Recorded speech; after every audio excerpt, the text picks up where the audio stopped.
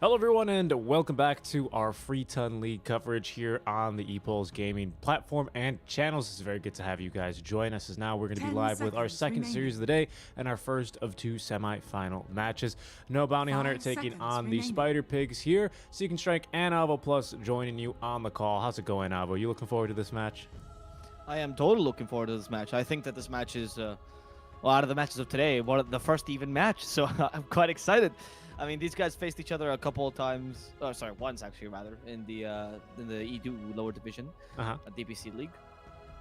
I think they also got to face each other in Snow Sweet Snow, probably. Quite a few times, yeah. Snow Sweet Snow. This is a matchup I've seen, and it saddens me to say this is very likely to be the last two meetings of this roster, and in fact they're already kind of both playing with a couple of different substitutes and stand-ins. Let's go ahead and get underway with our draft, which is now you know, it's chugging along.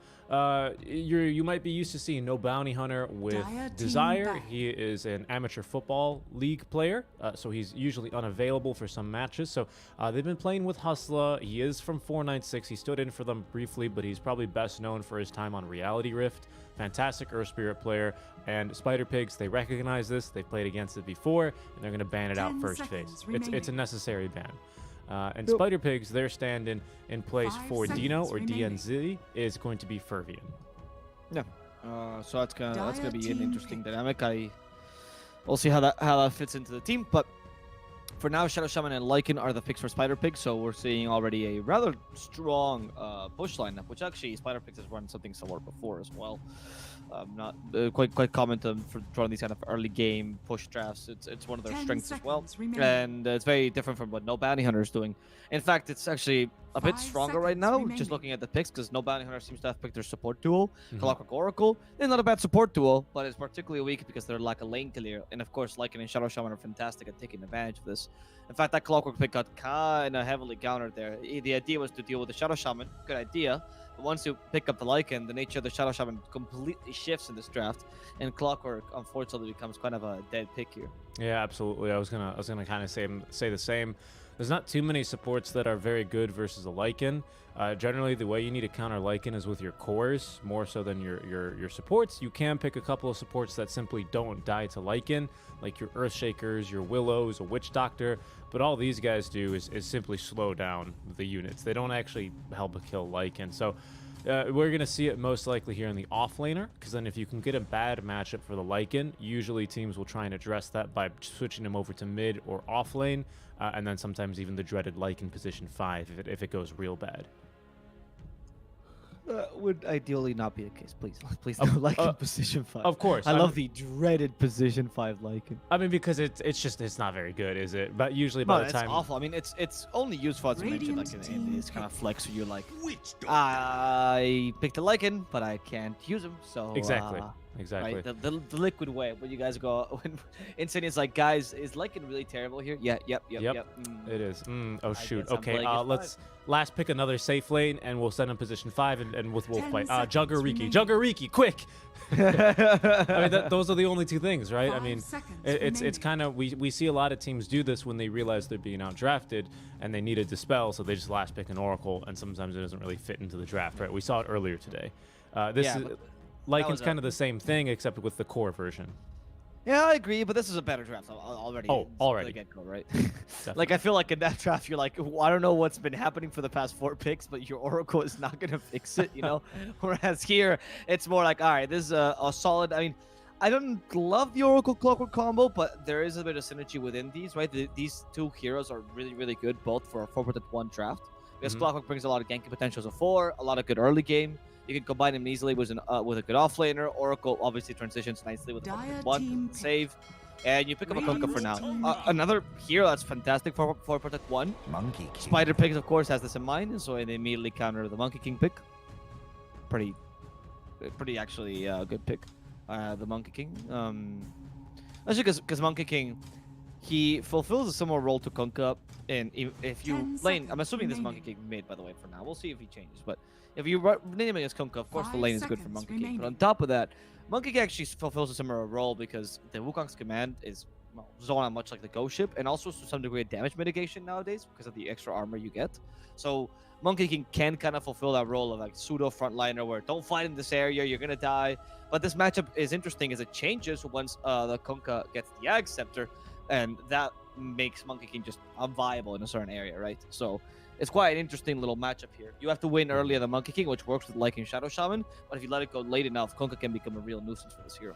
Definitely. I mean, even the tidal wave, right? I believe that's the Aghanim Shard can be super powerful before a BKB on Monkey King because you can just pretty easily zone him out of the ulti or force him to maneuver very awkwardly, which means he's not going to be hitting you, getting Jingu. It's a fantastic Kunkka Ags game, and here's another Windrunner. We're seeing a lot more of her. I've seen her quite a bit in my pubs, and now all of a sudden she's in all of my work games as well. I just can't get rid of this redhead, man. She just follows me around. Your work games. Yeah. Okay, sir. Okay. The Wind Ranger's really solid against Monkey King, and a good answer. And I feel like the Kunkka in the offlane is not a bad option. Most of the time, I actually feel like this hero is quite a solid offlaner for the most part. I mean, it depends on the draft that you have, of course. You usually need a bit of extra supplementary team fight, but I think Wind Ranger and Clock bring that to the table. This gives you a lot of save as well between Kunkka and Oracle, so I like it a fair amount. And I also find that, as I said, right, since Kunkka in the offlane goes for the Ag Scepter relatively earlier, it's a really suitable option here. I really like how No Bounty Hunter kind of flexed their draft here. I wonder what the build on this offlane Kunkka is going to look like, because I know attacker sometimes if he runs it mid, I don't know about this offlane, but for mid, I know he goes sometimes for like armlet, sometimes halberd, sometimes instead into orchid right away, and he just runs around and kills people. But you know, that's attacker, right? So I don't really know if that's going to be completely 100% transferable on over to pubs. But we've been seeing a lot of Orchid, lots of armlets on the mid lane Kunkka. For an off lane Kunkka, I imagine you just want to carry a bunch of auras around. Weaver! As they will last pick the Weaver versus the Monkey. Yeah, that makes a lot of sense. Decent versus the Lycan, but sometimes you won't be able to outrun him. You know, these Necro 3 carriers versus Weaver can always be a little bit scary. That is true. The Mana Burn can really crush you here. Now Fighter Pigz has to make a choice because with this No Bounty Hunter adapted their tempo. Okay, this is the choice. I was gonna say they had to make a choice whether they wanted to put the Lycan as the carrier or the offlane position, right? Because you kind of had to decide: do I want to play the super fast, which is when you pump offlane and pick another fast carry, or do I want to play this more standard? It seems like they picked the more standard choice, which I think is correct as well. I like the Dragon Knight picking as Weaver. They already have a really good armor here on Monkey King. I actually find that a Monkey King is pretty solid against Weaver, though. I'm surprised of the Weaver pick. I like the tempo. I like the synergy with the draft. I don't think it's a bad pick by any means. But I do find that Monkey King can be quite strong because you set up Wukong's command, and if you have no way of kicking Monkey King out, Weaver's just never getting in, right? Yeah. Or even worse, he has to time-lapse preemptively because he's like, well, I have to time-lapse on 75% HP because they're going to chain stun me to death inside of this Wukong, right? Yeah, exactly. It's true. It's very true. Like, you might... You know, in a normal circumstance, you might go, I can survive a Hex, you know, I can survive a Dragon Tail, you know, and then I'll time us afterwards. But here, it's like, no, as soon as they blink right next to me, I'm time-lapsing, because I can't bother to fight in this circle. And that, plus the Lycan also bring a lot of burst damage, makes it a dangerous game for Weaver. Which you do have a Wind Ranger burst damage is of course relevant. That's something you can't dispel. You have 2 secondary cores that are pretty strong cores as well, like, as the game progresses, right? They're not... These 2 cores, Wind Ranger and Kunkka, I think, are suitable for most parts of the game as well. So, I don't know. I like the draft for Spider Pigz maybe a bit more. I think the amount of consistent stuns make them easier to execute, and I really like their tempo as well. But I don't think No Bounty Hunter has a bad draft. I agree with you. I also kind of prefer our draft from the side of Spider Pigz because I think their push is a little bit easier, right? If that makes sense. Because you can, you know, if you don't get the tower with the Necro 3, or they fortify or they show up to defend it, that's fine. Back the units up, don't feed them, farm the jungle, you're good to go. Whereas here, the tower push that we're looking at on the side of for the for No Bounty Hunter, sorry, oh my goodness, big brain fart, is going to be more with Nataki using Focus Fire and having that one available and ready to be used. So that's going to be a little bit difficult. Nataki here, of course, as positive as always. The PMA streamer, you'll love to see it. You'll love to see it. As, he's just going to be friends with everyone here. How refreshing.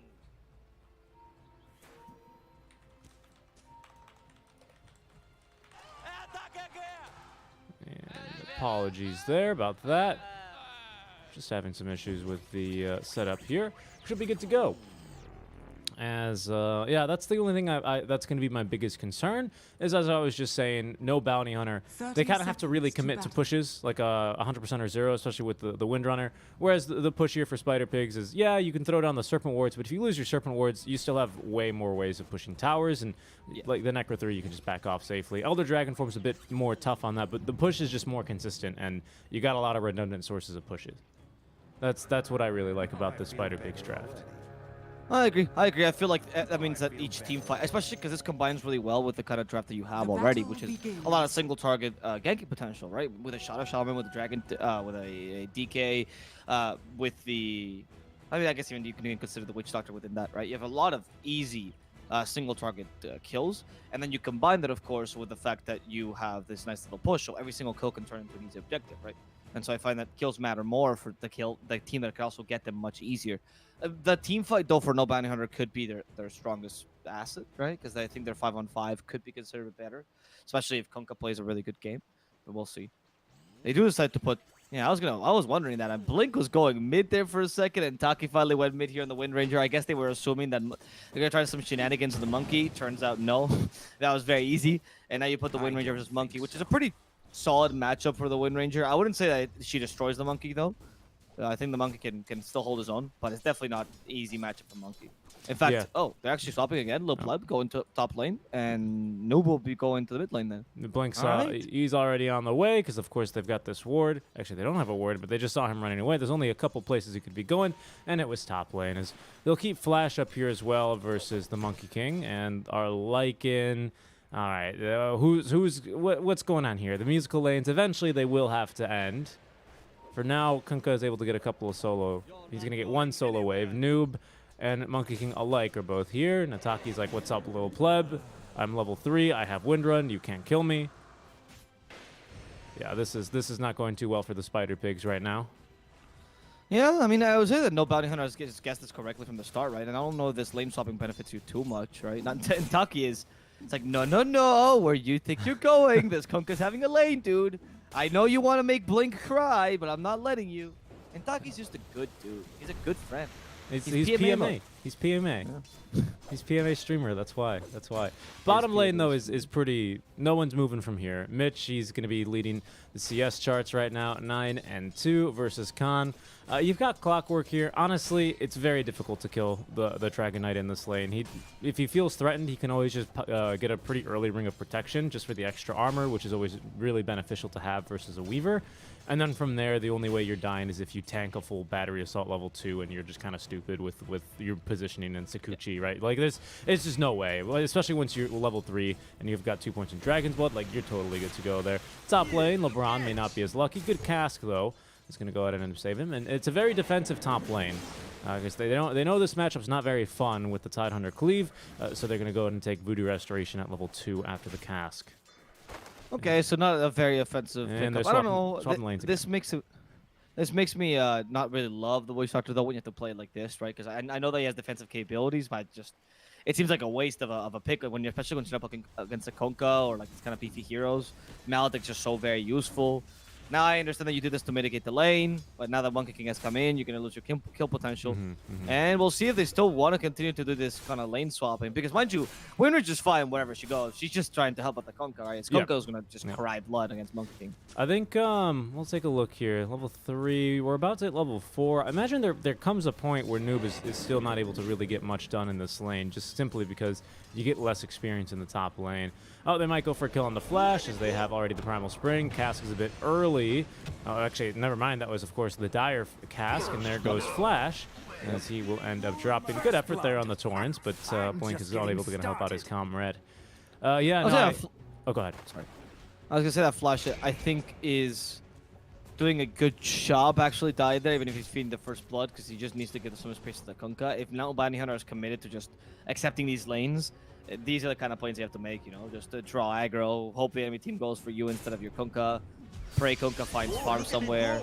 Now you lose your Kunkka because Blink isn't just a position. He's going to get a kill on the Witch Doctor though. Nice play. However, low pleb now fighting against Blink pretty hard. Trying to maximize that Maledict damage. Wants to get the last hit though, and he will. So like I said, whenever Oracle's not fighting with you, Oracle's like drawing the aggro, it's gonna be a tough lane, and you can lose your Kunka. Yep. Fervian, though, he's a pretty easy kill in this lane if they can get to him. But Mitch standing in the way is going to prevent that. 1-1-1 right now. Probably going to put the second point in Dragon's Blood, I would assume now. They can end up getting some kills. I don't know. Clockwork's really tanky. That seems a little bit difficult. Weaver even starting off with the fluffy hat as he wants to go, of course, into this Falcon Blade. Quick little Dragon Tail. There's the second point in Dragon's Blood. Khan, again, he's going to be a bit annoyed here, but he'll be safe as well. Although Hustla eating a little bit of a shackles there early on and into the Breathe Fire, and they do have the kill there.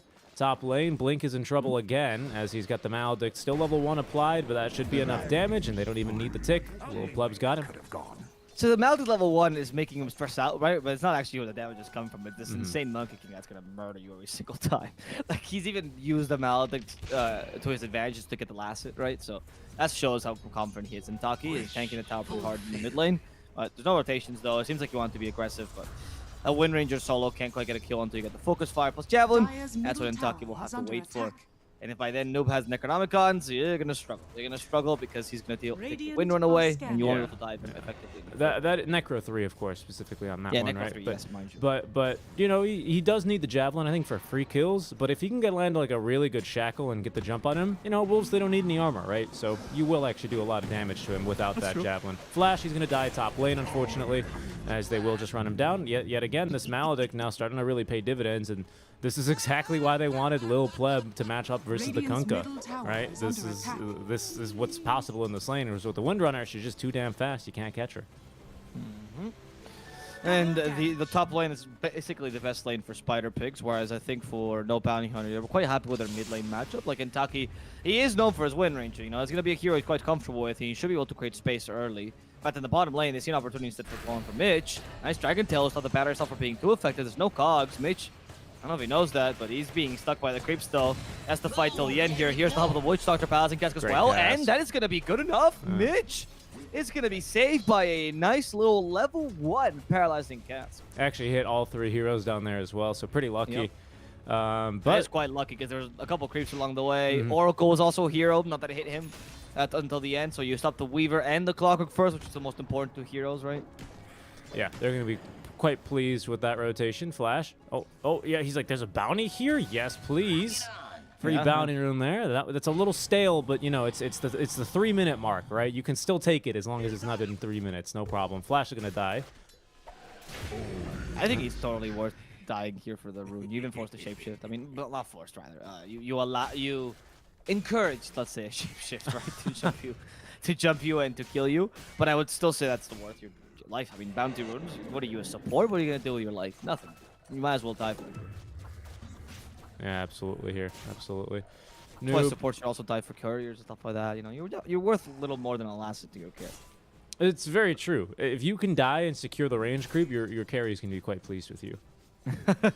Khan in the bottom lane is struggling. There's a Fortune Zen though to stop LeBron, and Khan now is going to just finish off this kill as Mitch's next target. This time we do have Cogs. Noob is coming in, and Noob was not expecting Nentaki to be waiting for him in the shadows. Now with a focus fire, Noob is struggling. Mitch trying to get the Dragon Tail off, trying to kill off the with the Hex. They have Shackle as well. Khan does get a moment, and he activates Timeless immediately thanks to a very nice Cogs, stopping the Shackles from being too impactful. Flash Whoa, Mitch, is looking for a place to heal. As the Fortune 10, he's doing offensively on the Clockwork. Flash is attempting his own death as the Monkey King joins. Khan has been murdered, and Intaki has been hexed as well. Can they kill him off? They lack them on it for the Shackles, so they can't keep him in place. Mitsu continues to dive though, hoping to kill off Blink as well, and Lil Pleb cannot be stopped with a focus fire. Sorry, with a multi. Power shot stopped by the Dragon Tail, thank you very much, as the Monkey King decides to stay against the Clockwork, hoping for the skill, but those cogs have been too much to deal with, and they're gonna both have to retreat. Oh, they nearly get Fervian. Now I'm really in love with this Voodoo Restoration value level because look how much healing they're getting out. They can continue fighting. They can go for more, and Ataki needs to run. The cask, nothing to bounce to. That might set up for the kill. Is he going to die to the Witch Doctor right clicks? Not before. At least Nataki's going to start blasting. Stands his ground. The creep wave helps him out. He gets another Hustler. Will get the kill onto Lil Pleb. Spider Pigz, they stick around a little bit too long there, and they'll get punished. Middle tower is under attack. Okay, so towards the end, I think that ends up going slightly towards the way of no bounty hunter because of an over aggression by Spider Pigs. I think they execute that dive, the team fight well until the end, right when they let the Weaver come back in. I mean, you just got a bunch of kills, just punish the Weaver pretty hard, and then you allow the Weaver to be impactful again. Let's not forget this hero's super mobile, right? You can't quite just run away once you blink in. Yeah. Yeah, really, I mean, with power shot maxed, right? The more power shots you can get off in these fights, the more and more and more Nataki's going to do. I mean, that really started to show by the end of it, right? He's got plenty of mana, Intiro, 2 null talismans as well for that little bit of spell amp, 6% spell amp on a top of a 450 damage nuke, quote-unquote nuke, right? Or at least AoE damage. Very small AoE, right? But it's still an AoE, and that's super effective in that fight. Very nicely done. That fight also looks different if Blink rotates over after he's level 6, but he comes at level 5, so he didn't have boat. Either way, I think it was a good decision by No Bounty Hunter. They defend the tower. Now Elder Dragon form is out, so they want to defend bottom even harder, as the Torrent is going to miss out from Blink, and doesn't look like he'll be able to catch anyone else. No, Blink trying his best with the Quelling Blade. Almost caught up to LeBron, but once he realizes he cut that tree and he saw not just LeBron but also Fervian there, he was like, well, okay, maybe not. Maybe not.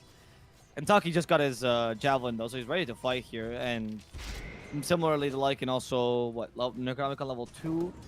Probably if you're Spider Pigs, there's no need for you to fight. Just defend towers until you get Necronomica level 3, and then you start fighting for sure. I agree. That's your point of inflection. Ooh, little pleb. But there's no follow-up, but just focus fire. There's the Torrent now. Hustler joining in as well. And the Ghost Ship, they actually avoid the damage, but Little Pleb still going to go down here. Now, will Taki survive with the false promise? Certainly so. But Link has been left behind, and he could be in trouble instead. Hustler guaranteeing the kill on LeBron, chased by a whole slew of units, but Hustler! Those cogs right at the choke point actually stop the Lycan. Yeah. He's not going to go down. He found a regen. Might be in trouble. Khan's also looking for the kill here on Noob, but he lacks the damage, and he's not going to go too hard here. They learn from Spider Pig's mistake, and they will bide their time for now. Oh, no. Oh, Shaman, you got to be denying those. It's a free 70 ghoul for Nataki. When he's so close to Maelstrom, you know, that's... You can't even give him those for free. Is under attack. And Mitch, he's going to return to the mid lane. PK nearly with his Blink Dagger. He's going to have it here in one more wave. Nataki, well, he's hoping for a bounty rune there. Just getting so close to this Maelstrom. Then his damage output will be through the roof, bonkers, certified level. And Blink, what's the build for him? It's a bit of like your very traditional mid lane Kunkka build. You know, double bracer. You got yourself drums. He's gonna go into Medallion for mana and then into the Ag. So I like it. I like it. Radiant are scanning. Well, I think it's a pretty good build for this game. I think it's the build that I would like actually, even if Kunkka was mid. To be honest, like utility Kunkka. That's because you're being so countered right in the lanes, and in general in this game. Yeah. It's a solid little, like, okay, I'm going to help you guys out. I bring a bit of team fight. I bring a bit of extra damage, right? I'm kind of tanky. Just a bit of everything. Jack of all trades kind of build. And then finally when Torrent Storm comes in, it's like when your Kunkka really hits its peak to some degree because your team fight becomes kind of insane. And also Monkey King gets heavily countered by the Sag. So, all right. So does Lycan, actually. Both do. He does, actually. That's a very good point. I mean, kind of every single hero is, right? You know, Witch Doctor... he doesn't like being torrented, as there's going to be the Blink Dagger reveal. They've also got Necro 3, only for a little while longer, but that's all they need as LeBron lays down the Death Ward, had the damage, and there's the kill. This is the... This is the play that Spider Pigs can always do, and I was talking about earlier, right? Which is this way the push really excels here. In the middle lane, and Taki, yep, you got to be really careful against this lineup because they have a lot of solo kill potential. And Taki does the win run for now, but he gets hit by the Mountain Strike. 2 charges now, Jingle Master and Calvin. You can't get him the third. Dragon Tail will set up for that, and Taki save the false promise, hookshot as well. It's going to become a team fight. Zilla just came in to save his teammate, Boat as well. Wukong's command, Hustler died, Flash as well, and Taki trying to TP. Stop that Dragon Tail, dude. Mitch is not leaving anyone behind. He has 3 points in Dragon Tail. And usually he'd never do that, but in this case, he's maxing it to reduce that cooldown as much as possible. Yeah, and it's super effective there in that fight. 3 seconds stun there, just completely nuking them down. Now they're going to be able to actually get a counter push because they still have a little bit left of this Elder Dragon form level 1. And of course with Lycan here, the tower's going down real fast. They get bottom tier 1 at the same time. Top lane, you can see an effort was made by Blink to rotate over and get Dire's top something tower done, is but now the under Monkey attack. King has come over. That's not who he wants. Lil Pleb already with a Maelstrom. Blink trying to give him the runaround, but the creep Radiant's wave is middle going to tower scout is him. under attack. There's going to be a cast. Maledict into the Death Ward. Unfortunately, the bounces are not very good, so he's going to be allowed to live. Boom, there it goes. They have scouted Lil Pleb here up in the trees. Apparently, you can still jump down if you're rooted, and that doesn't seem very balanced, but he's going to be allowed to live. As LeBron, not scouted by the Swarm, will be scouted by Weaver himself. Weaver, mind you, with a full Falcon Blade, and now Maelstrom, as they're not letting him go anywhere. X mark the spot, into the Torrents, plenty of damage, down he Dire's goes. top tower is under attack. Takes the tower down easily for no bounty hunter now. So, on the bright side, Spider Pigz is a bunch of push, so they can always mirror every time you take a tower. But on the not so bright side, they don't have great counter push. So when you do these kind of things, they can't really just sacrifice one person and prevent you from defending the tower, right? Neither Witch Doctor nor Shaman are particularly good heroes at defending because they have really low cast ranges, are very feeble Yeah, heroes, that's honestly. super effective in that fight. So you can easily take them down like that. Radiant's And now you're gonna bottom take a tower bottom is tower under because that's attack. what you do. Oh. They see you Dire's see top the enemy tower team is take under your tower. attack. You go, well, I gotta do the same. Yeah, and there's no way that Khan can show up to this fight, not with Necro Book 3. We've got Maelstrom for Windrunner, but that's about it right now. Going into the BKB, we're waiting for the same thing on Khan. Blink, he is going to be going and for the medallion now, so it's going to be, I guess, up to your Kunkka to try and make space, and luckily he is able to repel the push. But Spider Pig still looking for a kill. We've got Shapeshift ready to go. Of course, Elder Dragon form, about 2/3 of it has been burned already. And they're not going to be able to find anyone. Just setting up a couple of wards.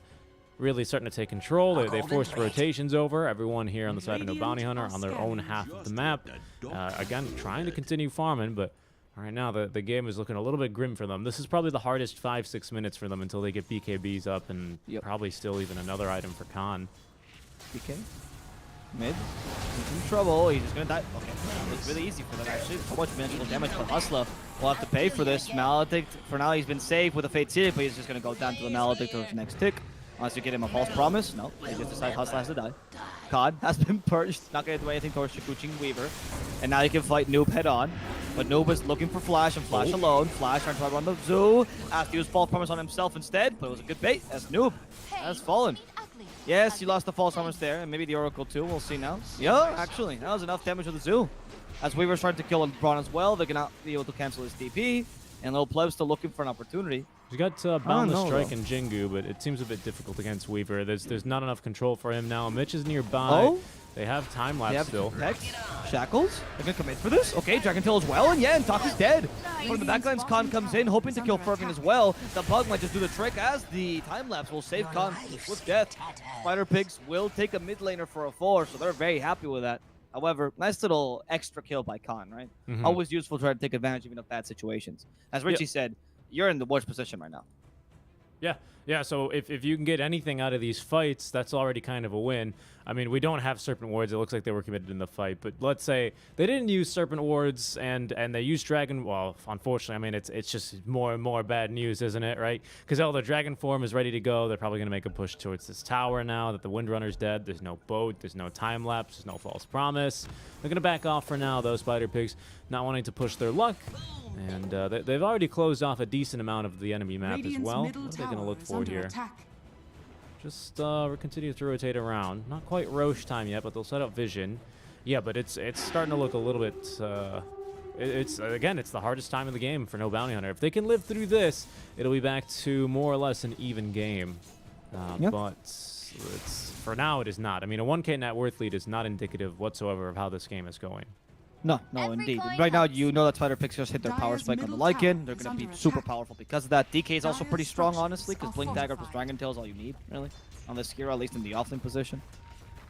But the Monkey King hasn't hit his Dire's power spike, middle right? So you tower still have that has for a fallen. bit later. They catch up to the Weaver.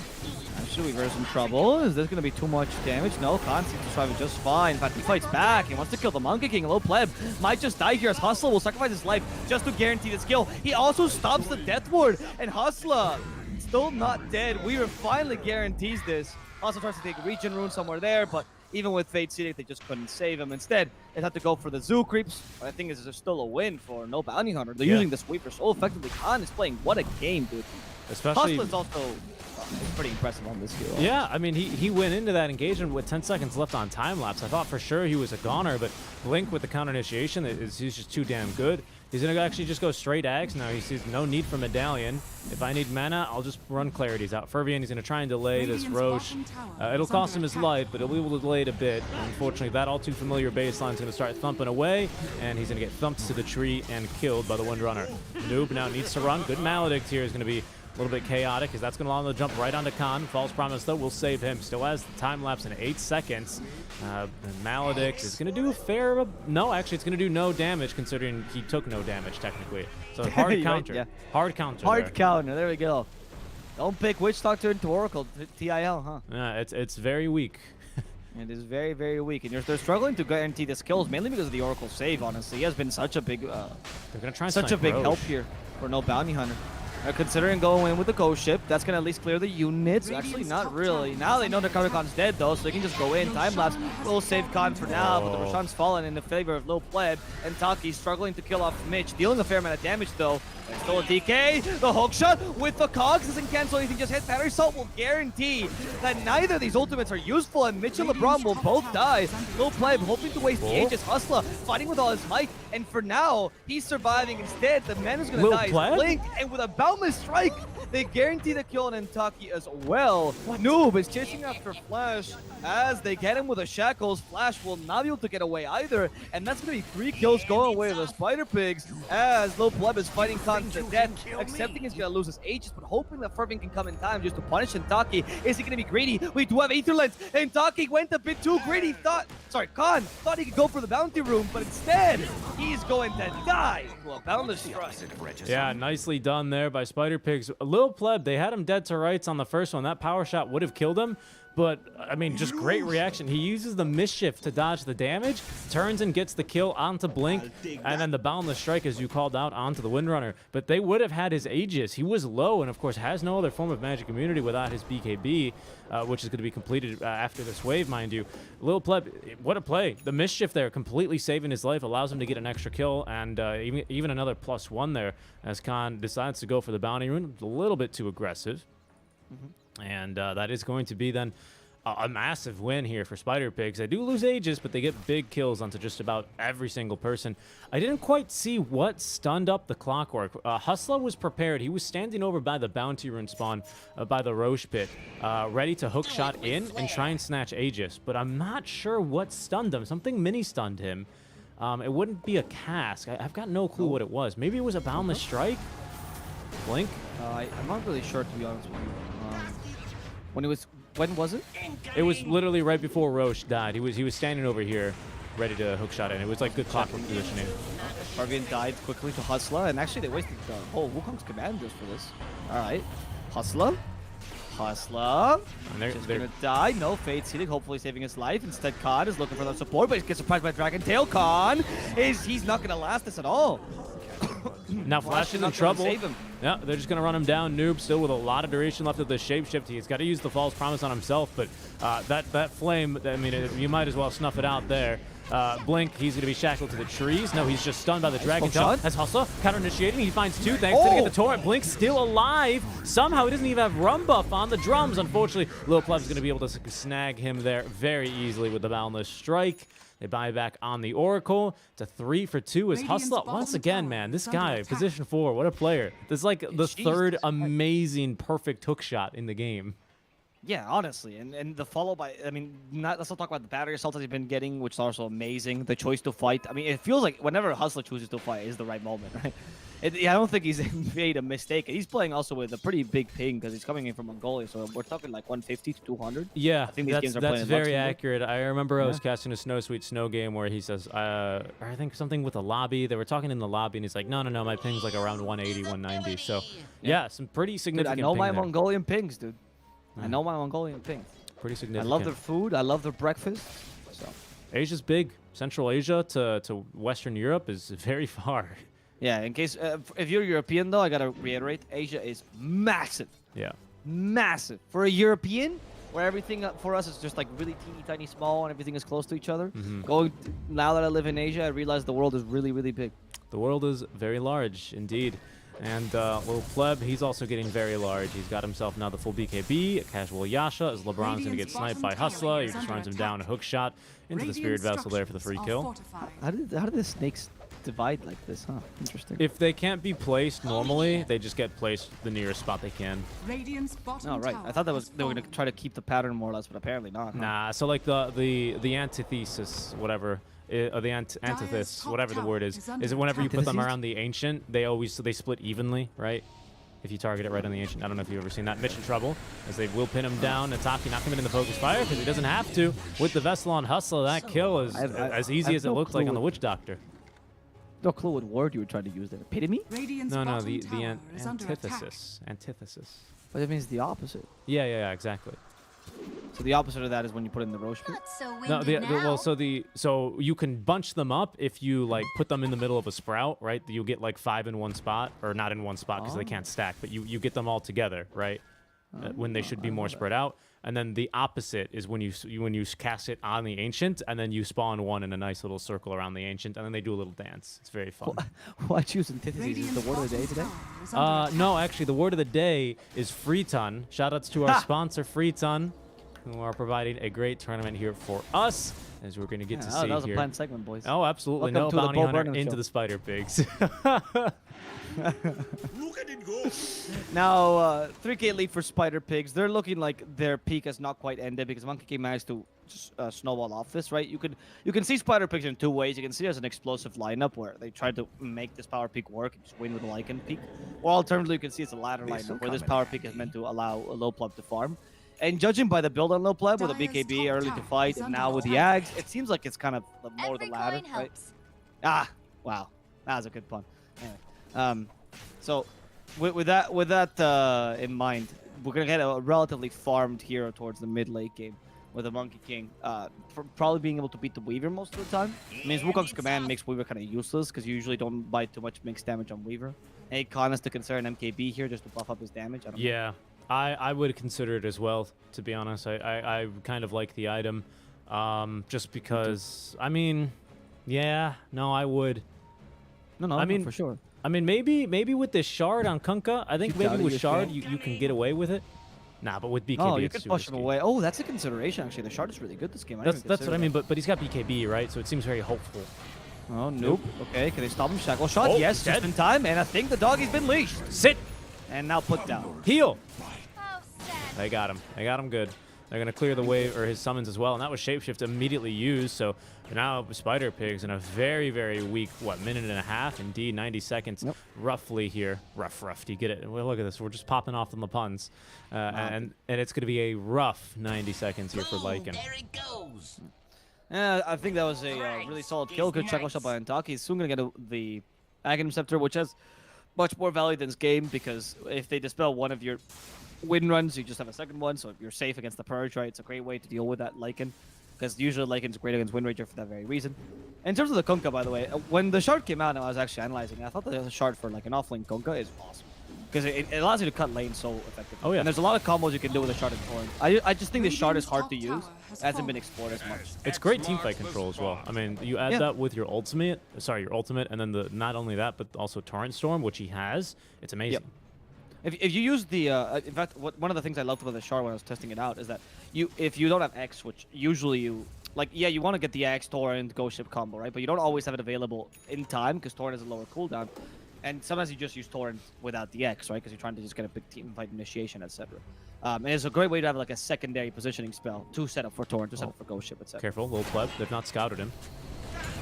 Mitch, okay, I take the BKB to go for the Oracle first. You can lose your save. It's a pretty big deal. The Torrent Storm is annoying, but it doesn't seem like it's catching too many people. Fabian is now finally going to go down. Blink suffering the wrath of the Monkey King. Instead, they leave Hustler behind. This poor man cannot survive this onslaught. I don't think Bounty Hunter will only survive with Khan. I don't think even think Spider that. Pigs are still chasing after him. They see Okay, him. Lycan does see him. Thanks, Mecano Kong. Khan has Oh. to fight this head on. He can't. That Zoo exterminates the Weaver. Oh my goodness, we got to get that guy to come in and check your AC, because my goodness, that ant was just immediately gone. Couldn't even, by the way. Time lapse question mark? No. There's no time lapse, no mana. He was completely out of it.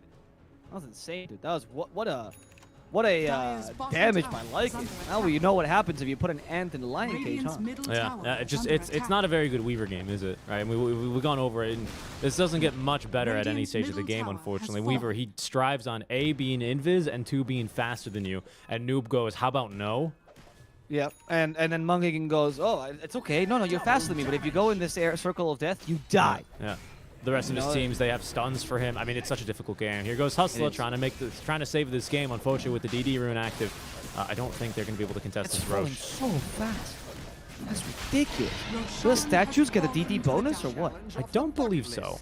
I thought that they didn't, but that Roshan felt insanely fast, I huh? don't believe they do. I think he just does a lot of damage right now. You've got... You don't even have Medallion, dude. I think it was just Assault Cuirass, which I guess was at least... I mean, AC, Howl, right?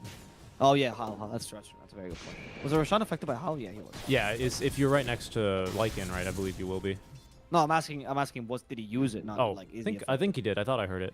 Okay. I thought I heard it. Relatively Alright. short cooldown here. Yeah, fair enough. Okay, that would explain it. Sorry, I was flabbergasted about No, how I mean, much you're right. damage It was a very fast Roche, though. I mean, these guys hit like a truck. It feels like they have 3 carries, don't they? I mean, Mitch, Yeah. he's definitely here for the catch. Don't get me wrong, especially with Blink BKB. You know, he's not really here to do mostly damage. He's here for your structure damage and your push, but he's common? oh no. Oh, dude, what happens if you leash an ant? What happens if you leash the ant? You kill it. You kill it. You take it on a walk and you kill it. Yeah, ants are not meant to take on walks, guys. Mm-mm. Yeah, actually, exposure to the sun, and particularly if you're trying to use a leash on an ant, you probably most likely murder. Because leashes are made for dogs. It's very difficult, right? Because you need to make sure you tie it around like it's I don't know. Ants don't have necks because they have like 3 very I don't know why I know this, but like I know a little bit of ant anatomy as you. No, it's funny because when I was doing American education, they also taught me ant anatomy. Did they really? Yeah, I guess it's something that they just teach in your curriculum. I think you're lying to me. Different parts of the ants, Yeah. right? Yeah. I learned that in like second grade for some reason. Yeah, okay, I'm going crazy now. Clockwork, he's in trouble.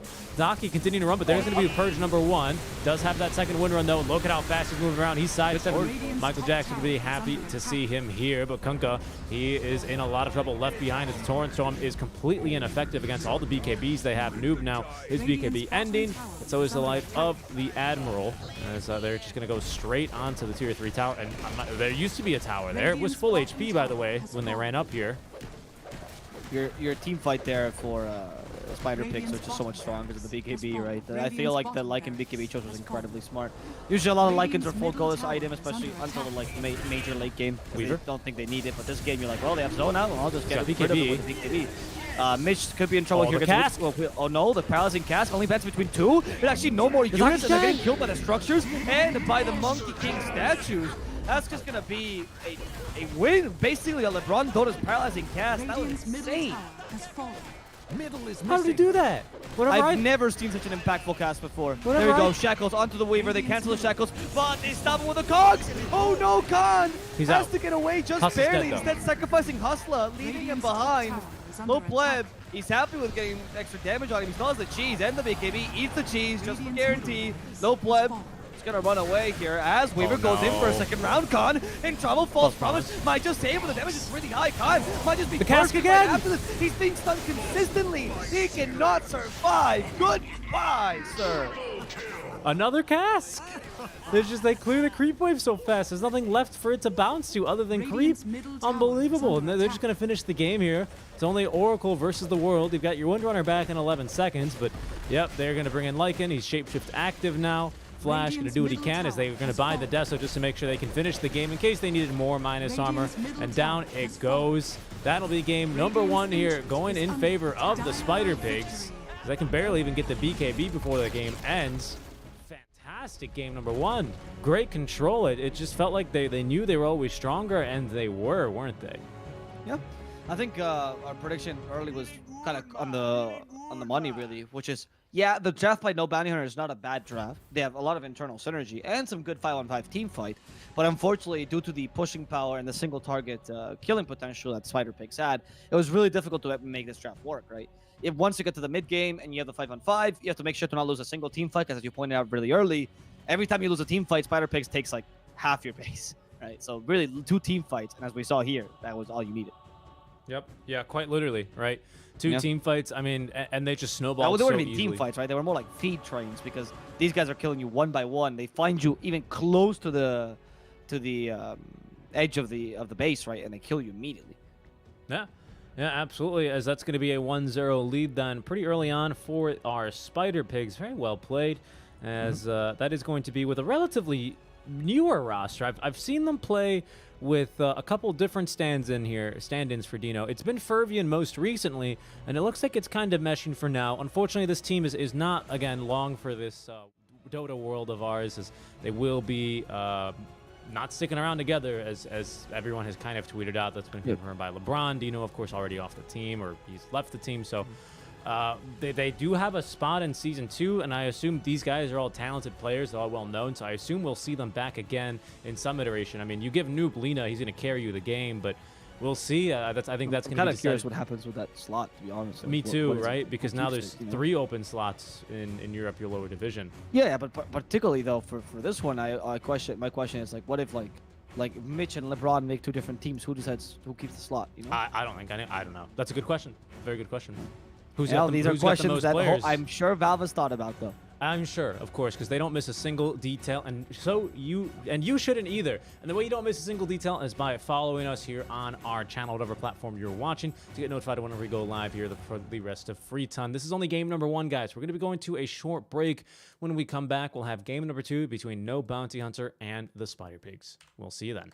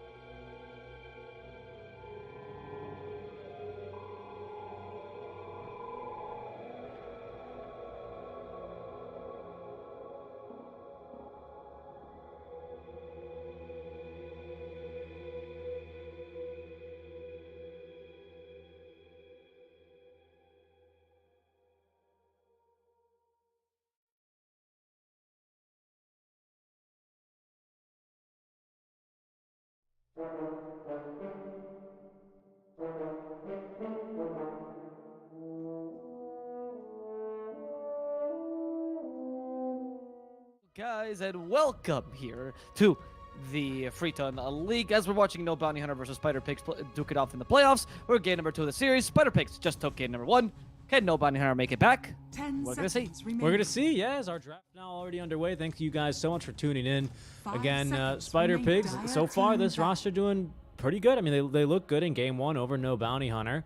Another team, of course, that is going to be in Season 2 of the lower division for what presumably is going to be the Dream League Season 2 for Radiant Western team Europe. So it's great to see these guys continue to play. Of course, that is going to be likely with Dire Desire team instead of back. Hustler. I think, of course, Desire, he's just busy playing football, man. It makes sense, right? You gotta take your responsibilities, right? Sometimes being a tier 2 Dota player doesn't quite pay the bills. Being a tier 2 football player pays the bills slightly more efficiently. Yeah, I 10 honestly, yeah, I seconds guess so. Yeah. It's true. Like I understand it, right? You want to commit your Dire full time to team this, pick. because obviously the prospects of going tier 1 are higher than going tier 1 in football. No offense to Desire, he might be the best player in the world, but football is rough, dude. There's a lot of players, right? But that because there's so many players, they have a pretty sustainable tier 2, even tier 3 scene, honestly. It's true. It's true. There's a lot of organizations and player unions as well, and 10 all this good seconds stuff. remaining. So we'll see, though, as that's of course going to be beyond the scope of our cast today. 5 What's important for you seconds guys to remaining. remember is that Hustler is going to be standing in here. Great position 4 player. Once again, they give him the respect he deserves because they ban out, they being the Spider Pigz, his opponents, ban out the Earth Spirits and his Rubik immediately. And we don't have the Hustler hero picked quite yet. He could play this Coddle position 4. But that's not quite the Hustler hero pool I would expect to see, you know? Yeah, I don't like the Coddle for Hustler. I think especially because we pick Ember Coddle, right? I've seen Bounty Hunter do this before. They just run the Coddle 5, Ember 1, right? I think that works. well Yeah, for them. usually that's what Hellbear Smashers like to run as well with an Yeah. Invoker mid. I don't think we've got an Invoker player here. Mind I you, mean, that's also Ace, right? So Ace will let you go. Ace, can you play Wraith King? Ace, can you play like Ember Spirit carry and like a weird build? Yes, yes, yes. Yeah. So he gets excited. It's like finally my time to shine. You know. the other So- team will have picked, you know, like I don't know, like a Chronosphere, Legion Duel, Supernova. Like, hey, can we pick you Wraith King? He's like, no, just pick me Ember and I'll dodge all the ultis. I don't need a second life. I just need Or one. bring a PA. She has Blur, right? Yeah, she has Blur. That's not- like good enough. not like good enough. And then he does actually dodge everything. Yeah, Like, okay. it's amazing to be honest. Yeah. Yeah, the guy's very good. Spider Pigz picked up the Witch Doctor yet again, one of LeBron Dota's best heroes, so no surprise here. 10 seconds And remaining. I think his performance was pretty solid last game. Of course, he became a bit of cannon fodder 5 towards the seconds later stages of the remaining. game. But You didn't really always do matter. on Witch Doctor. You always do. Yeah. Your And his cast ranges paralyzing are cast bad. was very stalled. Yeah, they were they were superb, honestly. Like they were so impactful. It's hard to do that outside of the laning stage, to be honest. Like Yeah. you need that sort of game that Spider Pigz gave. I don't want to say they gave him, but it needs to be that sort of game that allows you to do that, where you've got just frankly too many heroes to lock down before the Witch Doctor. So he didn't even have like a cast range talent, you know. He doesn't have an Aether Lens, so he's got to get super close Dire because team you know the cast range for those end game casks that I was so in love with are the same exact cast range that you get with a level 1 cask, right? That's why it's so impressive for me. Then that's why the hero, he tends to fall off, he tends to feed a little bit, and it's not just my fault, team. It's the hero, but. You know, 10 he seconds makes it look remaining. easy. He really does. I have played with you, Radiant friend. team Okay, one thing is being really weak, and the other thing Phantom is I'm gonna assassin. run into 5 heroes alone. Anyway, so let's talk about SSI Spartan. No Bounty Hunter here. They're gonna pick up a Mirana, so that's gonna be LeBron. Not LeBron, sorry. Hustle's hero. Mhm. I think Hustle's a good Mirana, though. There's so many good 4 Miranas. I don't think that's. 10 seconds remaining. Is it mean to say it's a waste of his talents? I feel like he's better on other more complicated 4s than 5 Mirana. I seconds wouldn't. remaining. I get what you're saying, but you've got the Ember Coddle combo, right? So you're Yeah, gonna have that's Searing a good Chains point. arrow, Searing No, Chains, you know, totally. like you're gonna have this, and that's what you pick it for, right? Yes, it's not the flashiest thing. It's no Hustler, Earth Spirit, you know, where his game impact is. I mean, hell, you could feel it even playing in your own pubs. You know, sometimes he rolls into your own game and he just Radiant ganks you, team and you're like, back. where did this guy come from? It doesn't make any sense. On the Mirana, it's not going to be as flashy, not as impactful, but it's going to be pretty much guaranteed lockdown, guaranteed stuns, even on this PA, right? And that's why you pick it. And here's an Axe as well. This lane sucks for PA. She's not going to be too happy with it. Yeah, but Witch Doctor's pretty good against Axe, right? In the 10 lane. seconds Definitely. remaining. You take advantage of Axe's low armor, and then that plus your Maledict usually is enough to kick him out of 5 the lane. seconds Of course, remaining. Axe Mirana is strong, so Mirana usually beats the Witch Doctor in lane. So it's I'm not sure how this lane will turn out, especially because PA is like a weak lane. She's strong in securing her self farm. She's a good greedy laner, but she's terrible at helping out the Witch Doctor do stuff, right? As opposed to say something like a troll who can actually do much more against an Axe. So I find Yeah. that I agree with you. Axe is good against PA, particularly in the mid game. He's very, very strong. Since Nyx doesn't carry a break, he's also very good against Nyx these days as well. But I find that the Witch Doctor could be a real nuisance here for no Dire bounty team hunter. back. That's But of true, course, they have a but- really good lineup for snowballing. That's good. Yeah, yeah, and Radiant that's the team thing. back. Witch Doctor can be good, but usually a Witch Doctor lacks the damage. Like he's got the stun, he's got the Maledict, so he can potentially do damage, and he does tend to get a lot of kills in the lane because they're credited to him. But he usually needs that extra little oomph from a carry, right? It's a lot like a Tusk with tag team, right? 10 Like yeah, you have a seconds lot of remaining. damage, but you really need like a +1. PA, unfortunately, because of her matchup 5 versus the seconds Axe, remaining. really can't afford to do that as Dire you've outlined team before. She back. can throw a dagger in, and that'll help. Maybe an extra 2 auto attacks out from the Witch Doctor onto a Maledict. That's not bad. But she can't really Phantom Strike in, because if she gets called with that bonus attack speed, Axe is going to be, lifting off with the helicopter spins, and PA is just going to melt. So you're right. I mean, it's not bad. PA, she should be able to 10 farm, seconds. Radiant but with team Hustler pick. here, you never know. That's what I would say. That's what I would say. Yeah. Okay, we'll see what the last picks here are. What is no BH going to pick? They need a... Oh, they're actually banning carry, so I think if the Ember Spirit can go mid. Okay, interesting. I'm assuming it's going to be Ember Spirit carry and then pick up a mid laner that matches your tempo. Yeah, I don't know Like if a it's a DK? con 10 hero. seconds It's a remaining. Ember Spirit these days. I mean, there used to be a patch when you would take them safely and all the time 5 on anyone, seconds right? Back in remaining. the Blade Mail days. Not so much anymore. It's kind of more of a niche pick. So I don't know, to be honest, if Khan is an Ember player. Yeah, I mean, that's true, but if you pick up Coddle Ember, I guess with Mirana, Ember can go either mid or safe lane, right? Sure, I can see the point there. I feel like I like the... I would like to see Ember safe lane pick something like a DK or even a Kunkka, right? Which are good against Puck and are good at pushing as well. So you have that early tempo control and you just play around this Ember. Yeah. I do agree that it's not just is it a con hero, but more is con confidence the win condition on an Ember, right? Because for example, as you said, Helper Smashers do play him as a win condition, but a lot of teams that will run him as a carry will play him as a secondary win condition and pick something like TA mid, for example, or Shadow Fiend or Medusa or whatever it is. Yeah, no, that's an important distinction as well here, isn't it? Yeah. Yeah, they need to decide ultimately with last pick here. It will be the Spider Pigs overall. So they already have their Dire puck, but they team can send that off lane if they need to. The Morphling, kind of a Okay. flex here. So That is kind of a flex. Yeah. right now I'm it's not gonna talking be like that Morphling too. I know you can play that hero, so. yeah, Morphling mid versus a puck it can be a little spicy, especially if puck beats you to 6, but it shouldn't be too bad for a morph. I don't know. I 10 don't love that seconds matchup. remaining. I think the puck does win it. I feel like in this case I'm looking at Ember 5 mid and seconds then Morphling remaining. as a carry. And they pick a Timber Timbersaw as Choose a your result. hero. Yeah, one of the better heroes against the Morphling in the lane, so pretty strong. Morphling doesn't really have a lane to go to. Mid there we go, Ember. Ember mid. Yeah. I know Khan is a pretty big Morphling player, which is also why I conditioned my option. And you made me doubt about the whole Ember Spirit things. I don't recall seeing him on Ember Spirit yet. That's what I'm saying. I feel like if a team plays like as carry Ember, usually they pull it out a couple of times because that's a pretty mean flex if you know That's what true. I mean, right? Yeah. That's true. Okay, here's our draft set for game number 2. Then no Bounty Hunter down 1-0. I like their lanes with this draft. I like their lanes quite a bit. Top lane's going to be hard, but I really love that bottom lane. Mirana, she can rotate mid, and her rotations are super deadly. Anytime she's not on the map is going to be a scary time for Noob, who can, mind you, still phase shift while rooted. So you can potentially dodge arrows that way, but that's not going to be a guarantee, of course. The problem I have with no bounty hunters is that their lanes are a bit weak right now. I feel like Coddle with Morphling is not great. Even though I like Coddle against Timbersaw, I feel like it's not enough to push him push him out of the lane, sorry. With Nyx on top of that, yeah, you're going to struggle a lot in this lane. Like I mentioned, I'm not sure how much the Axe is going to be able to last the Witch Doctor, especially with the PA annoying him and the constant harassment. Mid lane, usually Puck has an advantage over Ember, unless the Ember is really good and just dodges everything, but most of the time it's slightly advantageous for the Puck. So if they can survive the laning stage, I see a really strong mid game. But if they don't survive the laning stage, I can see some difficulties brewing. Yeah, I could definitely see some difficulties brewing as well. Yeah, specifically that top lane is going to be what I'm most scared of.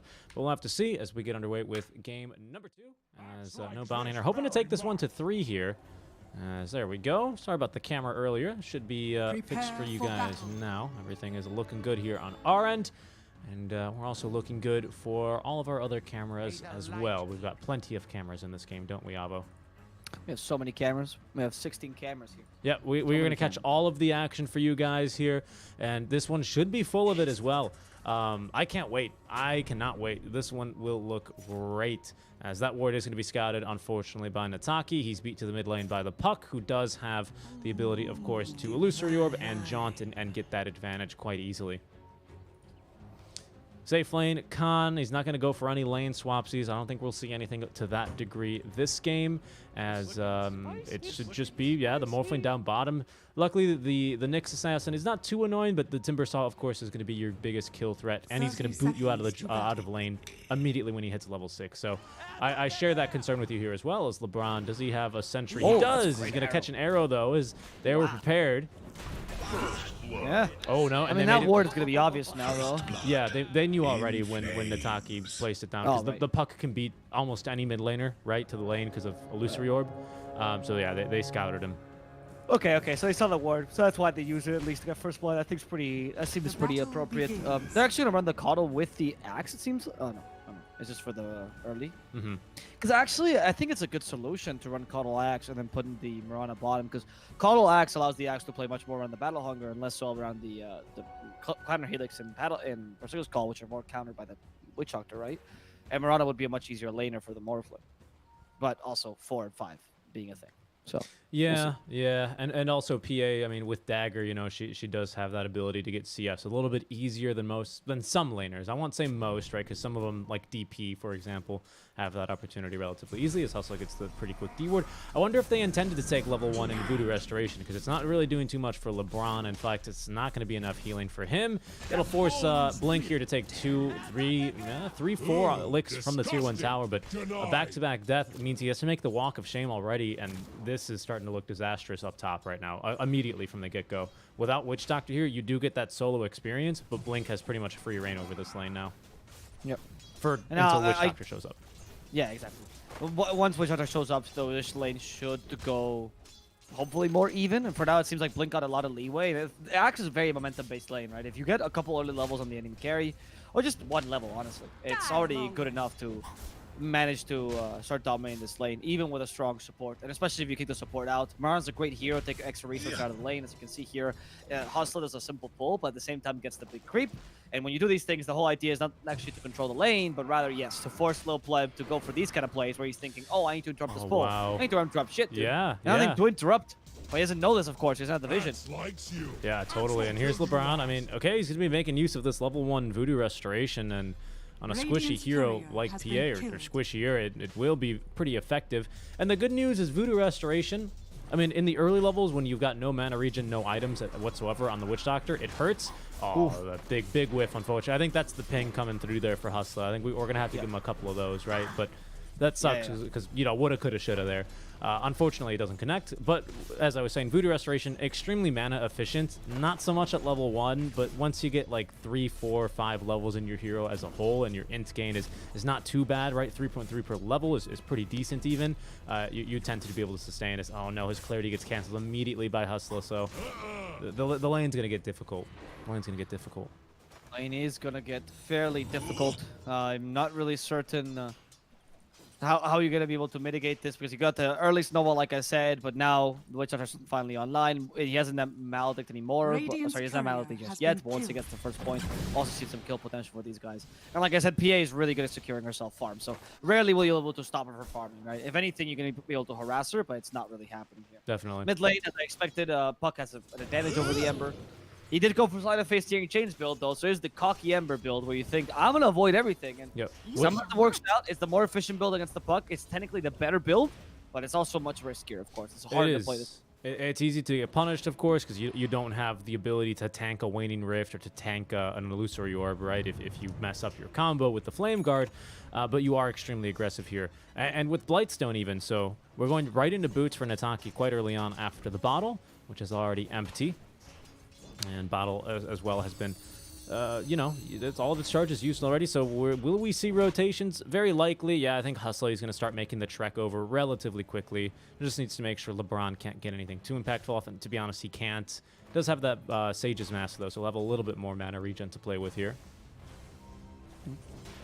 And in the bottom lane, the Coddle is actually allowed for the Morphling to have a much easier lane that he has any right to against the Timbersaw.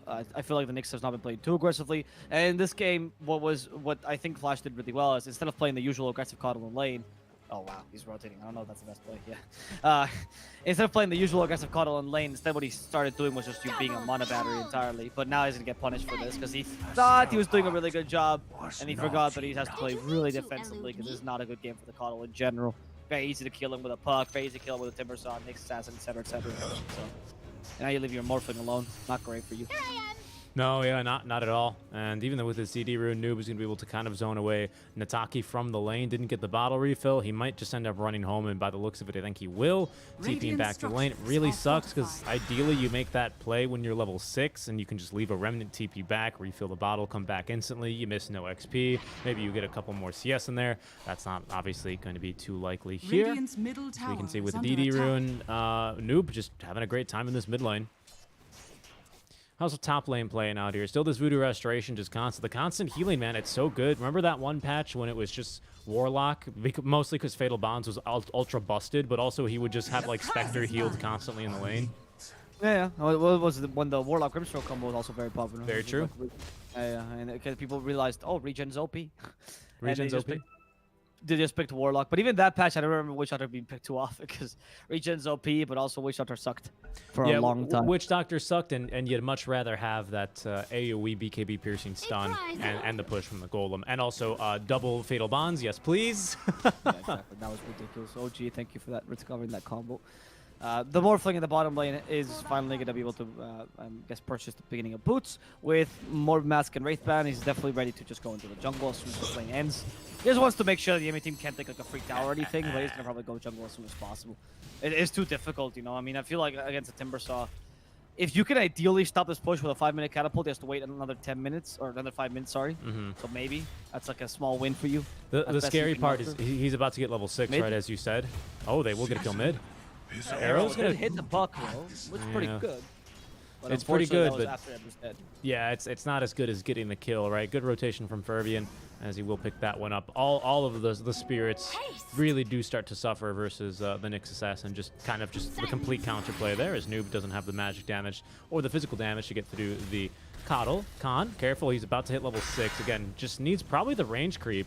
No, he probably needs the full wave here to get level 6. Well, solo XP, there he is, up to level 6. Khan, the good news, he's got the Morbid Mask, so he can go in jungle relatively early, and he's not going to do too poorly at that. So even though his lane was pretty hard, he's got some pretty respectable CS. Same can be said top lane, by the way, where Blink in a little bit of trouble as they're going to hit him with a cast combo. He's going to cancel the TP, figures there's no points, and down he goes.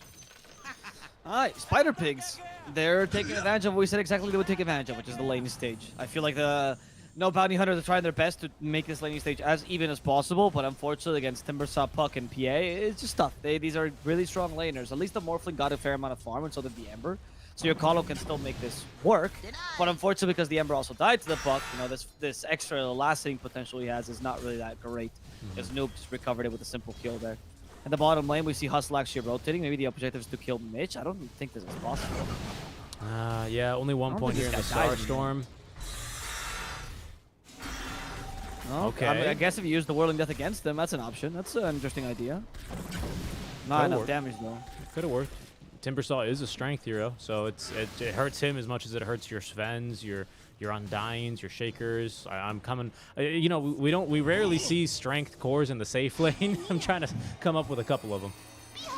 Ember in trouble mid lane, though. Arrow is coming in. It's going to catch Fervian, but no, he gets off the Spike Carapace, so he doesn't get the damage. The cask is still good. Oh, what a Not good enough to get the kill, though, is the like you said, Sleight of Fist picks up one. Noob looking to escape, will get himself, and is going to be able to abscond himself to safety on the other side of the river.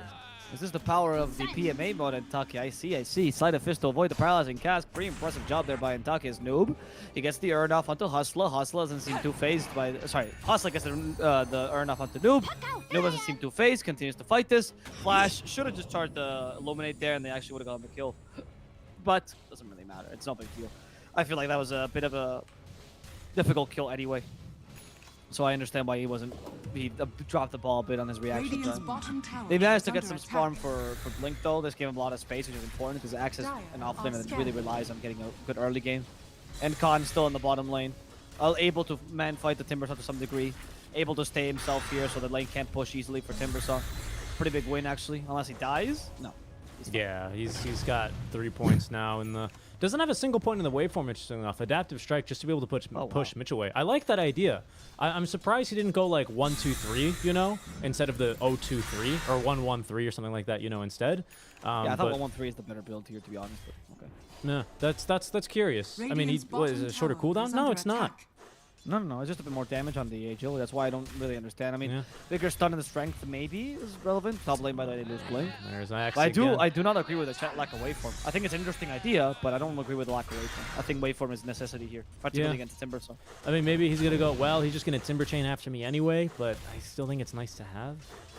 Yeah, but if you force a Timber Chain against them, then you can also avoid the Timber Chain because waveform is faster, stuff like that, you know. And the whole idea of waveform is not just because of the mobility, it's also the invulnerability. So Yeah. if you avoid 1,000 chakram damage, early on Timbersaw is the kind of hero that just barely makes it. He barely makes it everywhere, you know. He barely pushes the tower. He barely manages to farm. He barely has enough mana to kill you, and if you dodge his Exactly. abilities, doesn't happen. Exactly. I see what you're saying. Okay, I could. Particularly chakram. Radiant's Oh, bottom and tower Taki. is under Okay, attack. that Drink Coil setup. Fervian's like, Oh thank my you God. for that Hustler? kill. You Hustler madman? comes in. Hustler thinking he can murder Fervian, but the Starstorm damage actually divided. And use a Spike Carpus there to hurt Hustler with his own urn. Is under Nope. attack. Still hoping for the skill, but that Illusory Orb is not the way. Yeah, they're just gonna have to hope. Witch Doctor, he's not famous for his catch, is he? No, he is not. Flash, he's gonna be able to snag a couple of bounties. Radiant's Looking to structures be away. are They hit him with the Moonlight fortified. Shadow. They scout him in time, but Fervian cannot turn and stun, unfortunately. That little critter, Nyx Assassin, is a bit too slow on that. Flash, oh, deny the tower. Big power move. Oh, come on. Oh, he was so close. He was so close. Radiant's bottom Yeah, tower can't has do it against fallen. Mitch, dude. You know how fast Timbersaw push? You know how much 88 damage is, son? It's kind of a lot. Yeah, actually, fair enough. Especially early. That's why Timbersaw can only push early. And then you're like, okay, 88 damage. Why am I still here? It's minute 30. Yeah, and then yeah, exactly. 45 minutes. Like, okay, now I have 89 damage, right? It doesn't get much better from there, does it? Lil Pleb, he's going to be top lane. Going for the Battle Fury. He's got pretty decent job, or rather, pretty decent farm. But Khan's going to show up. Fervian is level 6, Vendetta up behind, but Hustler as well, ready to defend. Fervian's going to be scouting Hustler. Also sees Nataki rotating over, but they're going to be going for it as Blink diving the tier 1 tower. Does have, of course, the creep here. Great arrow. It'll catch Mitch as there's going to be the call onto 3 heroes. The coil to try and turn as there's going to be the death ward on Nataki. He can't do anything about this. Gets off the wand charges, but he's as good as dead. They did actually toggle the death ward over to Hustler. He nearly dies. Instead, the dagger is going to have to be leapt away, but Hustler hot on his heels. He's got LeBron chasing him down. He's got another leap. He's going to have to... Oh, he doesn't have another leap, and Noob will jump forward with the Illusory Orb and find the kill. Nice blinding light. It'll catch 3 heroes, but another cask here, stunning them up for another second, as the back line of Mitch will be able to finish off Blink, who is left behind. Nice. And that's just Spider Pigs taking advantage of their strong lane and snowballing off it, honestly. And this whole time as well, they've been giving a lot of space to Lil Pleb, who is farming his Battle Fury happily. He's almost done with it. Yeah. Like 800 gold away, realistically. And here comes Intaki. Okay, this will be really bad if he loses his life here, but Lil Pleb seems to not care. He even has a little trusty shovel for some surprise bounty one. Yep. Which, of course, would increase his net worth considerably here. Great. And Go Radiant's ahead. top tower is Sorry, I under was going to attack. say, even though he's not the top net worth in his team, right now this is the perfect distribution of gold that you want, because your space creators who are supposed to be fighting now early have the highest net worth, even if it's only by 200 gold, it's still important. And meanwhile, you, who are going to be looking to farm, well, you're okay with being the last one here. Your lane doesn't have to be good. Your team just needs to create space for you to recover. Definitely. And what I was going to say was it's a great defensive tower there, top right. Spider Pigs, they rotate Yes. all 5 heroes there to help the PA. She can stand her ground, turn, and fight, and it goes pretty bad, to be honest, for no bounty hunter. And in fact, it goes Dire's awfully. middle Maybe they tower pick is up 1 under kill, if at that. I don't think they did. And they pretty much get completely wiped. Morphlane escapes because he's Morphlane, and you know, you don't kill him, really, unless he really mistakes. No. Okay, Ember could be in trouble. The arrows actually blocked. I remember what blocked it there, but Intaki is going to go down together with Hustler. What blocked the arrow? Good show now. Could have been a creep. Unfortunately, I missed out on the action there as I jumped over after the Waning Rift. Sorry, after the Dream Coil was placed down. Another DD rune, though, for Puck. And No, but the arrow was after the Dream Coil though. He shot an arrow and something blocked it. It was going directly at PA. I'm not maybe really it was sure what Fervian. He's caught 2 with the Spike Carapace. No, it wasn't there. It was just the PA and the puck that. I'm not sure, unfortunately. My eyes are not. Couldn't catch it. Couldn't catch it in time. My eyes are too yeah, slow. Dire's The middle refresh tower rate is on my under eyes is attack. only 60 hertz. I need to get them pumped up to 144. You know. Oh, really? You're really still on the old model of eyes, dude? Yeah, I know. I'm What on was eyes. that like? I'm on eyes, not reborn. Really? Yeah. You really got to upgrade, huh? I know. It's been a couple of years, man. You can't have these eyes. My anymore. eyes Have you are never still watched on, Deus Ex? they're The on whole plot Source of 1. Deus Ex is we're gonna kill people that don't have good eyes. Is that true? I mean, it's like we're gonna people that are not androids and like the whole revolution and everything. But it Okay. basically stems down to the eyes thing. I got you. It's mostly about the eyes thing. All right. They don't Nyx say is- it, but it's implied. Nyx, he might be able to punish Hustler here. There's the silence of 1. Nice impale. Yep, down he goes. They also get the Spike Carapace done onto Taki, and that's going to set up for the coil yet again. With the Maledict applied, he's going to turn with the Syrian Chains, but they're just going to be able to get him with the right click before LeBron brings down the hammer. The Death Ward is going to seal his fate. Great early game for the Witch Doctor, and really for the entirety of Spider Pigs, up 13-4 now. That was a dunk out from Blink, though, as he will be able to at least secure that kill on the Witch Doctor, who was on a 4 times killing spree. So pretty nice kill there on onto the Dire's Axe. top tower. That's is quite under funny, by attack. the way, when LeBron's like, Radiant all right, guys, I guess structures I are have to murder this Ember fortified. because you guys are not doing any damage. No one has Core. spells, huh? No Waning Rift, no Illusory Orb, nothing? All right. That's fine. Mitch in trouble mid lane. Oh, wow. I think there's ever troll for Mitch, but this might Oh, no. be it. He has a whole alliance. The arrow hits, Berserker's Call as well. Okay, now he should be. A prize. They didn't use Not the call die. because they connected an arrow. Saying this guy cannot die. He's literally immortal. Even with the help of the Morphling. Illuminate hits him. Everything for the Timbersaw. Guys, get the memo. He's not going to die. Blink is going to die instead. Oh my goodness. And Taki now trying to go for the bug. Now clearing the cockroaches. They've accepted the great busts impossible. Fervian somehow still alive though as well. As the Wendy gets to the Morphling. Can't reshift in time. The damage is good enough. LeBron though. By faultless. Illuminate. Guaranteeing the kill. But Spider Pigs, they still get a pretty good engagement. Oh, And finally, Lil Plup's here. twist here. They were waiting for Lil Plup to join in as Taki gets hit by the Dream Coil second time in a row now for Taki. Solo Man Dream Coils as they've also silenced the Marana and proceed to finish her off. I mean, you say... That's against Timbersaw. Yeah, You yes. doubted it? I did. You thought he was killable? He's not. Yeah, I mean, they almost, you perfectly stunned them up, and I just want to comment, you said second straight Dream Coil, and I know because he respawns after he dies in the Dream Coil, right? Radiant's middle But tower really, has every single fallen. Dream Coil has been onto this Ember. Great priority target by Noob here, right? I mean, it's Radiant's just middle every tower single game. is under Ember, attack. Ember, right? A Dream Coil on him only, and Ember just, he feels completely useless, doesn't he? Can't do anything. He still doesn't have any points in Flame Guard, so he's not even doing like residual damage by standing there. I mean, he's just not a pick. He's not a hero when he's Dream Coiled, is he? No, exactly. And that the reason why you can also Dream Coil the Ember is because you've been managed to deal with the rest of the team without the Dream Coil whatsoever, right? That's also another point to be made about Very true. Spider Pig. The Nyx Assassin's been so impactful here. Nice little phase shift there to avoid the arrow, but it's going to be LeBron who's in trouble. I don't think LeBron's getting out of this one alive. No. Nope. No. He you get the cat's house. It's funny because Witch Doctor, he's got such a terrible animation on his attacks that yeah, the backswing is so long. I don't know. Witch Doctor, you know that like the dance from the 80s when you just like you point your finger and you move your arm like 180. That's basically his attack animation, and you can cancel that manually, and pro players do, but that doesn't happen when you're taunted. You just play the whole animation. So Axe is like, come with me, I'll take you for a walk. And Witch Doctor was still doing his attack animation. He didn't That's move just an good. inch. Axe has to properly walk far to actually get the Witch Doctor to walk towards Oh him as yeah. well. Oh yeah. Very true. Hustler. Fervian does see him. He did go for the Meteor Hammer build, which is not as common on Nyx these days. It's occasionally still picked up. I think it's fine. And the attack animation, by the way, guys, is why Witch Doctor doesn't get played as carry. It's the only reason, really. The what? Oh yeah, the attack animation. Well, The only reason why well doesn't get that played as and carry. whenever your Radiant's support middle Void tower Chrono is on is top under of your Death attack. Ward, it's just not good. Or whenever you put the Death Ward inside the Chrono. That's really a big mistake, huh? But I guess Well, people we'll- see things differently. We'll just have to pin that one down to Parallax there.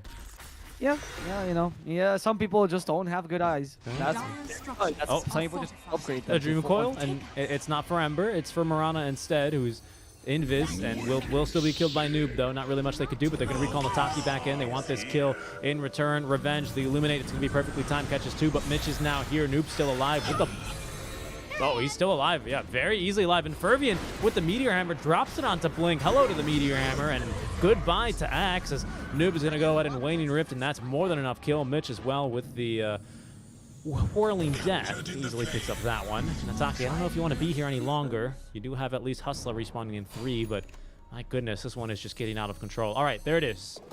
E-Blade for Khan. Maybe now we can kill the Timbersaw. Quite fascinating to me because Spider Pig's there. Radiant's top tower They is under usually attack. when you say like Death Ward was late, you mean, oh, Death Ward's late, my whole team's dead. But in this case, Death Ward's late, the enemy team has already been murdered, and you could have put it at time. Mitch, he's not really bothered by the solar bind. He has a Yolta the worst case scenario, which he's already been using effectively this whole time. By the way, Low Plot has not shown himself on the map. He's been farming the triangle like crazy and as efficiently as possible. Now yeah. he's just Good point. and I just forgot about him. And soon to have a BKB. Yeah, his farm is ridiculous right now. Are scanning. His farm is absolutely ridiculous. You know you're having a good PA game when you can just go straight Deso after the Battle Fury. Because you can continue farming after the battlefield, which is pretty insane. Just so much space, and right now this Timbersaw, he's paying dividends, isn't he? To the moon with this Timbersaw pick. It's looking good. Going for the Lotus Orb next on Mitch, Old Man Mitch, as they will kindly refer to him as, I believe. Let me see here.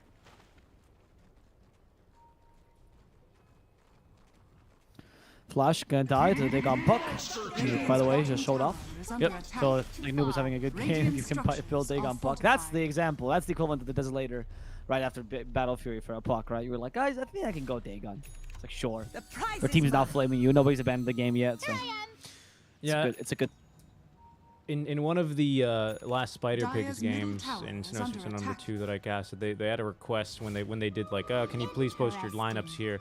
And they said, okay, here they Radiant's go. bottom And tower they, is oh, under stop playing. I hear them playing. They burst down Oh, Khan. no. That Meteor Hammer worked out with the paralyzing casters to secure that kill, and Blink could be in trouble as well. He has Blink Dagger though ready.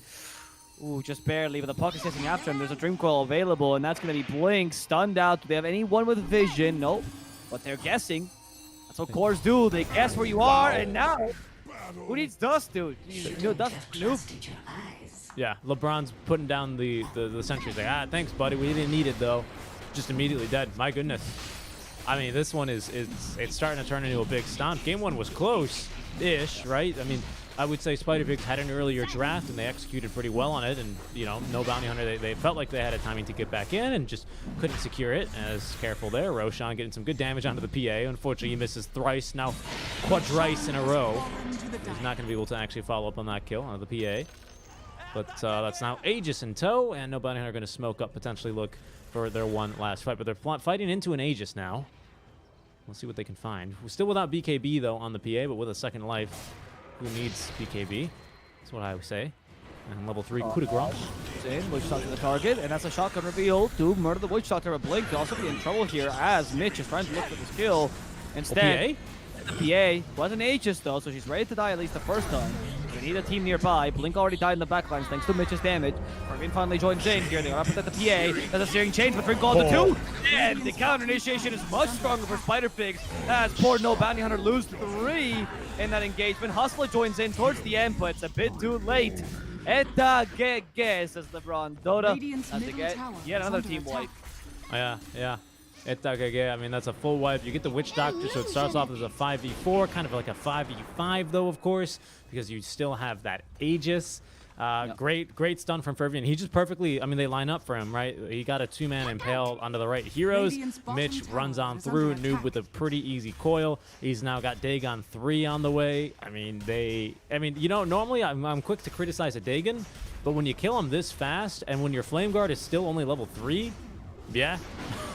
Go for the Dagon, right?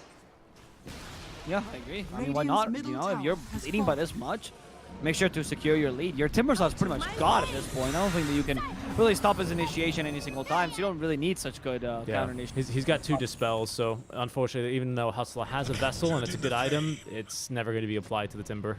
Yeah, exactly. He's perfectly fine. Also, the Lotus Orb is fantastic against a shotgun, which is probably the only thing that can truly kill him. But then if Morphling does the shotgun, he's going to die.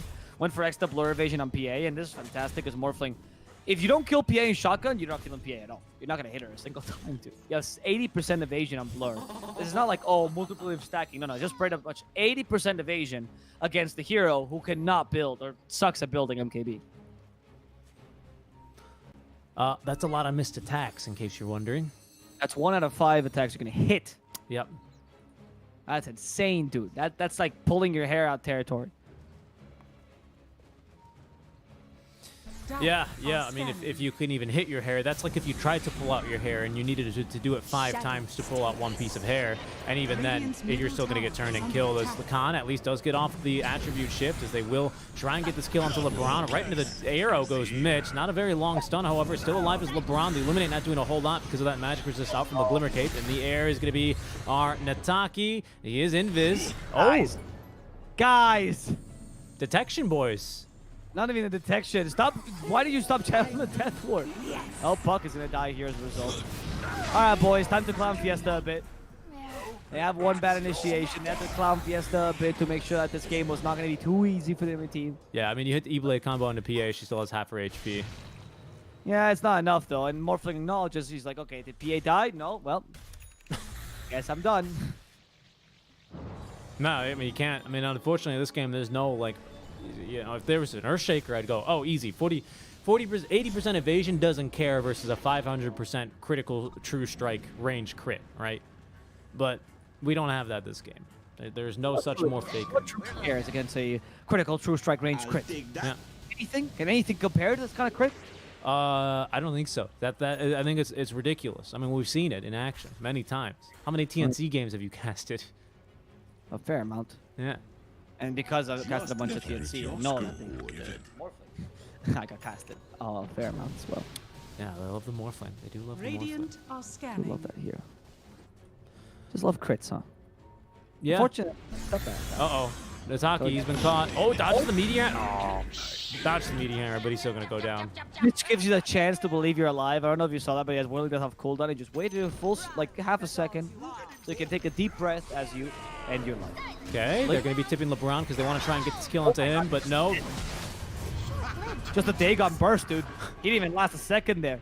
Goodness. You blink and you miss it. He's dead. You literally. And actually, the person who blinked was Noob. Yes, it was. They've caught one more, though. It's going to be Hustla as Fervian has got the catch with the Blink Dagger, just seemingly everywhere at once. 4 heroes dead yet again for the side of no Bounty Hunter.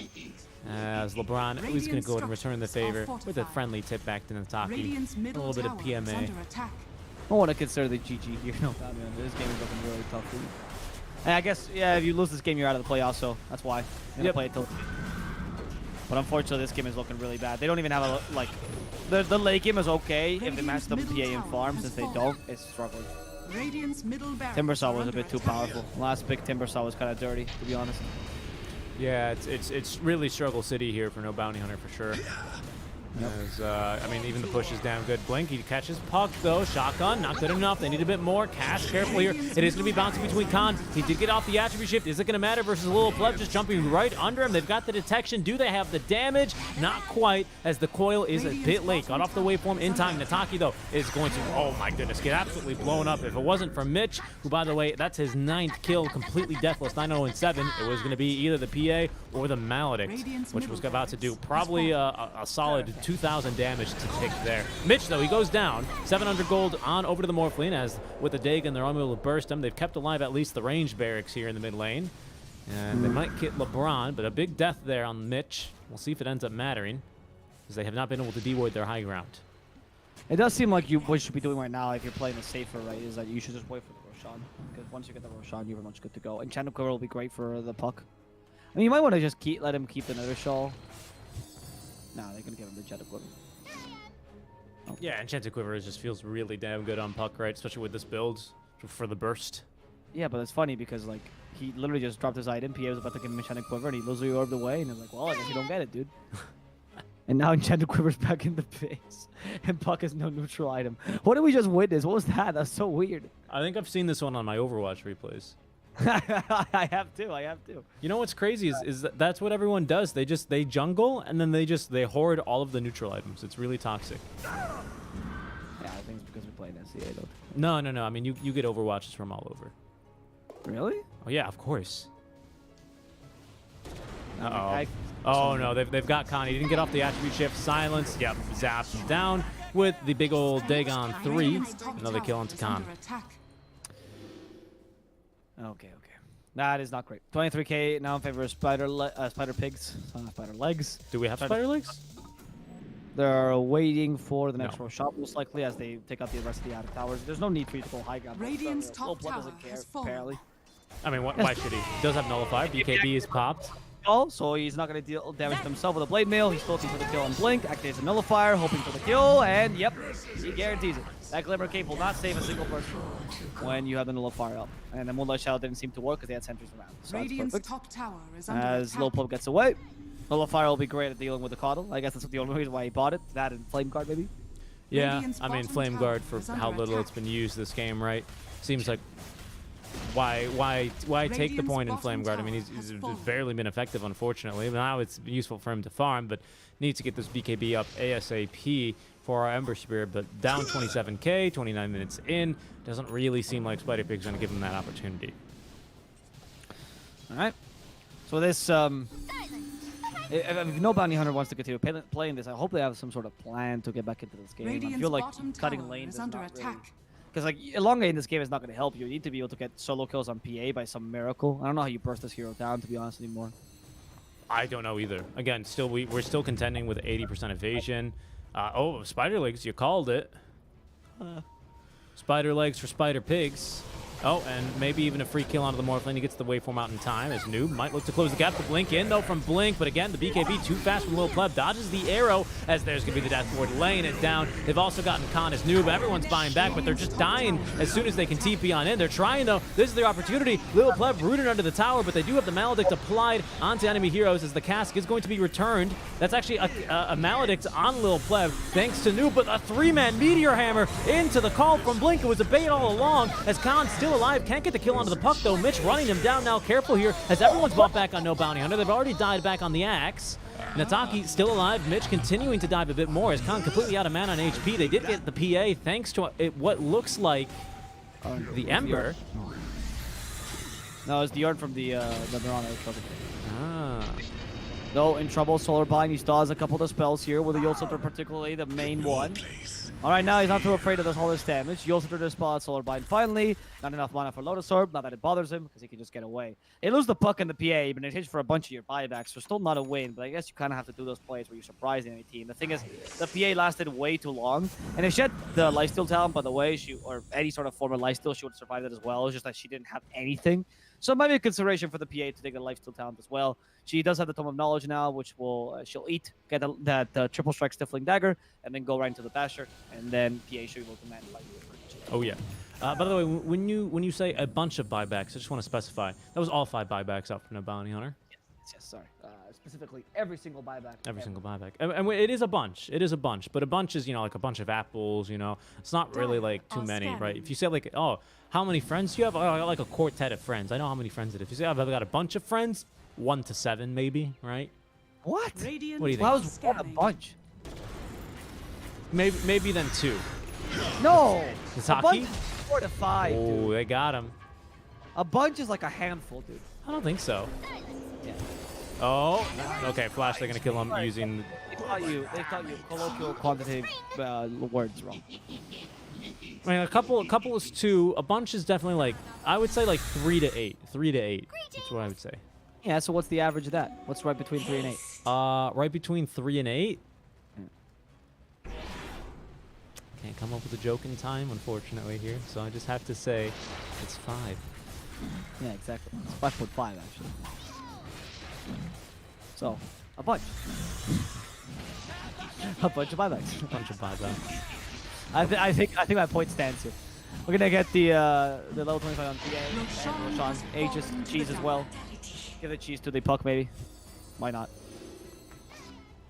Yeah, I mean, for right now, Spider Pigs, Dire's I bottom mean, tower they're is under 36K now, and they did lose their PA once, they lost their Puck once, they lost Mitch once, and I don't think they're going to lose them anymore here, as this should just about be the last hurrah, the last fight for No Bounty Hunter. They're going to stay inside their base. They know that they might look top lane for the last tier 2, but Little Pleb is just going to run down mid, and not in the Overwatch way, and the more I'm going to burst Yule, as they're going to be able to dispel the Yule Scepter, immediately killing off Nataki, who yet again just cannot stop finding himself in these dream Dire's bottom coils. tower is under attack. Well, we're gonna take down the bottom lane now as the next objective. Radiant's It's up to bottom Morphin to see what he can tower is under do attack. against this. He's got Dire's Manta now. bottom tower is under attack. Yeah, they took the ward down. That's nice. Oh wow, that ward. I didn't expect to see that ward in competitive, but go for the tower. Is not gonna last too long, honestly. PA is not the best pusher. Well, that's later. You know, someone Radiant's said he wins the bottom race tower eventually. has fallen. Timbersaw's like, guys, I'll help. Radiant's bottom barracks I have are under 128 attack. damage now. Yeah, he's got a lot of damage. Go hit buildings, Timber. Get in Really? there. He's looking for the smoke initiation. With that Ember, it's a bit difficult, but no, they actually just revealed the smoke now. Structures are Nice. fortified. With the silence as well to stop the action from initiating. Yeah, the Moonlight Shadow, so good Radiant's patience. They don't want to make the bottom jump because the barracks new are Puck under can attack. just kill anyone as they please. Radiant's They bottom know that they can't quite go for Mega's quite yet, but they're going to immediately make the jump. Blink with the counter initiation. Is it going to matter? They got at least the Nullifier down. Khan underneath the tier 4 towers gets the waveform away, but the cask is going to catch up to him. It's going to bounce back to him, but he's in the fountain, relatively safe. Unfortunately, Blink cannot join him, and neither can Hustler, but respawning in 2 seconds now Radiant's is going to be the bottom Ember. barracks They're are going to get the under bottom lane of attack. Barracks. They've lost Noob for this. Can they get any more? Radiant's bottom barracks has fallen. Well, they've already... you haven't taken the tier 2 top, right? So if anything here, you're just looking for some scragglers and That was just a dagger, by the way, nearly killed Nataki. Prazing cask, no. Like, you don't... Oh, Our Destruction's amazing, by the way, for... Oh, never mind. I thought it was Spider Pigs. I took that up.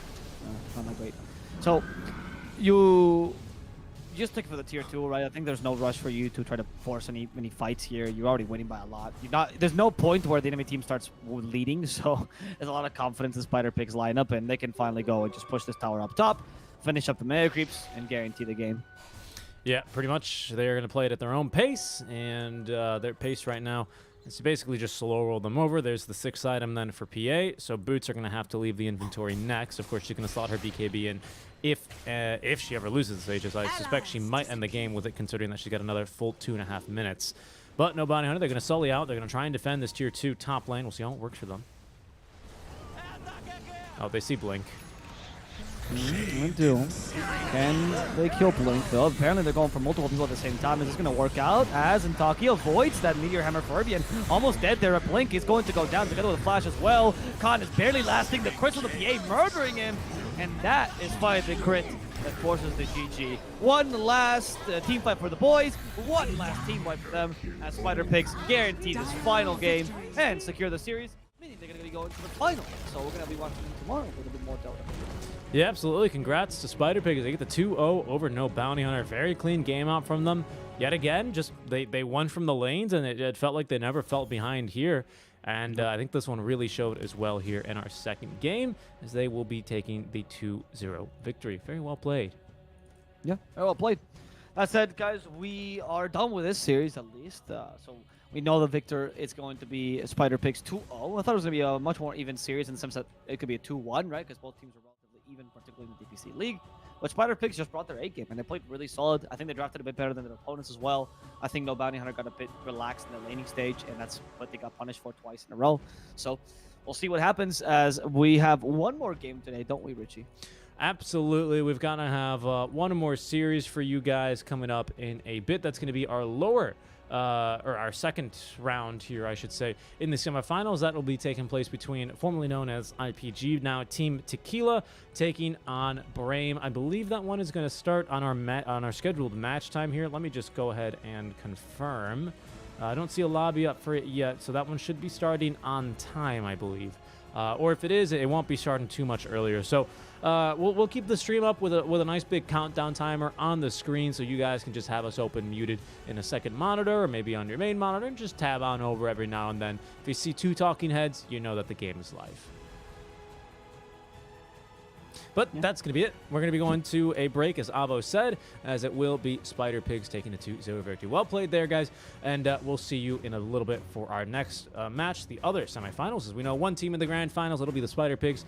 Who will be joining them? Brame or Team Tequila? We'll see in a short break. We'll see you then.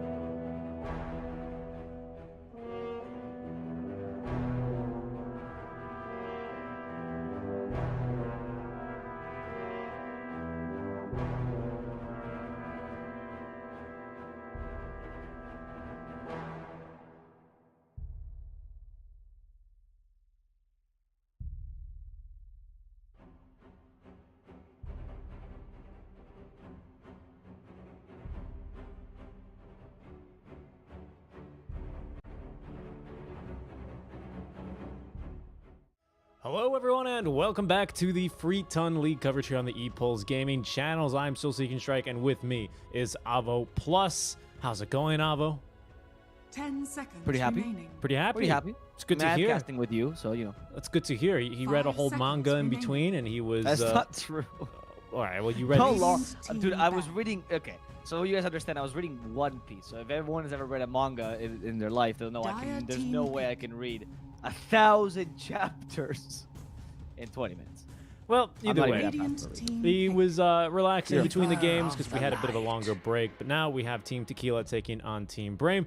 Just a bit of quick programming here at the head, of course. Team Tequila, formerly known as IPG. A lot of these players still with the IPG tag. However, Antoja no longer on this roster.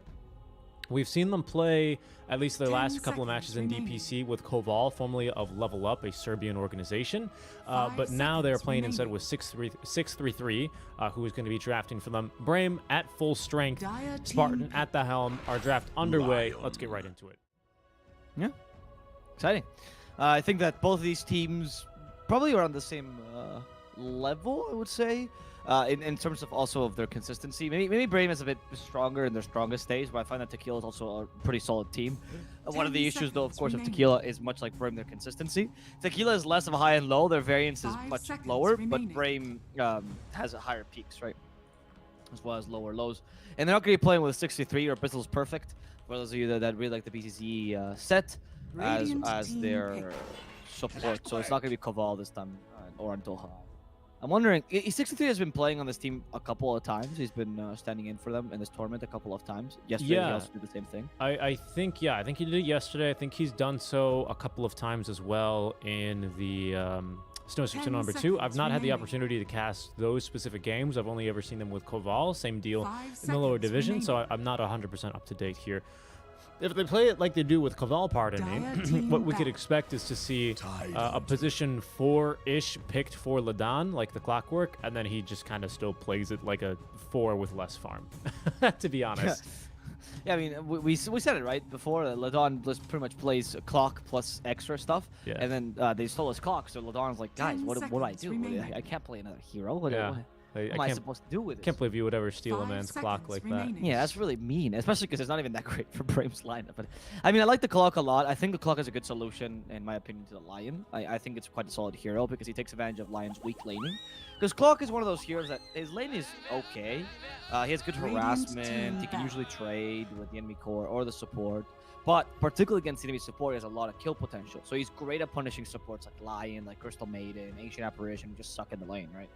And I find that this is a really solid pick against a Lion because usually as well you want to be able to cancel Lion's initiation. So between your 10 lane being seconds strong and the fact that remaining. you can hookshot the Lion, prevent this hex from coming, I think it's a really solid pick against him. 5 seconds Yep, remaining. Cogs are really great at locking in a Tidehunter as well because he's got, well, very slow Dire attack team speed. back. So you can Radiant potentially team make back. a Ravage sort of not, I mean, Ravage, great AoE, of course, on the Ravage, but if it's not centered, you can react very quickly with a BKB, with a Force Staff, basically anything, right? Especially Yep. if you're not at the epicenter. So that could be potentially powerful. Cogs super annoying again for Lion as well, but these heroes are very bad 10 with their attack seconds speed, so remaining. I agree. Plus, Oh. even if you get hexed after you hookshot in, as long 5 as you got seconds battery assault remaining. ready and operating, you're still going to be popping off in that little piggy. And against the Tide, I also like the Clock a lot because a good Clockwork, especially when Tide decides to go for like the Blink Dagger build, and which is most commonly the build when you feel like your initiation is lacking, right? You go for the Blink Dagger, and that way you become Dire from a counter team initiate to back. initiator. But Clockwork can predict that with Cogs, and between the fact that Cogs, you can't dispel the push, right? And you also have the mana burn on top of them, it can be a huge nuisance to Tidehunter. Because obviously it's tied with Ravage, because Ravage is so slow, you're looking for the perfect spot to Ravage near the enemy carry, and you can Cogs him in time or Cogs him 10 preemptively. seconds. It's quite a Radiant solid team zone back. out. So I like the idea in general. I'm liking the start with Brame a fair amount, even if I do find that Lion Tidehunter is a strong start. I do find that Brame is more suited towards the enemy draft, and I find that Coddle can still be combined with a lot of things here, particularly Bristleback stands, as I find that Tidehunter will be quite 10 weak against seconds Bristleback. remaining. Yeah, very true, very true. We'll see though, because 5 sometimes seconds for Brame, we always think, oh, of course this is going to be a Stomanen clock, and then it turns out the Spartan locks it in, and they run the Stomanen position for Coddle. Yeah. So that is something that we've seen out from them. So of course, not only they don't really, I mean, they do flex the heroes. Let's be honest, it is always a 5 clock, and it's a 4 Coddle properly. It's not really flex in the sense Radiant that the team DP or the puck would give you, but it's worth mentioning because that's something that you're going to have to deal with in the lane if you're going to be picking a safe lane. I don't know, like TB right versus the Coddle. That might not be as fun. There's the ET. Unfortunately, it looks like it'll be a position 5 ET. The only reason I say unfortunately is because I keep seeing off lane Elder Titan, man. It looks so fun. Nah, he's just been watching a bunch of OG replays. I think it's awesome. I think they played so well. I think Seb is a special case though with that hero. 10 seconds. I think the remaining. ET is. I mean, I don't know. It's okay, right? Your lanes are strong right now, but I 5 question why you picked seconds the ET. Like, I guess it nullifies a couple carries, but except for like the Morphling, I can't really think of another carry that Well, ET counters that you would still want to run against Tidehunter. I could give you one reason why you picked the ET here, right? What's It's the reason? because since Brame have definitively picked their 2 supports, neither of these guys carry a Dispel, so you're going to be free to harass with your Astral Spirit in the lane. So, I that's mean, nice. for sure, your laning is strong, right? Yeah, I see yeah, the idea behind the strong laning AT. I'm just pointing out that usually you pick the ET to either counter high armor heroes or some sort of agility carry. Yeah. In this case, we're just not going to see it. I Because, mean, I see that, but what else is Tequila to pick here with the information they have, right? I No, mean, of course, that's Brame fine. have Yeah, 8th that's pick, so perfect, they yeah. got to pick a support that can still do something guaranteed is going to be ET. I like the decision. That's all I'm saying. Yeah. I agree. I don't Radiant think it's a bad team decision. I'm just pick. saying that it's not going to be like incredible. No, to see no, you pick a no. Juggernaut here, which is even though he's an agility carry, we go, oh, but he has armor. Juggernaut actually has one of the lowest agility gains out of most agility carries. I think it's like 2.4 per level, 2.6, so it's not great. And Juggernaut, the whole point of him in this lineup is that you want to pick Lifestealer against this lineup, 10 but Lifestealer's seconds trash, remaining. so you go for Juggernaut instead, which is like Lifestealer. I mean, once you buy the 5 shard, you like seconds just remaining. like Lifestealer, to be honest. Okay. Dire team You're pick. just like left. Yeah, with open. Okay, I see the Because comparison. what I mean is like, okay, so let me explain my point. So 'cause I guess clearly that wasn't very obvious. Yeah. The whole point of Lifestealer is he is a hero that fights while he's magic immune, Dire and then he has a team little back. escape, which makes him vulnerable and gets him get away, right, with the Infest. Juggernaut, and with the Shard, he fights while magic immune in the Blade Fury, right? He uses the Radiant Omnislash to team escape, or back. Swift Slash to escape, or just to continue the team fight in vulnerability, and then proceeds to continue fighting in the Blade Fury. So the idea of Lifestealer, very similar to Jug, is you fight while invulnerable most of the time, right? With ridiculous amount of healing, or just pretty much untouchable. Yep. Or, And Juggernaut or brings that in as well the to table. or in the Omni Slash or in the Swift Slash for Jug specifically, right? Yeah, Invulnerability. so in that there, that would be the 10 equivalent of seconds either the remaining. Infest, or I mean, also the fact that Rage has longer duration than Blade Fury. 5 Yep. seconds All right. remaining. Also, you can argue a Lifestealer is kind of immune sometimes to physical damage because of his Feast, right? Heals too much, and you can't really outdamage him, which is partially the idea behind Swift Slash, Omni Slash. It's really hard to finish off a Jug because he's constantly jumping around and killing shit all over the map. Or, sorry, all over the fight. Dire team And then here's back. going to be the Enigma. That ought to be a Skylark Enigma by the looks of it.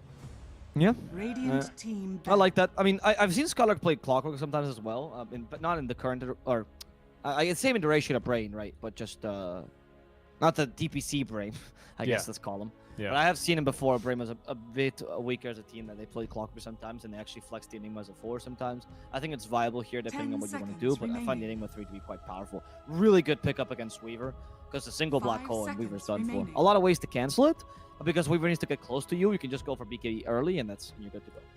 Yeah, if I recall correctly, Dire Earth Splitter will team cancel a black hole through BKB, won't it? Oh, that's a good point, actually. But it is 3.14 seconds. It is, yeah. 3.14 It's seconds. they It's they pi. got real close to pi on that one. Not quite though. No, I mean, Wait. no, you're totally right. It's It's literally pi, dude.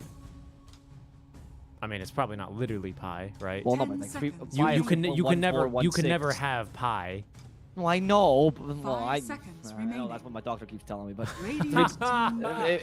if pi is rounded up to the second digit. joke? We need a rim shot after that one. Hey, look. Okay, I was sitting on the couch because my back is hurting. I am pretty Oh. sure I have aged 30 years in the That's last very cast. true. Very true. Yeah. Very Anyway. true. I think that the Elder Titan canceling Black Hole is, 10 even though it's an seconds interaction, it's hard and it's more of a prediction. So it's also up to how 5 well he can seconds play. It's not an remaining. easy one to do. Sure. I mean, and now with the Lena pick, I like Brain. I think Yeah. they have a solid lineup. I would just say, overall. you know, like, for example, if Weaver gets caught by the Yule Scepter of Alina, maybe you just preemptively throw down that Earth Splitter on top. So even if they do LSA, you're not going to get that Enigma to follow up with a Blink Black Hole, something like that, right? That's where it's like, it's zoning, right? If there's the Earth Splitter already down, Enigma's not going to want a Black Hole. That's kind of the reason why you bring it up. Yeah, no, I completely agree. I completely agree. It's not like a complete freebie, right? And you also have it's the not. Hex, the Earth Spike, and the Ravage. So until you have BKB, you're still going to struggle a lot to get that Black Hole off. But it's probably going to be an Enigma that plays with the Eidolons, right? There's a limited amount of lane clear. It's mostly up to the Tidehunter to deal with Eidolons. So as long as you avoid him, even Earth Spike doesn't one-shot the Eidolons, and then Lion's measly attack damage that can't deal with him. So it's a solid pick. I like him more like a general Enigma this game, where the Black Holes become important later, but you're not the win condition, right? Absolutely. Yeah. You know, I tell you what tickles my fancy here a little bit is a mid Ooh. Rubik. Honestly, yeah, it's a pretty solid pickup because Lina's a tough lane to win. Another hero I wouldn't mind would be Zeus. I know he's weak against Juggernaut, but Yeah, he's quite strong against the rest of the pack, right? true. Good vision for Clockwork. I mean, this Yeah. is a squad that you want information. You know, sometimes a scan is good, but a Zeus ulti is unbeatable in terms of the intel it gives you if enemy heroes are missing off the map. Wow, a your Tiny. hero. Okay. It's an old. I mean, the thing about Tiny against Lina is that Tiny tends to be good against magic damage heroes in the mid lane because your HP is so huge, right? But since Lina usually in the mid lane, a lot of her harassment actually comes from her physical damage, right? The Fiery Soul, and actually a pretty decent physical attack damage that Lina has. So I don't know if Tiny's the best pick against this because then you abuse his low armor very much, right? Yeah, I don't know. Especially because Wish plays such a like carry like Lina. We haven't seen from at least last game. We haven't seen Wish play such a space creator Lina, right? He plays Lina not like Puck or Void Spirit, but closer to like a Koka maybe, where he gets his first item and doesn't rotate until he gets that. And I find that the Tiny is not going to be very strong against this particularly. Yeah, certainly. Yeah, that's my concern, right? The Tiny versus Jug versus Enigma. Unfortunately, Spin no longer canceling. Pardon me. That's Toss no longer canceling TPs, right? We used to see this all the time. Tiny versus a Jug, Tiny versus a Life Stealer, right? As the ultimate counter. Who are you TPing from, boy? And the answer was nobody, but now it's away from you because that no longer will cancel. Yeah, Exactly. I like the idea for the mid lane. This is a matchup I got a little bit more familiar with because I watched a one Dendi game. It might have been actually Askold versus Dendi. It might have been Askold Tiny versus Dendi Lina. And did he win? Did Askold win? Askold. Oh, you know what? I think it was the other way around. Funny enough. No. And then Dendi won that matchup Okay, with a Tiny. with the Lina. Sorry. Oh, okay. Yeah. Okay. So that makes sense. I mean, because I think the thing about Tiny Lina is that Tiny is good per se against Lina because once you hit the mid game stride, even if your Blink Dagger is late, Lina rarely can tank enough to deal with your Avalanche Toss combo. So usually, even if she has momentum, you can stop the momentum with a simple Blinked Avalanche Toss. That's good. However, the lane should still not go Tiny's way. It's a pretty good lane for Lina. Yeah, Prepare most for certainly, as we'll battle. be getting underway now with game number 1 of our second match of the semifinals. Of course, Spider Pigz already waiting in the grand finals for the victor of this match. It's going to be best of 3 to determine who will join them in playing for that grand prize of, I believe, 3,500. So, you know, a bit of money here on the line for both teams. Yep. Yeah, it's a fair amount. It's nice, you know, like it's these small tournaments that don't take too long that really help this team. Turn this tide to our advantage. Yeah, certainly. And it helps the teams continue to get a little bit more experience as 6-3-3. Unfortunately, it looks like he's going to break a smoke here. Spinning after him is going to be focused. Nice body blocks. Perfect body blocks up from Stomanen as they're going to use that battery assault for a very easy kill there. Brown boots, body blocks, battery 30 assaults. seconds to battle. Yes, please. Level 1 spin there utilized to its maximum. Not a whole lot of damage, of course, realistically. But, you know, if you get all 5 seconds of that spin in, you'll be doing a fair chunk of change of damage. And that's going to be first blood then. Who got it? Stomanen got it. So, not ideal. You'd rather give that one to your Jug if you can avoid it. But you probably had very little say in the matter, given the fact that, of course, there was a battery assault active anyway. Rari is The still battle here. begins. Okay, he's going to do Zone Away Skylark, so it's actually looks like 2 runes. Yeah, because Rari gets 1, 6-3-3 though. He's going to get another, but Supernova is going to now be a second death as they weren't expecting the second little bit of aggression. Stomanen then with the boots able to outrun the Elder Titan, who just has the Windlace in the inventory to secure another rune here. So nice 2-0 start then for Brame just before the Horn, or just after the Horn. Really good start for them, and they're usually the more aggressive team, right? Because what Brave does, I've noticed, is like they play the game by chunks. It's like a step function here. They like I the like it. early game. They play it really hard, the lanes particularly, and then they tend to focus on 4-protect-1 around focus. Sorry, I didn't mean to. And that leads him to a really solid late game as well. Because Focus is a surprisingly consistent carry.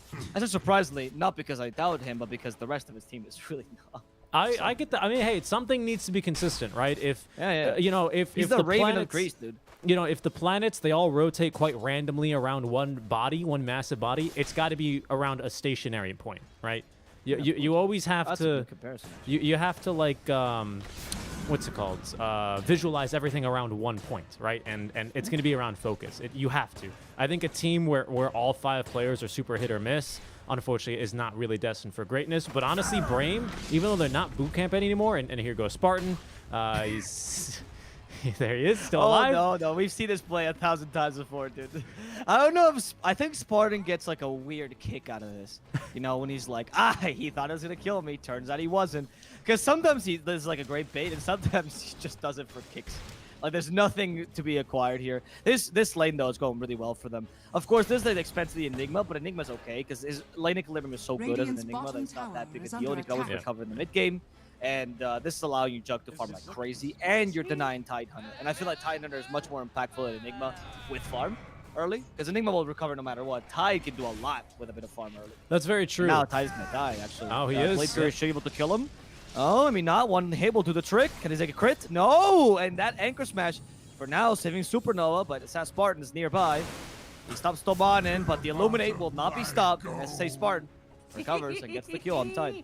Yeah, nicely done. He would have been able to get one with the right clicks. Even the measly 48 damage, he would have had that one for sure. Mid lane, it's pretty close right now, neck and neck between Ascold and Wish. I know there's a lot of action top, but while at least the Tide is dead, we'll pop up here. I don't think we can even do that. Ladon, he's going to live for now. He's got a salve, so he'll be fine. We'll pop over here. I mean, with the tree, luckily, Ascold pushes the wave like crazy, but Wish, I think he's going to have his CS relatively under control here. Lots of practice, rather, CSing under a tower. That's like, if you're like a legend or an ancient mid laner, that's like a pro tip for you. If you're against a ranged hero like Lina with a very bad animation, just push the wave under their tower, and usually they can't CS. Yep. But because they're trash, not because of anything else, right? Exactly. Like, you can CS. It just so happens that most people don't learn it. Yeah. And of course, this build by... Nice kill top. Sorry, I was watching that one. That's level 2 spin, utilized fully. Stomana with a beautiful cogs, and he's going to TP on home. Go ahead. So in this mid lane, what I was saying is that oftentimes when you have a bad matchup, it depends on how your matchup is bad, right? If your matchup is bad because you can't last it against the enemy, right? Because they're harassing you too much and they push out a lane, the best thing to do is exactly what Askel is doing now, which is push the lane as hard as possible and just hope that you don't ever have to meet the Lina face to face. Yep. However, Wish responds accordingly and says, okay, I can do the same thing, dude. Who do you think you are? And then he pushes the lane accordingly and then takes the stack that Tiny's preparing for himself, right? Because since you have a lot of dead time in this lane, then you just hoping that you can use that dead time to create stacks for yourself, take advantage of the jungle, etc., etc. And Lina will, of course, know that and do the same thing. Yeah, very true. These guys can both push lanes. Tiny, of course, he's got, I would say... Got the courier there. Radiant's courier Nice. has been killed. Oh, yeah, there's going to be the Avalanche mid laners. They're going to find a rune, and it's going to be an invis for Ascold. Very nice, as unfortunately only Stomanen is the one to TP, or sorry, rotate from Brame. Ladon, unfortunately, unable to get the job done there. But yeah, I know. I mean, that's actually, I like how you point that out, right? Because Wish, he's been through this rodeo every now and then, right? There goes Ascold, a little bit of a nuke damage. Good onto the Lina. He's just really abusing the fact that, haha, you didn't get a bottle refill and I did. So he's going to force that healing salve. And then we'll probably have both mid laners run back for their 5-minute runes. Do you think we'll see Tiny, maybe Ascold, he's going to try and make a play with his invis? Maybe. I mean, he could kill the Dire's Lina, honestly. bottom Depends on tower how is aggressive under Wish plays it. attack. Wish is like, no, my supports are trash. They're not coming in to refill my bottle, so I'm just going to leave. Because Tiny actually was guessing correctly, he's I would gonna say, snipe that Wish it. was going to go refill the bounty rune. Yeah, it's And in the too bottom risky. lane, there is a bit of a fight. Rari still going to Dire's survive this courier onslaught. has been Tiny killed. going in. Stomanen will take the other room. Not too bad. Oh, no. At least, you know, making up for this, but Stomanen will still die. The damage to 63 a bit too high, and Yeah. Swarm also guaranteeing that kill. Boots there on top of the wind lace, on top of I think that's a level 1 only. Yeah, Astral Spirit buff. I mean, it's still good enough. That staple gun hits very hard with a couple of heroes and the Eidolons.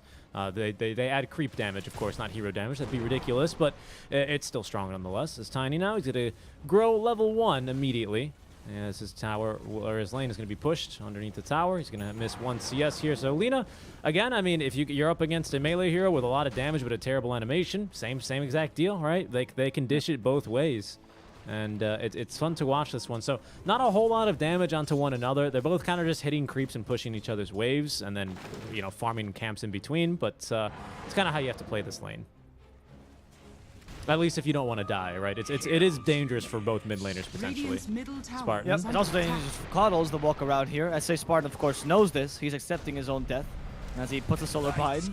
Again, was trying to bait them out, but it didn't work out because Lina wasn't there. 6-3 though will die as a result of this. So Stomaden, oh, maybe not actually. Battery Assault, not enough damage, and he was hoping to murder the Elder Titan, but in the end, SSA Spartan will just sacrifice himself for nothing. Yeah, it's a lot like what was I gonna say? Spartan, he plays a lot of the times like an offlaner would. Like, I'm gonna use Universe because he's the offlaner I watched when I started watching Dota, right? Specifically on the Faceless Void, where he'd always get that 1 or 2 extra hits in before he would time walk away. Like, he just knew the line, right? Spartan, he plays like he's like training to be an offlaner or something. You know what I mean? Yeah, I would say so. You know, actually, an offlaner that does play very much like that. Oh, Stomaden. Oh, Stomaden. An offlaner that really showed me like what the line was, and that really knew the line pretty well was actually. I know he's a meme now, but Bulldog. No, it was fair. actually in comparative. Fair point. It was one of the kings of knowing the line. That's why you could play these heroes and the whole Rat Dota thing and everything. Supernova up in the top lane He's on the only slash. level 4. Full for Supernova. In comes the Lion and saves him. Ladon's like, thank you. You're sorry, we're welcome. Because if he had gone the Omni Slash completely, then that meant that he could have played Fury right next to the Tide Hunter, right? And that would have killed him. Yeah, 100%. Even with this early cloak, Hooded Defiance straight away. No boots even for Supernova. Yeah, that's I think it's the right choice. That's when though, you to be know. honest. It is absolutely the right choice. Going now Prevent for Solar Bind, prevent Alina's damage, prevent Juggernaut's Blade Fury, which is a big source of his damage early, right? Not bad. Focus is going for Battle Fury this game. Oh, we're going to see Supernova. All right, well, the Solar Bind, you don't prevent the slow, of course, but they realize there's a hood, and they're going to let him go. Not much you can do about that. Not much you could do at all. They do force him away. I think he TP's mid. Where does he TP to? No, he TP'd back to his tier 1 tower, so it didn't make a very far trip, but he'll find a bounty rune at the very least, and a nice little stack. That's not for him. Oh, it is for him. That's a big stack for him. Spartan is nearby. He's going to be getting a little bit of residual experience. The Ladon, though, is going to zone him away. Saw Ladon. I was watching Celery from Viking GG play a pub, and Ladon was on. He was playing the Lion actually again, and he bought back in a very questionable manner in that game. But they ended up winning the game anyway. So. Celery make any comments about it? Celery went buyback? Question mark? Something like that. I mean, you know, for Celery, like the height of his BM, like that's yeah, the meanest thing he'll ever say. yeah. Spartan. Wish. In the bottom lane, they're trying to kill Ferrari. Wish doesn't have anything to trap him, but instead, Clockwork. Look at that! Stomaden! Guessed exactly where Ferrari was going to go, and that's some real strong raid coming from Lina. Yeah, yeah, exactly. We need to get some of that raid here for sure. Great kill there. Bottom, the supports are a bit under-leveled, of course, because these...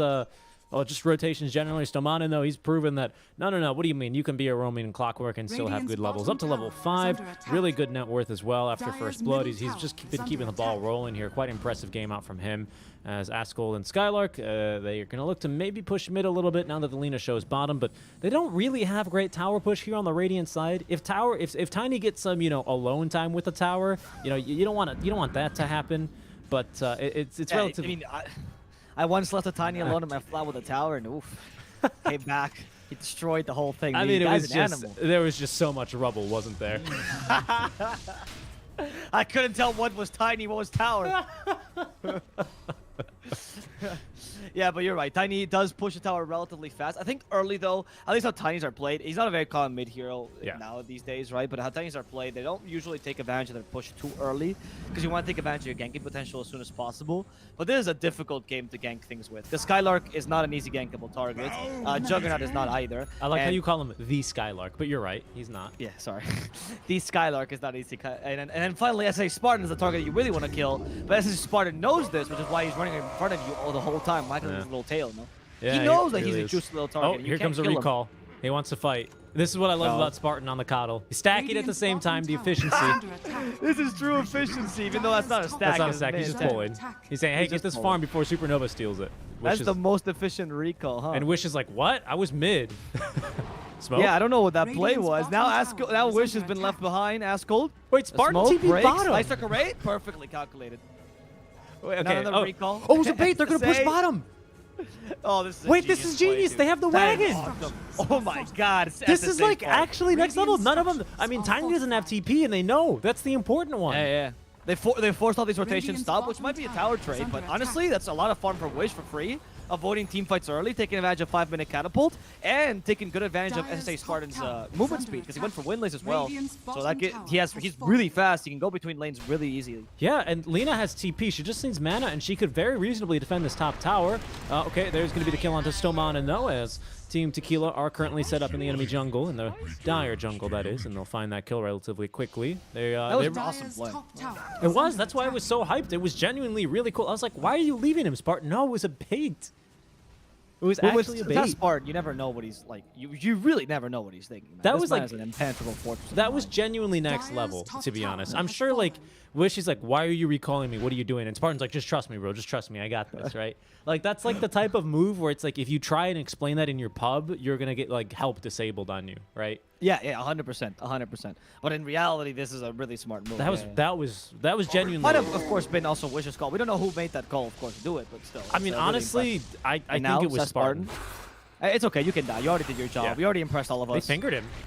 Oh, He's alive. Never mind. Blinding Light. Focus is nearby. They got also finger, Weaver. you're right. Supernova still has the Ravage, but they're not going to waste it on a Coddle. And now Focus like, yeah, sure, let me kill you. Omni Slash just for the Lion, so they can't get the stomp off. Ladon will die to the Battery Assault as they're trying to go for Supernova as well. They recalled Wish. He's going to spell a Solar Bind soon, but that damage from Blade Fury is so high. Activating the barrier is not going to help him. Supernova just wanted to get the Ravage off, but without any follow-up, Your he decided attempts at against it, vengeance instead are dying futile. alone here. Also losing the Lion, and Weaver died bottom. Yeah, they black holed Dire's him and middle Laguna tower Blade is him, and then under they attack. recalled the Lena top. So it was like, you know, they barely even had time to react, and Rari just not having such a great time here this game on the Weaver. He did go for the Urn first, rather than, you know, sometimes the Falcon Blade. I'm starting to see Urn, I'll call it like maybe 30% of the time, something like that, instead of Falcon Oh, Blade Rari? first item. We do have I Necro don't know 3. about this play, Rari. If you kill the last will creep by accident and Skylark feels mean. Skylark doesn't have any spells, though. No Midnight Pulse. That's true, it's true. So, seems No, like... Midnight Pulse is useful against a Weaver, mind you. It's like, Mm. what? For the 1000 Yeah. HP at level 1, it'd be like 40 I mean, damage effect. you're right. I mean, you are correct about that one, but like to be the nerd, since it's percentage based, it's equally as good against everyone, right? But it's equally better on strength heroes and tanky heroes. No. I don't know about that one. That's what I heard about taxation. Askel? Ascold. Yeah, in trouble. Ravage has been used just to save him. They do kill the creep finally. Oh, Gets Ascold! coming in. Oh no, the last word might just kill Ascold. Illuminate! Is Illuminate damage Oh. enough? Just barely. They try to hit him with Blinding Light, but unfortunately missed that. Radiant's And Ascold bottom can make it tower out of here is under alive. attack. Oh, we're seeing this is like a variation of the mid 1 build. He actually stopped going for Battle Fury when he was only one sword away and bought Boots of Travelers. That is very Move peculiar. faster. This is very peculiar. Yeah, this is very peculiar. As Rari is gonna go and Dota. challenge him. Radiant's bottom tower is under attack. These guys are truly chaotic. I've never been to that country, by the way. There's a huge sentiment in Greece of like, almost like a genuine. Hold that thought. anarchist Asgold mid Oh. is gonna be able to get that snipe onto Skylark. That's the Blink Dire's Dagger middle reveal. Go tower ahead. is under That's not the attack. I Blink was gonna say, Dagger there's a reveal. big anarchist sentiment in Greece in general. Rari, oh, can we catch him up to him? There's no hook shot. Not that you need it, apparently. Cogs are good enough. Time ups into the He's cogs. trapped. That's not great. Rari's like, oh no, where do I go to? They don't continue this, though. They could have just, oh, they didn't have Blade Fury, which is No. They didn't have Blade Fear. They didn't have Omni, unfortunately. The D ward is there, but there's Stomana going hook right shot. back on in as they baited him. Illuminate is enough, and the spin from outside Focus will get the kill. They're going to lose their mid-tier 1 tower for this, and the Necrobook units as well, but so far, pretty good for Brame. Another kill onto Rari. Yeah, so anyway, the Greek people in general, at least from my experience, are very Mediterranean, right? But like to the extreme. They have a very loose concept of time. They're quite chaotic. They appreciate the anarchy, and this is the Speaking of style of Brim is running this chaotic. game as well, or in general. They're contesting ancient stacks. Dual Scepter for Wish into the LSA. Does have Laguna Blade with Supernova nearby. No Ravage for another minute. Skylark and Focus now coming in to reinforce. They did finish off that Battle Fury now, and we're going to show it off with the Omni. Good damage on the Supernova. He's tanky. Not tanky enough. Great job there from Ladon, though, as there goes the Tiny. He will pop the Laguna Blade. Focus now. He's going to spin through the barriers. He dodges as well the Echo Stomp. And Wish, he might look for more. You know what? Brim is kind of reminding me right now of Liquid, if I'm honest with you. How That so? kind of like Radiant's chaotic, courier choking has been you to killed. death style. Like, we're going to win our lanes, and then every second that we find an opportunity, we're going to, take it and destroy you. In the early We're not game, going to let right? you make stacks. Look at Focus taking enemy stacks right now. We're not going to let you farm your jungle or your triangle. You'll never know where we are because we're going to gank you in a bunch of different places at the same time, even if not the right place to gank. Right. From a tactical standpoint, it doesn't really matter because they're just looking for okay. oppression. Look at Stomanin. He's insane, dude. This guy doesn't know chill. Got And he him. actually will kill 633. Yeah, the Malphus will guarantee the kill. Not enough mana though for the Black Hole, and not enough time either. Skylark dies.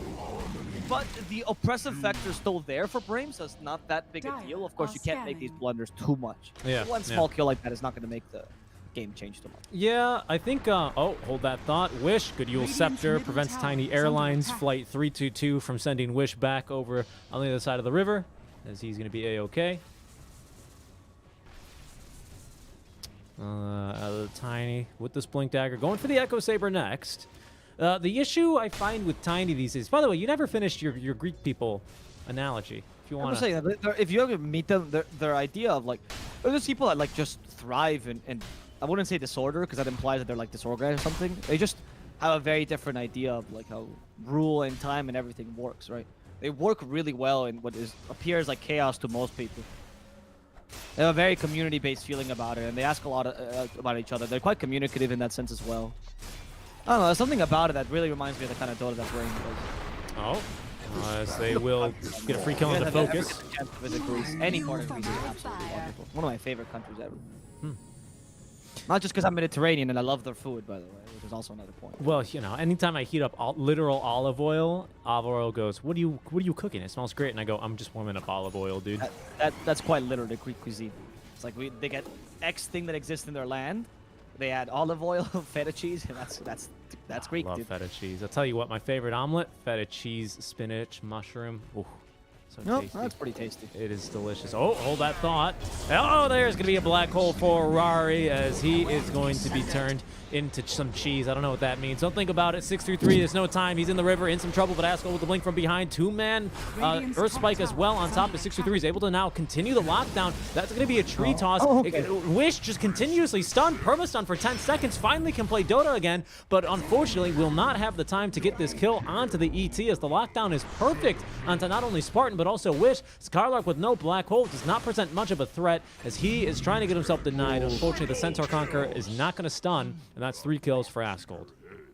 And now you're starting to lose, right? This disorder is turning into chaos, pure unadulterated chaos, and that's not good for Brame either. You do want consistent team fights to some degree. You do want to have a good battle plan. Focus and Wish are still top of the net worth, so you're not worried too much. Tiny should be stronger right now anyway, because he got Blink Dagger Echo Saber, so he's at his peak. A BKB being the last item to peak on Tiny mid, and then you start to weaken out. So I still think that Brim is not out of this game by any means, nor have they lost their lead, but they need to take a chill pill. It was nice to play super aggressively early when you had that power peak, but now that Tiny and Weaver are online, you gotta calm down and assess the situation. Yeah, properly. I would definitely say Tiny's online. Weaver with the Sanjas is way more online than without it, for sure, but I think he's still a bit weak. As there's Supernova, unfortunately, he finds himself now severely out of position, and yeah, they're just going to go ahead and circle the wagons, and there they go.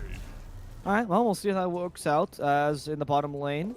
Askel is going to just continue to push us, hoping to take the tier 1 tower bottom. I think once Tiny gets the possibility, or sorry, starts being able to gank people, the best thing to take is actually the tier 1 offlane. Radiant are Because ganking the scanning. triangle is really easy with Tiny, because you can just blink into the triangle if you have vision in it. So I think this offlane tier 1 is particularly useful in this style of lineup. Weaver's another good hero ganking triangle, because of how elusive he is. Similarly with Lion, if you go for a Blink Dagger or Force Staff, another good hero ganking triangle. So that's why I think they're pushing this bottom lane a bit. They're Yeah, looking for the yeah. power. I think Rari, he definitely needs quite a few more items to be fully online, was the point I was making. Radiant's I think top he's getting tower there, is under right? He attack. is getting there. And if he's not controlled, or he's not the first one dead in fights, he does have damage, but he needs to run if there's black hole and not enough lockdown out from his team, right? Yep. That's the concern. So, It doesn't feel like Weaver ever reaches a hookshot. Ladon, light strike array. I think Ladon should just shot. yeah. And you can see Rari's just, he has to time lapse and run, right? Yep. I mean, But you can see though that if Rory were to gank a triangle in a more coordinated gank in that one, right, he would be okay. Oh, That's definitely. part of the reason why this offlane tower is so important. Yeah. And part of the reason why Brain decides to actually fight this and go defend it rather than just let it die is most teams would do because they don't really care. Because they know if this tower dies, the triangle becomes easy pickings for Tequila. Mm-hmm. Yeah, and I think, like, of course, that looks way different. The reason why Rari has to time-lapse there is if Supernova is even nearby or missing off the map, of course, he's farming, not quite under vision, but they know that there's no Ravage quite yet. So if he was nearby or if he was showing bottom a couple minutes earlier, there's no way that Rari just runs away like that. But because they know there's no Tide ulti yet, now they're going to smoke with Tide ulti, mind you. Brame, they were pretty confident in just repelling the invaders, and now they're going to have to do the same as smoked up, IPG, make that team Tequila rather, going to run right up. The Wish is a good target. Spartan is not in position to break smokes, but gets the blinding life off regardless, canceling the Force Staff, and I believe the blink from Asgold. Nice play there. Stormanen is halfway towards Ags already, so he's going to get that overclock. That's going to be fantastic versus a Weaver. Focus has full S and Y. His inventory is looking nice and orange, and he's going to cap that one off with some. He's going to highlight it with some blue and yellow, you know. And that'll be that'll be very nice. Joke for black and yellow. No, it was blue and yellow, you know. Well, I know, but is that like supposed to be a pun because there's an enemy team called black and yellow? Oh, I guess there is. No, I was going for the Becky video, you know. Does she like blue? No, blue and yellow. Oh. Okay, I know what you're talking about. I do like black and yellow, though. That is a good pun there. BKB for Lina. So now Brame are going to go for a little bit of a play of their own. They can always recall Focus back in, so you play it like a soft Spectre here, so he's going to keep farming, as Wish is going to let them know that they're smoked, and Stomanen is going to just show in the mid lane, continue farming up his Ags. Looks like everyone's kind of content to farm a little bit more. SNY finished for Weaver, as he's now a little bit tankier, harder to kill for sure, and is going to go into the BKB next. But there they go, mid lane. They found a couple. Okay, Tide Hunter Ravage to turn the fight, and it's looking good. Stomanen trying to get out of here, as there's the black hole to save him. Into the Omni Slash as well. They've committed quite heavily, so now Weaver can kind of just run around as he pleases. He's going to choose to go ahead and time-lapse away, as 633 is going to be happening to sacrifice himself. Down he goes to the right clicks. 4 heroes dead, just like that, as the team fight, Brame just getting the better start there. Not the beggar start, because currently the one begging for a little bit of more time to farm is this Weaver. Holy moly, Lina did so much damage in that fight with the BKB. And unfortunately, they also fought with a fresh Arcane Rune, so the cooldown's ready to go again. I mean, we just used Laguna, and we're going to Laguna Blade again here in this next fight. Going for Deso next, by the way, for Wish. I love it. He's the same build he went for the last game we casted for Brink. True. And it's like he plays Lina for a bit. He's like, all right, guys, time to play PA. Yeah. Slightly different, though. Slightly different from last game. I mean, this is not going to make that big of a difference, but last game he decided to go for the 75 cast range at 10. This time he's opted for the 30 damage. So, So full carry Lina this time, even the HP as well. So he's like a full. This also used to be how the old Lina used to be played, where like the whole point of the Lina was that you have a really strong early game peak, no surprise, because you're magic damage, and then you transition to like a solid mid game carry. And I think this is a solid build because there's no point in the game where you're gonna become weak, and you already know your late game is considerably better than Tequila's. Because Weaver just can't not match Jug in the late game, right? So I like this idea. I like it too. Yeah, just because I was curious, because the last time I was like, oh. Enigma threw his Zoo into the pit, so they know they're here, and Wish is just running towards it. He's really fast, picks up an Invis rune, because why not? Roshan has a half HP. Brame can't really take Roshan quickly, but they can certainly fight Roshan. Yeah, they So that's can. all. With basically hookshot alone, I think they can get away with it. Omni's up in 30. We don't have Swift Slash yet for 700 more gold, and Black Hole's on cooldown for another 69 seconds, so it's tough for Team Tequila, but they can reasonably take a fight. With Ravage, they'll feel a lot more confident, and they'll have a 30-second buffer where Ravage is up and Black Hole isn't. I think that's their best chance here. I completely agree with that. That's what they should be playing around. But of course, meanwhile, Brame has much more single pickoff potential. So I'm going to be looking for those pickoffs, right? Only Tiny can realistically go and get a kill here against Brame heroes. Not every single hero is viable, whereas Lina, honestly, if you initiate and Clockwork follows up, you're done. Any hero that they catch up to is going to die. Especially without a Lincoln Sphere here for Rari, right? He's especially vulnerable at any stage of the game. Not that the Lincolns would do a whole lot, mind you, because you can still break it pretty easily. Even Lina can do it with the Yule Scepter. You know, Malefice is pretty good. Solar Bind is great. Really good cast range on that. But, you know, just as a note, there's no Lincolns. And now Supernova does have the Ravage ready. Black Hole's up in 12, though, so I think they've missed their window here. Yeah, exactly. I think now it's time for actually Brame to be aggressive. They don't want to go up to the high ground, though, because obviously Titan or Ravage in the high ground is super scary. But SSA Spartan's not afraid of no high ground, neither is Focus, and they just walk in. Yep, they're Wish gonna is walk the in. only person that's kind of reasonable on this team. SSA's like, why are you not going up, dude? There's stairs for a reason. If you want, I can just force staff you up there. No, Spartan. No. Don't do that. Don't do that. Radiant are scanning. But you have PKE Voice, just activate it. It's easy. All right, they're gonna try and fight this. They need to make sure they can keep this this Blink Dagger on cooldown here for Supernova, and there they go. What better way to keep it on cooldown than to kill him? As down he goes. Focus. That is the full Omni committed, not the Swift Slash. Full Omni there. I think Swift Slash was enough, but of course you just wanted to not take any chances. I think that's fair. You still have Black Hole, so it's fine. Got rid of Ravage. Okay, SA's gonna die to Ascold. So it's not used just for this Tiny. We don't have the shard yet for Jug. Oh, Blink Dagger available. They know they just wasted magic immunity on Focus. This could be a good fight for them. As Skylark's trying to get into position. Activates a BKB. Wish. Trying to stop Supernova a second time. They're trying to force the dieback here. They lack the damage. Skylark is being hunted down by Rari, who also has a BKB. Skylark is being decimated. The damage by Rari is too high. Buyback now by Skylark. TPing Skylark? I don't know if you should complete this, dude. He doesn't know. He doesn't see. Yes, BKB. Black Hole immediately. Trying to catch the Weaver. No, he's not going to use it now right now. Earth Splitter actually gets where he was going. Skylark holds his Black Hole. Oh, no, they pushed Supernova down. Time for the Cogs pushing onto the low ground. Skylark getting hit by the Finger of Death. Now the combo from Tiny. That's going to be a dieback on the enemy offlaner. You still have your big teamfight ultimate on Ravage. This might be pretty bad for Brains. In trouble now. He chased after Cogs in the choke point. Too late. He already falls. He has to buy back himself. The Coddle, SA Spartan just came back in here to die. Stop TPing there. They need to just let the Roshan go. Oh goodness, sunk cost fallacy here is they've committed 2 buybacks, a dieback there, as that was a very risky TP. You had no real vision in your entire jungle almost, and they just waited just outside of vision. They were just like predators waiting right there, you know, next to the watering hole, and Enigma shows up. He eats lots of damage, and down he goes. Stomana, very unfortunate on the cog pushback there, actually ends up saving the Tidehunter, so it's just still too risky. I mean, BKB just feels so bad now that Weaver actually has damage. Yeah, it's a turning point here for Team Tequila. Now all of a sudden they feel quite strong. If Brame can't really string together a pickoff to start off these engagements, Rari is going to have some pretty free mobility in these fights. Structures are fortified. Radiant's bottom tower And is under attack. I feel like they've been using that pretty effectively in the last team fight, where a really chaotic engagement by Brain pretty much left them without options, right? The whole threat of the Ravage was such a big deal there that they didn't really want to bunch up. By doing that, they allowed the Weaver to just, well, run through them.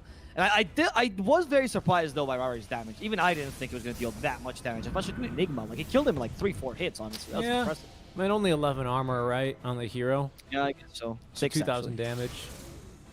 Yeah. Ascold, though. Okay, this is a really good kill. But Black Hole, yeah, committed. Wish has Desolator, so that'd be getting nothing to Wish. See ya.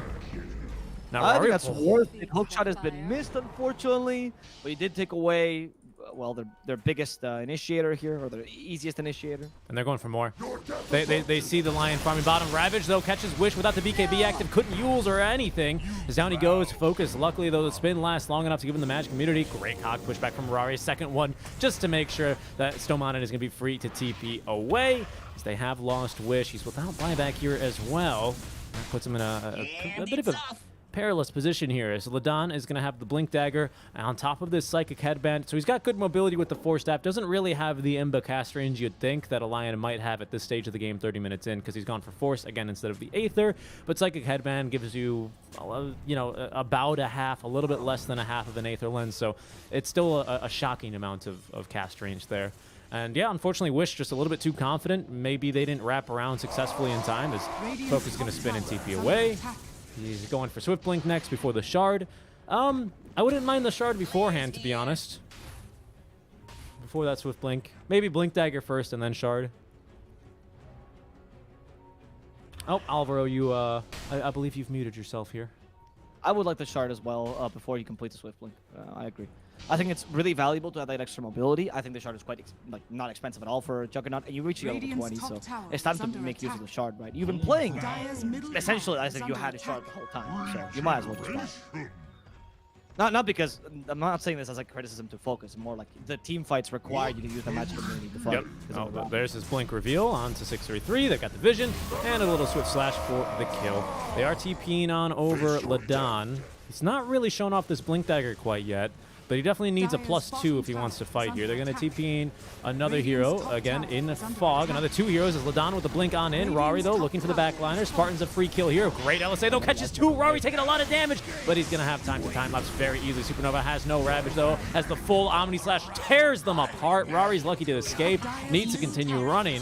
As there's Tiny now, Askell joining the fray. Rari, though, fighting as Focus will find him. That's just the first life as Askell pops the BKB, looking for the kill onto Stomanin. But with this Grow level 3, he just doesn't have any damage. There's going to now be the Echo Saber proc as Wish fighting versus Rari. Doesn't really want to fight him uphill, but now Focus will chase him down. Skylark nearby, doesn't have the blink. No Black Hole for 30, as Focus will blink after him. But Slash as well. Rari, they have Blade Fury, but not fast enough, too fast. Unfortunately. They can't catch up to him. They don't kill the Tiny either. But honestly, you did waste a fair amount of BKBs. It's still a good team fight for you, so I don't think you're too sad about this. And you get Aegis. And I find that their brain, sometimes their target acquisition, when they go in fights, is really impressive how Wish and Focus communicate. I don't know how the comms are like, especially with SA Spartan. They're probably in Greek first, is what I would assume. Definitely not, because Wish is not Greek, too. Oh, that's right. He's Georgian. And Stomanin is also Bulgarian, so, you know. I mean, maybe they learned Greek just to play with these 3 guys, but I'm pretty sure that it's I'm sure they probably know what, like, squish the ants is in Greek or something like that. Ant, or, you know. To be honest, most people in Greece do speak a decent I know, obviously, yeah, I know. No, I mean, it's surprising because Mediterranean comes to tell you as a Spaniard, we do not speak English. we are not good at the whole English thing. So Greece was a very surprising exception. Fair enough. Yeah. They're baiting this top lane, by the way. They want to see if anyone will come farm it. They're saying, hello, guys. Oh, okay, not anymore. They don't care anymore. They'll go ahead and basically refresh the Dragon Slave. I don't know. I for some reason, I just assumed it's because of because old Adfinum, of course, they were all Greek. I'm sure they communicated in Greek, right? But of course, that was with Madara and Thug and not with Stomanin and... I'd be fascinated because I've never heard, like, you know, there's a lot of... I don't want to call them minor languages, but, you know, lower languages in Dota, right? Which have, like, not that many viewers. And I've never heard a Greek cast, particularly. Like, there's a French, you know, there's Turkish, etc., but never a Greek one. I don't know if it exists. I don't know if there's a cast that I'm just missing here, but I would be really fascinated by hearing that. I'd be interested as well. Especially because, I mean, at Spartan, at the very least, he brings a lot of energy. I mean, in one of his shout-out posts on... Hold on, we're going to fight here. I'll remind me later here. Great ward coverage, though. Spartan's going to break the smoke. He doesn't even care. Wish as well. His smoke breaks. Askell makes the jump. There's going to be the counter initiation, though. Into the cogs. They're trying to get him through the BKB, and they've got it easily. Rari's got to run, as there's their source of initiation down for 80 seconds without a buyback. Supernova as well. Couldn't find the blink initiation. Skylark with a blink is going to continue chasing. Does have himself a black hole. Pops the BKB. He wants this kill, but he's not going to commit black hole for it. Earth Splitter incoming to try and dissuade any followers. That'll get focused to at least force the blink. Now their little Swift Slash, as they've already committed the Omni. Supernova getting ran down. They don't have the Necro 3s here, unfortunately. Stomanin, though, continuing to chase. Their Spike's going to miss. They're really still chasing here. 633 is too fast, though. And I think they're going to be able to escape with their lives. They're looking top, though. Yeah, they're looking top. But, yeah, nothing is going to come out of this just yet. I don't think they can catch up to the Weaver in time. They might kill the I mean, SSA wants to, though. They do want it.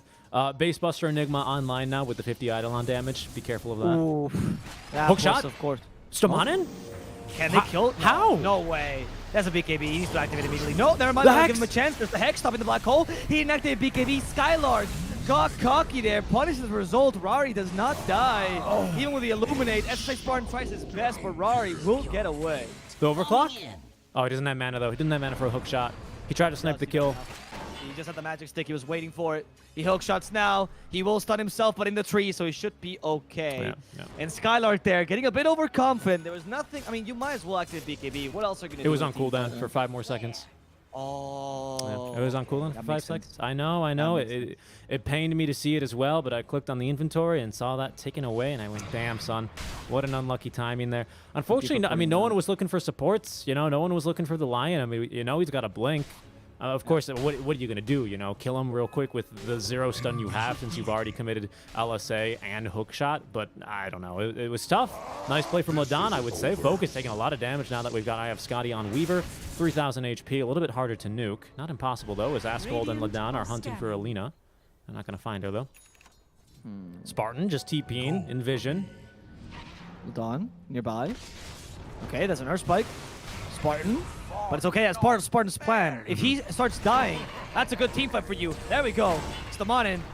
Double hookshot there. Not battery assault though. You can just combine the two, by the way, to deal more damage to the Lion. But anyway, they're going to concentrate on an Asgold. That's a Swift Slash. No, that is a Swift Slash. Jesus Skylark, though, getting ran down by Rari.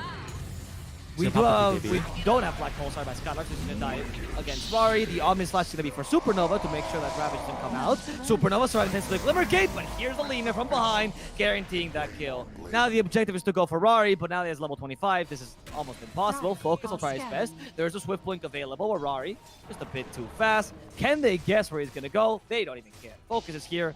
Take objectives. Yeah. Good fight there. Good fight. And finally, I can make this analogy.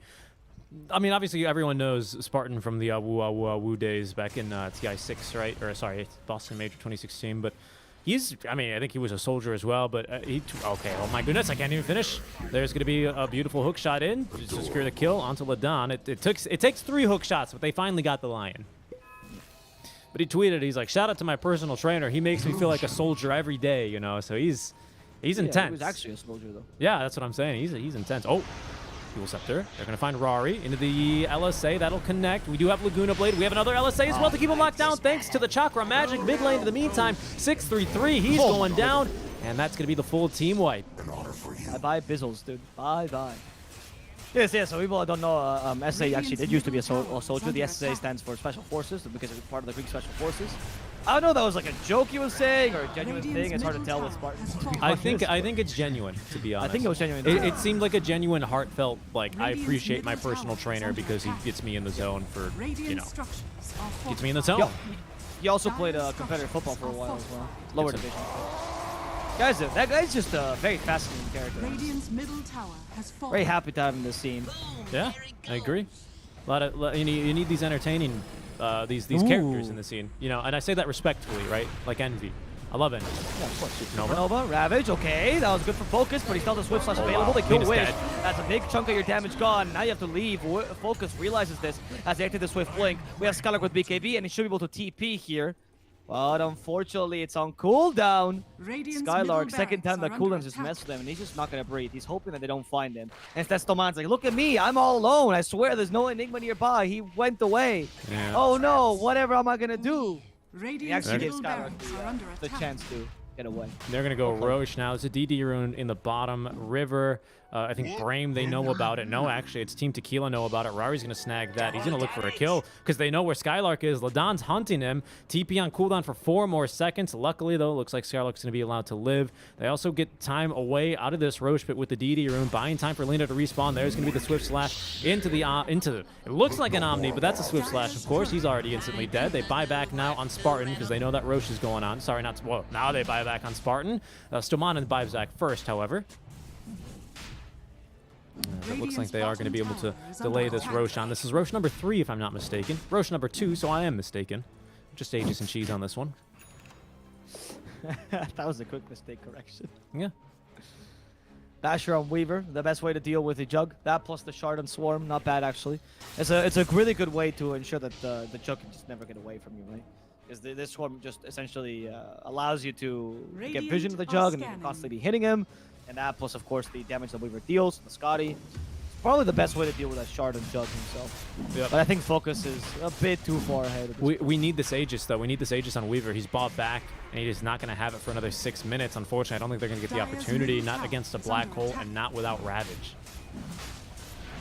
And this is going to be then Aegis and Cheese here. Aegis on over to Focus, Cheese to Wish. They're going to be looking to now contest the enemies as they will scout IPG already. There's Supernova in trouble, but no, it's actually Stomana. He's going to overclock, look to try and hookshot away, but Spartan is going to dodge him, and that means he's going to die to Rari. They bought back here on Ladon, though. Supernova's getting chunked immediately. Askel, though, jumping in, trying to save his ally. Skylark with the black hole solo onto Askel. That's going to get canceled by the Basher out from, oh my god, there's Rari, though. Gets turned immediately as Wish. They just focus him down, get the kill.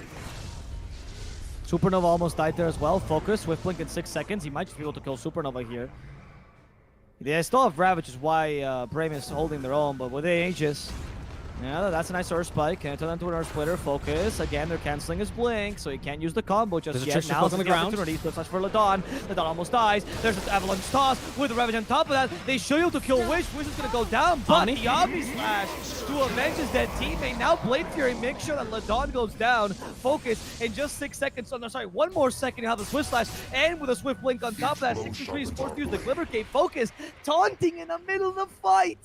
Even standing still, so his taunt can complete. Focus is confident. He's focused. He's determined. He wants to murder 63, and that Ghost Scepter won't save you from Blade Fury damage. Glimmer Cape now used. Swift Slash available in 3 seconds. Askel might be a much better target. He also has the Ghost Scepter available. So Focus is going to use one last Swift Blink there with Swift Slash. There's the Ghost Scepter used. Of course, Talk of Magic does refresh Swift Slash, which means Askel's in trouble. Also Blade Fury. You can use all of your skills to try to prevent the Juggernaut's damage, but Focus will just chase after you endlessly. He's been forced out forward. He has to Swift Blink it again. Another Swift Slash near the creeps. Not going to jump to them. Blade Fury, this is going to be the last one. Askel, did he save the Glimmer Cape? Attacked again with the Solar Bind. He's taking so much damage here from the Jug. One final Ghost Scepter, though, might just save him, as it allows him to blink away. Dive. Will Focus go for this? Yep. With a Swift Blink, he commits, and Askel will die to the Juggernaut's damage. Finally, after the longest chase of my life, Focus gets the big rock giant to die. This is a Brame team after all, right? Yeah, and they don't know when to stop. Space created, though. I mean, that was a 2-minute death timer on Weaver. You wouldn't believe it, because they just kept chasing this Tiny all around the map. He's going to be dead for an extra 100. He is also without buyback, as he bought back earlier in that engagement. So at best, it's going to be a 5v4 as Wish now respawning, has Boots of Travels. Will be back in the fight instantly. Focus trying to finish.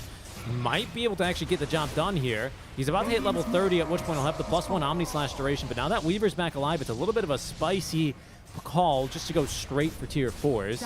They cannot get megas because they need to get that tier 2 down bottom, and unfortunately Radiant Creep are actually hitting the tier 2 down bottom on the Dire side. So Brame, they are going to go for the finish. With Deso, this is quite fast. Pull it down with the jump in. There's going to be the Swift Slash. Oh, the Ravage is perfectly timed. Actually focused, though. He's not going to get jumped on. There's now the 2-man black hole. They've caught Rari. Can they kill him in time? Yes, they've got it this time. Supernova now is going to be stunned up. As Stomana right onto Ladon. They're going to be able to get the kill using the Laguna Blade on a Supernova. They zap him. Supernova still alive. They zone him away. Wish is auto-attacking like crazy. He's got the attack range and a very easy kill on a 633. And that should just about be the game.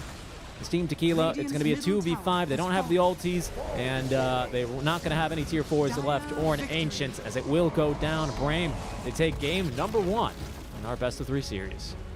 Brame is looking strong. They're looking very, very good right now. The drafting is solid. We already mentioned in the draft that I was slightly favoring towards Brame because I like their lanes a bit more. I thought they had a really strong little combo. I wasn't the biggest fan of the Weaver, of course, especially if you didn't get an early game. I don't think this was an outdraft by any means. I think Tequila played a pretty solid game, and they played they had a really good draft if they could just execute it. I think they also showed us how powerful a Weaver can be in the right hands, right? It was nice for them. But of course, Brame, with the early game lead, they managed to make that into a snowball. I think Focus played as, once again, an incredibly solid game. I feel like Focus is such a great addition to this team, honestly. I was really sad when the Greeks lost Madara, because Madara is also a very consistent carry, very solid, right? But Focus is kind of filling his footsteps really nice. Absolutely, I agree. And you know what? I didn't even realize I had made a pun when I was talking about my celestial body that is kind of the center point of this team, and it feels very true, doesn't it? I mean, obviously, because we had Enigma that game, but nicely done. Wish coming in with the damage at the end that they just kind of lacked a little bit, right? Especially with that attack range talent. Focus was frequently kind of, even with the Swift Blink, was kind of reaching for these kills. So having the Lina here to perfectly snag them was great. But I think really the reason why Brame wins this game is because of those 4 kills they get onto Rari early on. I think if because Team Tequila, they do a good job. They actually win a team fight early on without Rari. They take a tier 1 tower, but without your Weaver to really press that advantage of the map pressure you have, it doesn't really come online, right? You don't really feel that effect. Usually you lose your tier 1 first like that, especially, you know, with Alina on your team, and the game's not that fun. But Brame, they hold on through, they stay strong, and they take the first game. Yeah, incredible, honestly. Really, really good game number 1 by Brain. Let's see what they can do in game number 2, as there's a best-of-3 series, so they have to win at least 2 games to manage to make it to the final of the Freeton League. Here for Team Tequila, they need to desperately win the second game if they want to stay in the tournament at all. We'll see what happens, as we're going to take a small 10-minute break. My name is Mr. Rebel Plus, here joined by Seek and Strike on the Epos Gaming channel. Remember, guys, to follow this channel if you want to watch the rest of Freeton. You don't want to miss any of this, or if you just enjoy the casting. I mean, this is the company that hires us, so if we're ever casting, most likely going to be either here or on our own channel. So do enjoy, we would really appreciate it, guys, if you support Epos as well. And we're going to be coming back in just 10 minutes with the second game of the series. Indeed. We'll see you soon.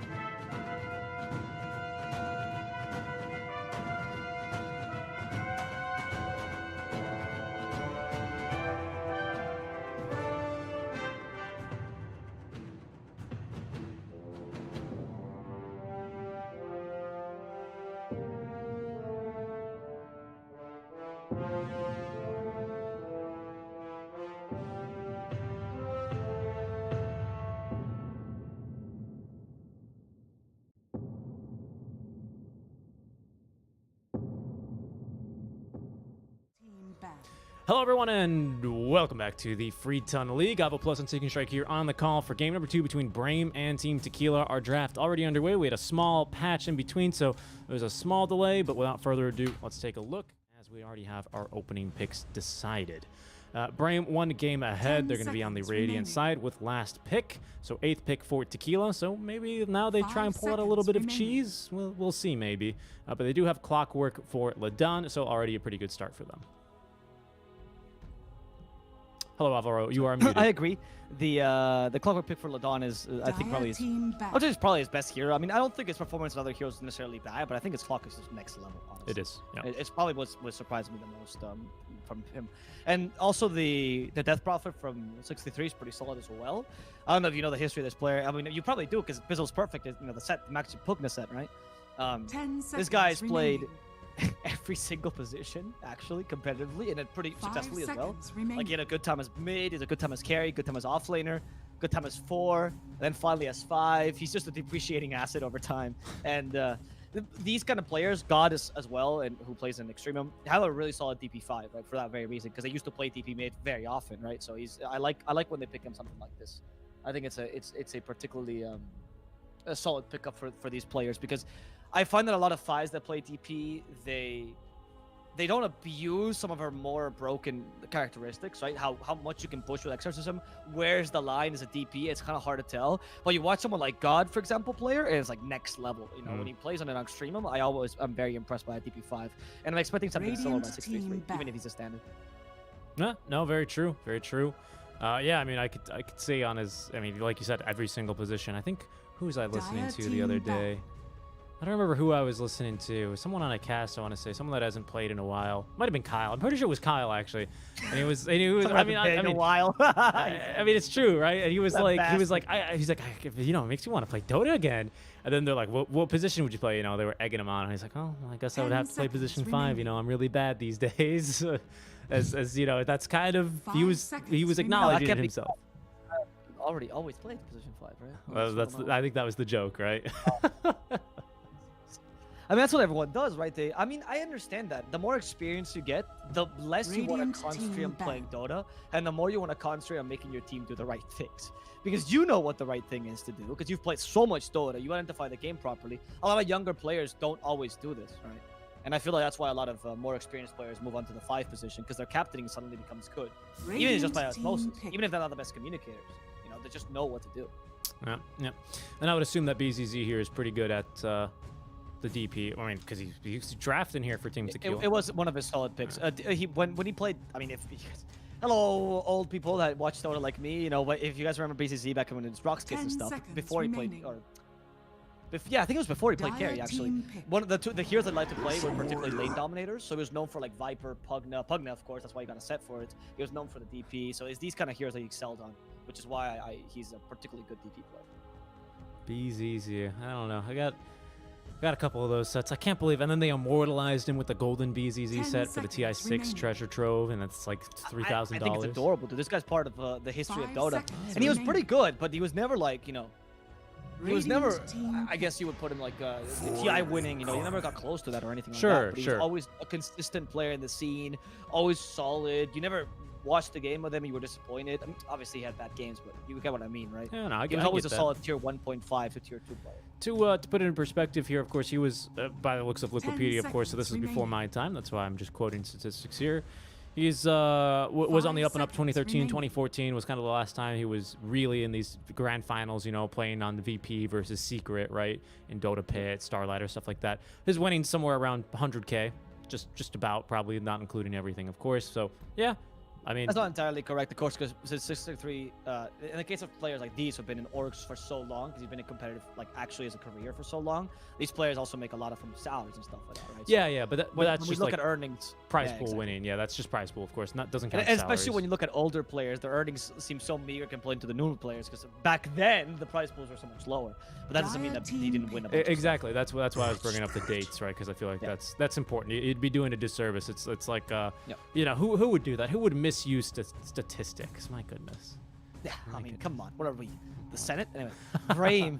Here we have the Ursa pick and the Urspit. I I like the idea of the Lycan 10 Ursa. I seconds think that remaining. Lycan works best. I'm assuming it's Lycan offlane, by the way. Either that or mid. Either 5 can work. seconds But remaining. if it's Lycan offlane, I think Lycan offlane, or even in the mid position, he works best when he's space creating, when he can actually fall back on the Axe build. I think the Axe build is quite powerful with certain heroes, and it is really nice to have that option, because even if you like, your early game is going to be good no matter Dire what. team But if your down. Necros come a bit late, around the minute Phantom 25, Assassin. you're probably not going to be strong on Lyca anymore. And you think, well, what do I do? Do I build AC and BKB and start to become a secondary carry?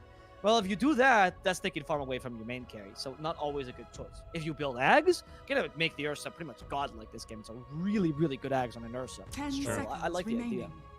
Unfortunately, I don't think you can get away with a Lycan mid, just because I think the Void Spirit, he's too good. I mean, of all the spirits, generally Lycan is okay versus all the spirits, but he's best Radiant against a Storm.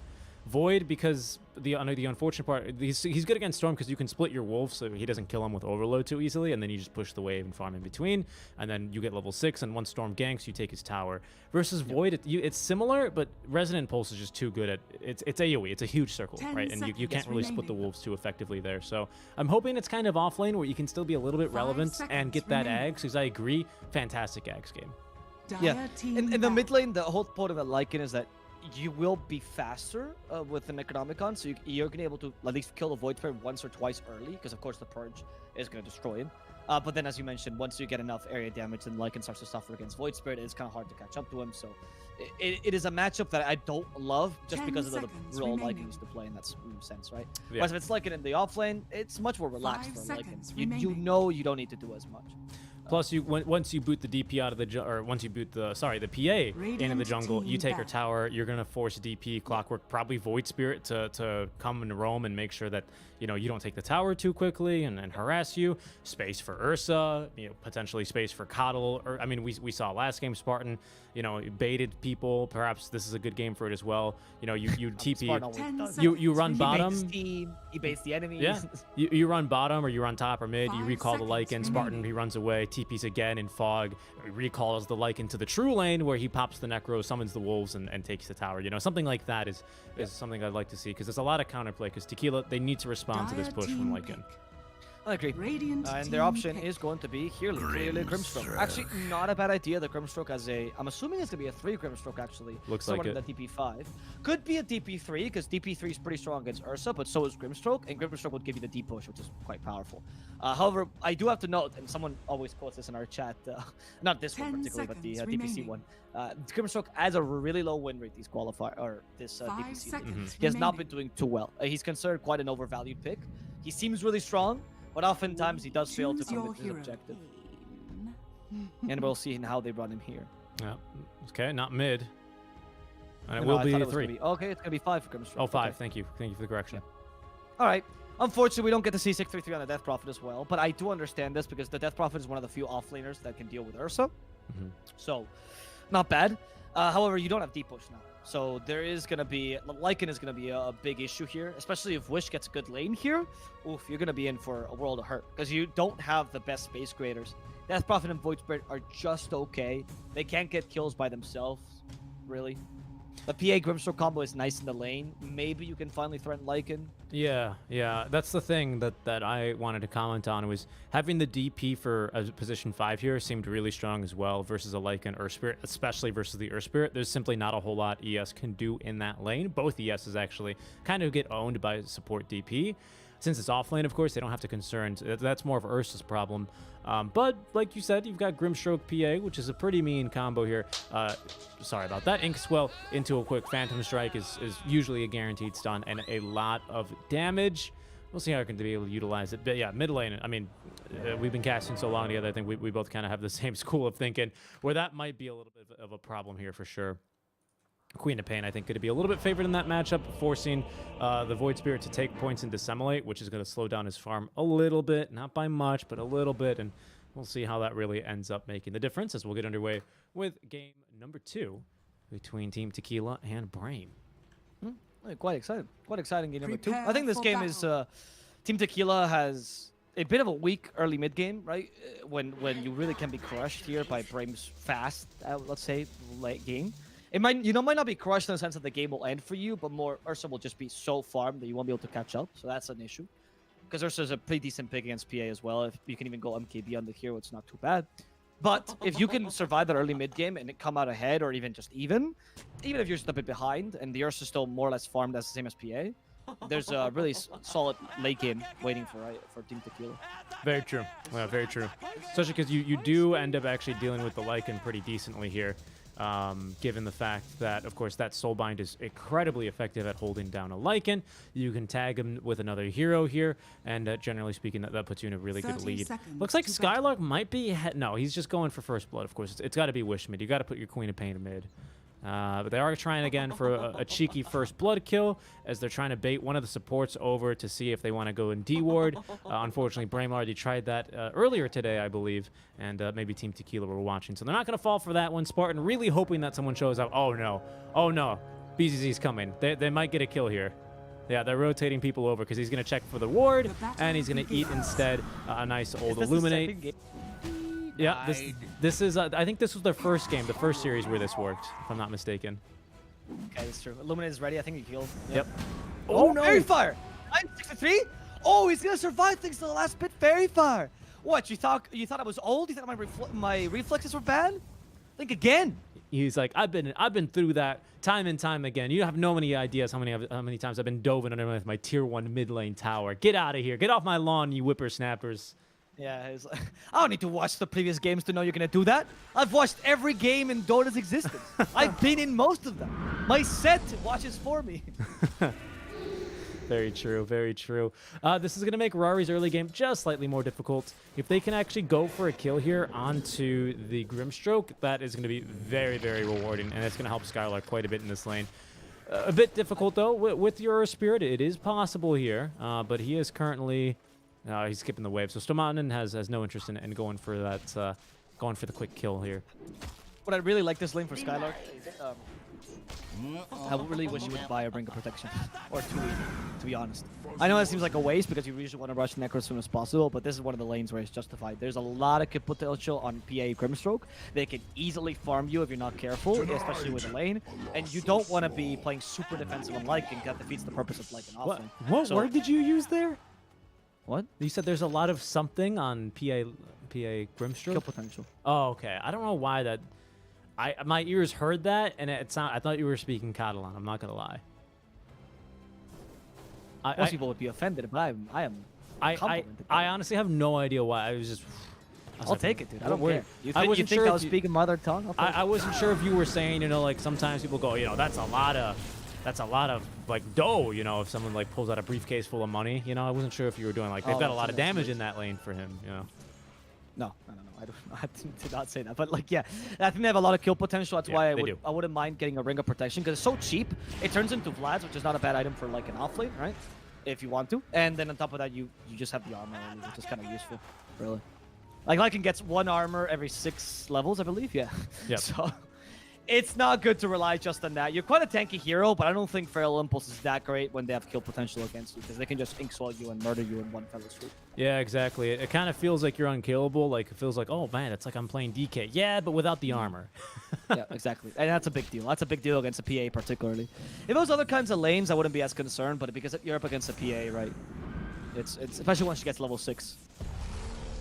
Yeah, right now he's doing fine though. They haven't really threatened him whatsoever. He's only gone for a single point in Feral Impulse and has been fine. But now, there we go. That's what I was talking about. Inkswell's ready. Skylark, slow down. Inkswell took a while, but still going to stun Skylark for full duration. Stomanen trying to help him out. Skylark struggling. Fair amount of damage from the PA. Skylark might just die. Stroke of Fate. Use the Magic Stick. Not going to be enough to save him though, as Rari is chasing him down. Stifling Dagger with Phantom Strike. That's first blood going the way of Rari. Stomanen does get a counter kill. And if he has Ring of Protection, that counter kill would have come in first. Bottom, there is a play happening here as SSA Spartan is in trouble to the Battery Assault. Not going to go down, though, to the DP's damage. Focus also jumping between them. And they're going to be just fine for now. This is going to be a pretty tough lane, though. Earthshock basically constantly available thanks to the Chakra magic here. Yeah, that cooldown already reduced. What, with level 1 Chakra, I always forget, 3 seconds down to 7 total? Yeah, right now, that's very nice for the Ursa Warrior. Especially with a Clockwork in the lane, so it allows you to jump out of Cog, pardon me, and potentially get out of a really bad spot. So I like that a lot. Wish is going to go for the Shadow Strike build. I didn't call it Stifling Dagger this time. Asgold, much like his other European mid laners does not want to go for dissimulate. So Wish is going to have a pretty easy time in this lane as far as getting off lots of harass damage here with that Shadow Other Strike. Europeans, by the way, every region does that. That dissimulate. Like you'll find maybe some. Radiant structures. Oh, is it Desperate doesn't do it? Because Yep. Desperate hates that build? Desperate hates it. Specifically, that man, he thinks Dissimulate is the worst ability in the world. And Askel is suffering so much damage because of this. Oh, I think just 1 point is justifiable. Look at this. Now he finally got the point. Is it too late? It is. I don't know why you would get the point there. I mean, if you're going to just commit to it, just commit to the point. Avoid the Shadow Strike, right? Yeah, definitely. No, I mean, don't wait till the last second. I think our Spirit's a really hard hero to get away from, and Queen of Pain doesn't care. She can die the tower easily. You gave her a much easier lane. And the point where you also go for Dissimulate, by the way, against Queen of Pain, is not just to avoid the Shadow Strike, but it's also because if you max Dissimulate, it's the best build for recovery. So particularly in North America, where they play a much safer Void Spirit, they'll just max it. They don't even care. Like, they don't go for the Resonant Pulse or whatever. They just max the Dissimulate. Gold for me. I don't like it. Top Maybe lane. in some trouble. Yeah, BZZ running him down. He's got the Wolves here to kind of protect him. Wolves only level 2, so not too scary. And it looks like rather Skylark already booted it into the triangle. This is bad because this is now going to allow Askel then to get some support mid lane as here's BZZ. Unfortunately, that's going to prevent them from going for this kill onto Askel. Does have himself at least the healing salve and some bottle charges, so he'll be okay, but it's definitely starting to really add up here, all this damage. But we do already have an unchecked PA here currently starting to farm. That's very concerning. It's concerning because Skylark has been booted out of the lane. At this point, that ring of protection doesn't really matter anymore, right? But you've been booted out of the lane much before you wanted to. That lane is just difficult for a Lycan. I'm not surprised by this. In the bottom lane, I think Ursa's kind of fine, all things considered. But you have a much stronger DP. And Lycan and DP fulfill similar roles as well when they play in DP. So you don't want the DP to have a much higher impact there. Oh, Ladon. Ladon, though? Battery Assault. I don't know what cancel on Rolling Boulder, but Ladon, he is going to die thanks to that Boulder Smash damage. Pretty high. S8 Spartan, though, unfortunately, also picked off there. Yeah. Yeah, you can stop it with the Battery Assault. Battery Assault stop the Rolling Boulder. He got Oh, it was Battery Assault, okay. Yeah. And I know stun. you can stop with Battery Assault, I just didn't see him activate. Oh, yeah, no worries. That's why you got 2 sets of eyes on this game, even though my eyes are still Source 1. Stomata is going to try again here for a play mid lane, potentially. They do have Coddle now coming to gift mana and to refill bottle. For Wish, full mana, full HP. Level 6 here with Sonic Wave. Askel just continuing to suffer here to the Shadow Strike. And he's probably going to continue suffering. Focus is completely alone here, but that's not going to stop him from getting a little bit aggressive versus Supernova. Of course, as we said earlier, a good matchup regardless as BZZ finds Spartan. He's like, Spartan, what are you doing here? Get out of here. You're not supposed to be here. My path leads to riches. Illuminate. Focus in the bottom lane. Ladon is nearby. Yeah, this is a difficult position to be in because doesn't Cogs have will her always shock. punish him. He's going next to the creeps, though. That's really smart. He wanted to get the Cogs push back, which is why Focus stayed nearby, because now he can just jump out of the Cogs, and he'll be fine. Just barely, but he'll be fine. In the top lane, sorry, in the middle lane, they also get a kill on against 633. And they're looking for Asgold, but this one's a much harder hero. Yep. Skylark's back in lane. Rari's up to level 6. Wolves are level 3, so they're a bit harder to kill. attack. Careful, Skylark. Rari. Hoping for a crit. Won't find one, though. And there's rotations coming. Here's Wish with Sonic Wave available. Rari just looking to try and TP, but Sonic Wave will cut him down. Stillman's like, I helped Wish. Like, no, you didn't. No, you didn't. You didn't. That was all Wish. He got the Scream of Radiant's Pain middle there tower as well, is which is under level attack. 3. This is the issue with the Queen of Pain right now as well, that because Void Spirit didn't go for the Simulate build early, Radiant's she was bottom allowed to tower just is get under 2 points in attack. Shadow Strike and then 3 points in Scream of Pain. So like not go more than 2 points in Shadow Dire's Strike. top Because you tower don't need is to under dominate attack. the lane, you just need to be able to gank now. And Scream of Pain is much more effective for that, Yeah. for obvious reasons, right? You just got to keep him within kill threshold, right? And Exactly. 2 points on the Shadow Strike does that. Anything more, if you're against a DK, sure, maybe, right? But here, you're totally fine. And Ladon might even have a kill on Witch because he blinked on in for the rune. Ladon even steals the rune. And it's going to be Askel stealing the life of our Succubus. Top lane, or a little bit above, though, is BZZ in trouble. Stomana out of mana. Doesn't have anything left anyway. As Spartan will set him up for the kill. Stomana in there with one last auto attack. Will find it. Ladon trying to get another kill here, though. Oh, nice pushback. Doesn't have enough mana still, though, for the Rolling Boulder. Now he does, but it's been burned away. And another kill for Ladon. 2 kills for him across the river. I say Spartan's still around here, just gonna scout out the stacks and everything. But to finalize the point of the Queen of Pain, I feel like the Queen of Pain is... oh, I don't feel it. I can tell you the Queen of Pain is very similar to the DK in the sense that your ideal build is not always the build you can afford in lane, right? So, if, for example, if you had gone to Simulate level 1 or level 2 to avoid Shadow Strikes, the lane would have not gone so well for him, and then Wish had to decide, do I max Scream of Pain to recover, or do I max Shadow Strike to still try to win this lane, right? But since you gave him free lane from the get-go, again, not necessarily Void Spirit's fault. I understand him trying to maximize the efficiency of his build, but because of this idea, Queen of Pain, I was actually the person who maximized the efficiency, and now Wish has the ideal build for herself, which is the 2 points of Shadow Strike. Very similar to how a DK would like to do that with the 2 points in Breathe Fire. And our astute viewers will realize there's something missing in both safe lanes, and that's going to be the tier 1 tower. They've both been taken, so even though Skylark has, you know... I didn't notice. Thank God we have astute viewers to point this out. Even though he has had a bit of a tougher start in that off lane, he's still recovered decently. Necrobook already flying on over. Wish is nearby, so they could try for a kill onto someone. BZZ is not ideal, especially underneath the tier 2 tower, but with Shapeshift available, basically anyone is going to be free reign. Make that PA, notwithstanding there, I would say.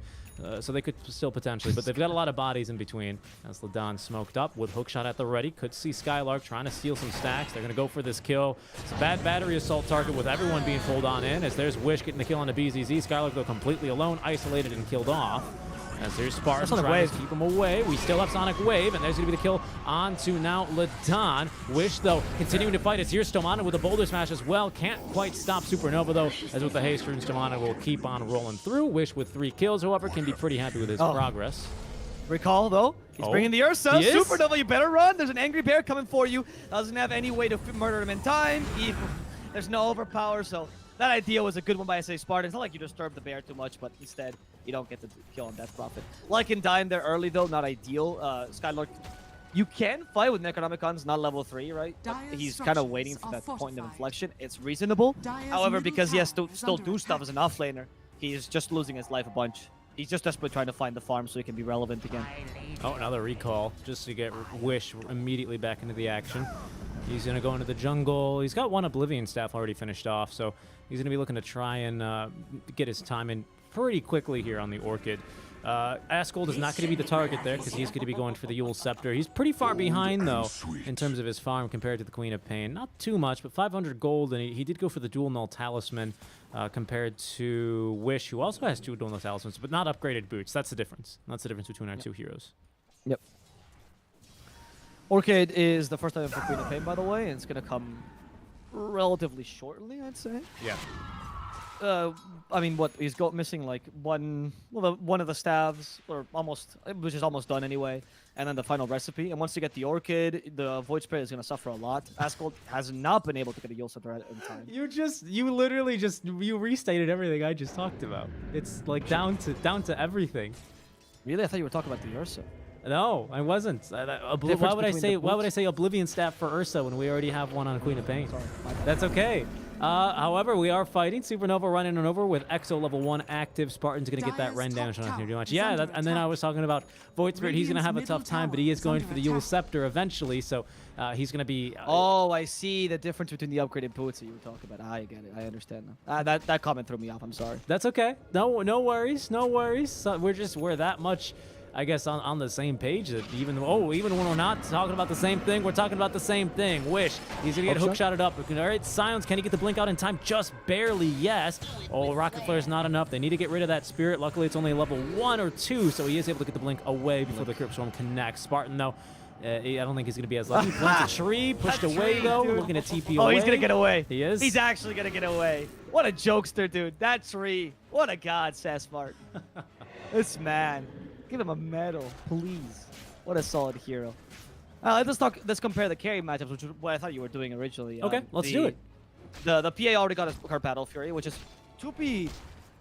I don't know. Usually I would say PA farm is a little bit better than Ursa. Kato should destabilize this because PA had a much more solid lane. I guess it makes sense, right?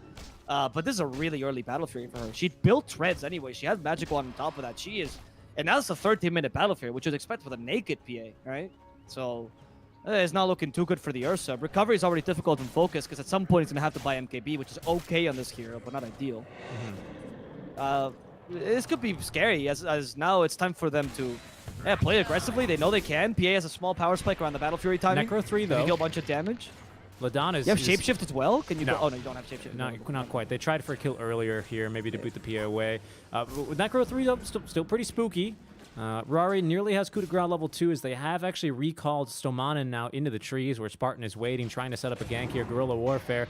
Well, Skylark though, potentially in some more danger, but they did get off the purge on Askel. He's slow, Stomanen nearly gets him perfectly, still lands the silence hookshot on the way in with an Ixwell to follow up, but they were going to get out of the Sonic Wave. Still not enough damage though, as now the Orchid will come through on a Ladon. That should about secure his kill. Spartan running around as Rari wanting him real bad. Now the boys have got to work together. They're so binded up. As Spartan, he's going to have to face the music, face Rari. Do they have the damage? The stun in timeout from Stomana to cancel Rari's TP. Boulder Smash to keep him slowed. They're missing a couple of attacks here, but they're going to land enough for the damage to be sufficient. Rari will drop 2 kills for Focus. They lose Wish yet again, but gets off the Orchid, still having an impact in that fight.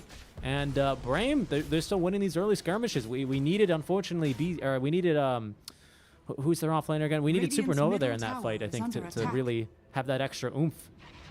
Yeah, I mean, was that really even a fight they wanted to take? It didn't seem like it. Rari was just trying to Dire's force bottom push the tower is lane, under right? attack. That's their safest lane as well, so I don't know if they really wanted to commit to that.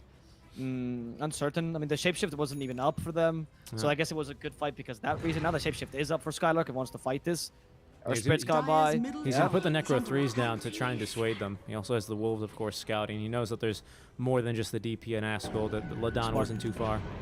Queen of Ping got the Orchid now. Yep. Yeah, she used that on Ladon right before she died, so at least was able to Pretty big prevent deal. Cogs from coming through. Yeah, that's not bad. Losing Mari though is much more major than taking the Queen of Ping's life there. Just because that, I don't feel like Askel is going to have the Your same life impact is as a flash.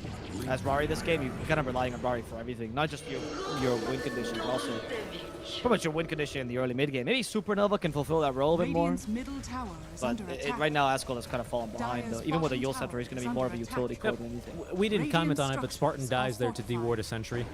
Yes, And, which is not common for Spartan. Yeah, and now Supernova is going to pop the ulti, DD Rune as well, that was bottled up, and that's going to be a tier 1 tower taken. With Radiant's level middle 1 tower Exo, has it's fallen. level 11, so he'll be up to level Dire 12 are relatively scanning. shortly, but this is kind of a tough call for lots of Radiant's DPs to middle make, right? Because tower your is damage under is attack. substantially increased, what, 33%, Dire's I top think? tower is No, it under doubles, attack. right, at level 2.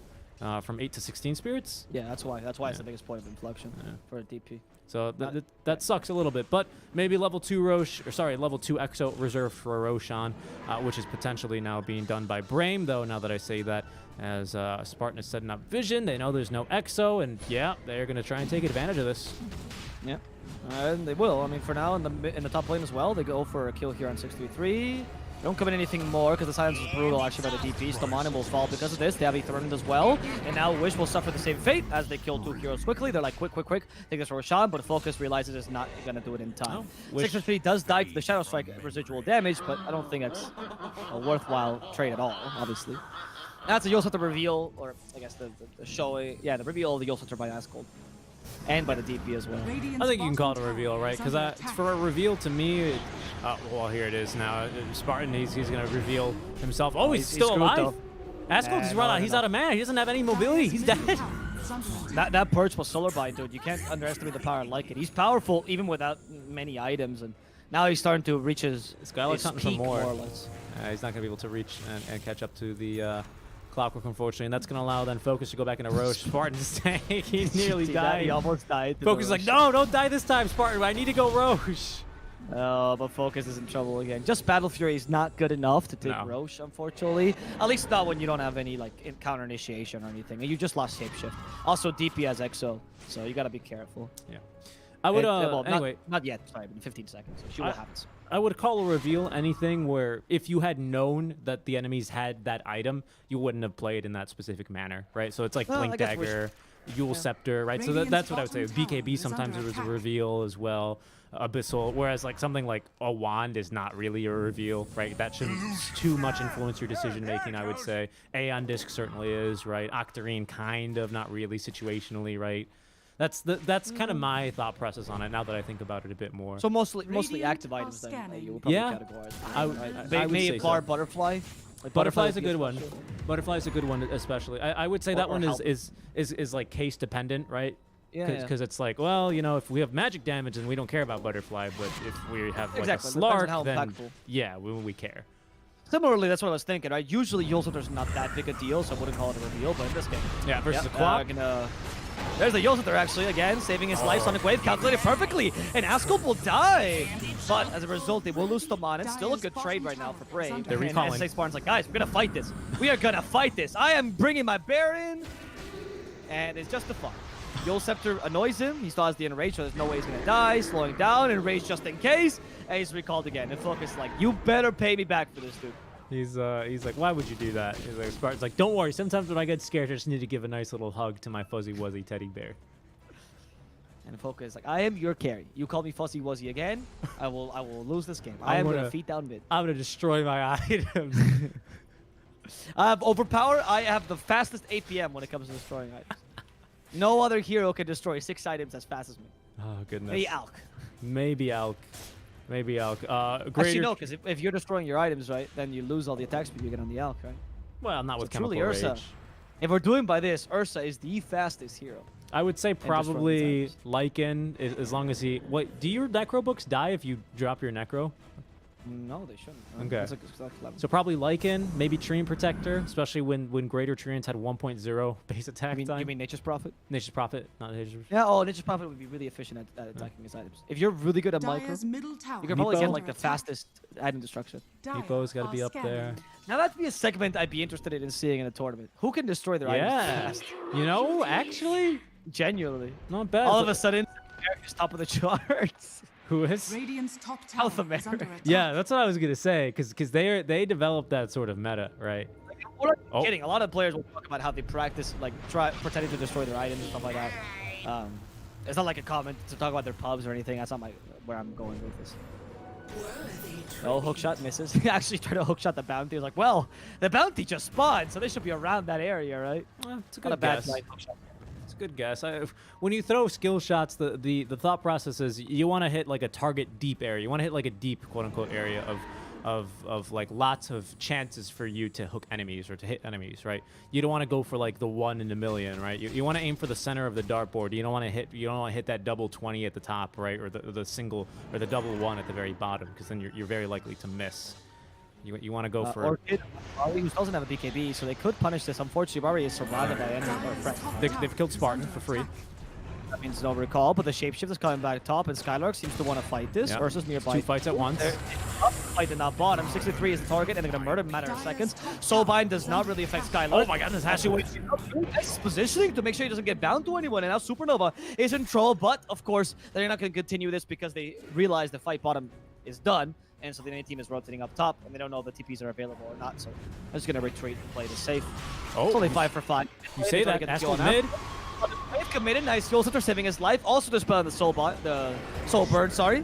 And Stomanen instead will be the one to die here. Indeed. Indeed. Now, that is going to be quite a wild turn of events. Brim trying to fight everywhere at once, seemingly. They skirmish bottom. They skirmish around Roche because they don't want to lose Roche on here as Supernova. Now with level 2 XO, finally, he's going to let the ghost go. And this will be a pretty fast Roche, but without Stomanen, it's a part of me hard for them to counter-initiate. No Supernova. Sorry, no Supernova. They don't have Shapeshift, is what I meant to say. Ursa nearby. He's got BKB. Not really able to fight, though, because it's hard for him to get in the middle. Spartan is looking to be as annoying as he can be, however, and the answer is he can be extremely annoying. They're going to punish him here, though, as, yeah, there's going to be the Inkswell, and Askel with a swift kill there onto Spartan. He's going to now pick up the point booster from the secret shop, and he's getting closer to his Ags. Skylark, this game is going to go for an AC, by the way. So we're discussing this in the beginning. Do you rather go for the Ags? Do you rather go for the AC BKB? I feel like this game AC is so valuable because of the PA that it's much more understandable. You need the armor, and you give your team armor, Dire's right? bottom PA went for tower Battle is Fury. under attack. Cleave is affected by armor as well. It's like a huge damage mitigation tactic. What is Stomanen doing? He thought his triangle was safe. It wasn't. Stomanen will... No, he will. Yeah, no, he is certified dead. It's like on Rotten Tomatoes when is this a certified fresh movie? That's a certified dead hero. Radiant's top I'm a tower level is 23 under witch attack. doctor. I know a dead hero when I Radiant see one. structures are fortified.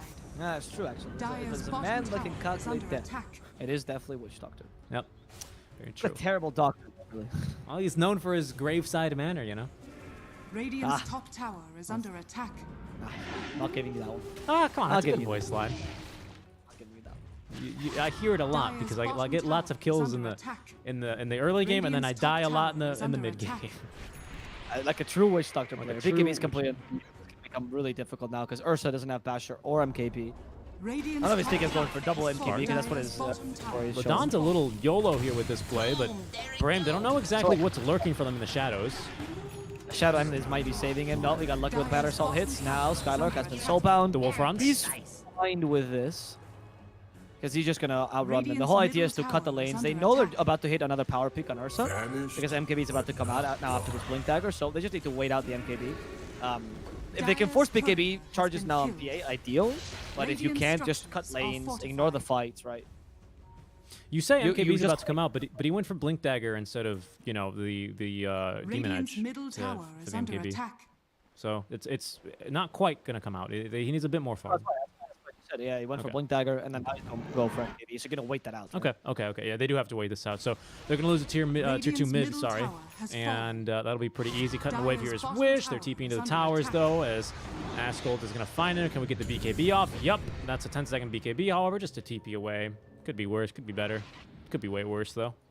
You do get 2 rotations out from that. Focus continuing to farm. Realizes he can't farm this far out because they're gonna kill him. Funny enough, he actually could have farmed one more wave because Team Tequila go, nah, there's no way he farms that last wave. So they turn around because instead there's enemies in the triangle. Yeah, I don't know. He's looking for Stamani, but Stamani has a bunch of things to keep him alive, actually. And Rari has been slowed down to a halt. Focus, However, the that blink. doesn't matter. Okay, focus. Going for Rari. Those misses really annoying. Wish he had an MKB right now as opposed to that Blink Dagger. Still has the BKB to him, but Rari, of course, has the Aegis.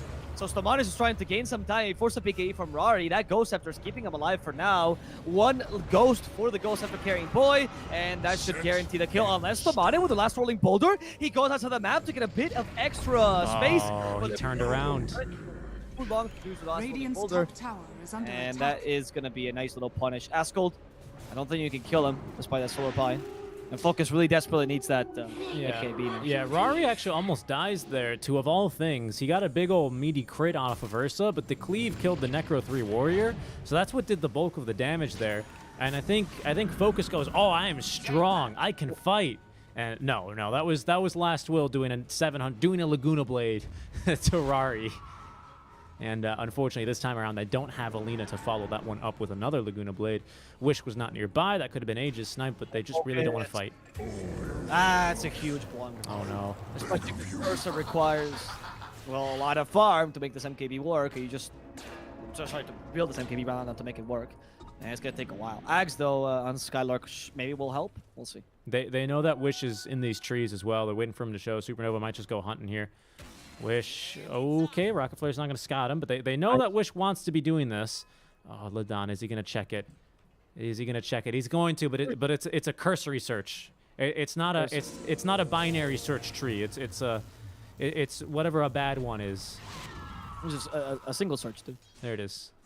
Like the basic sort where you just go through Radiant every are single number scanning. once. Mm-hmm.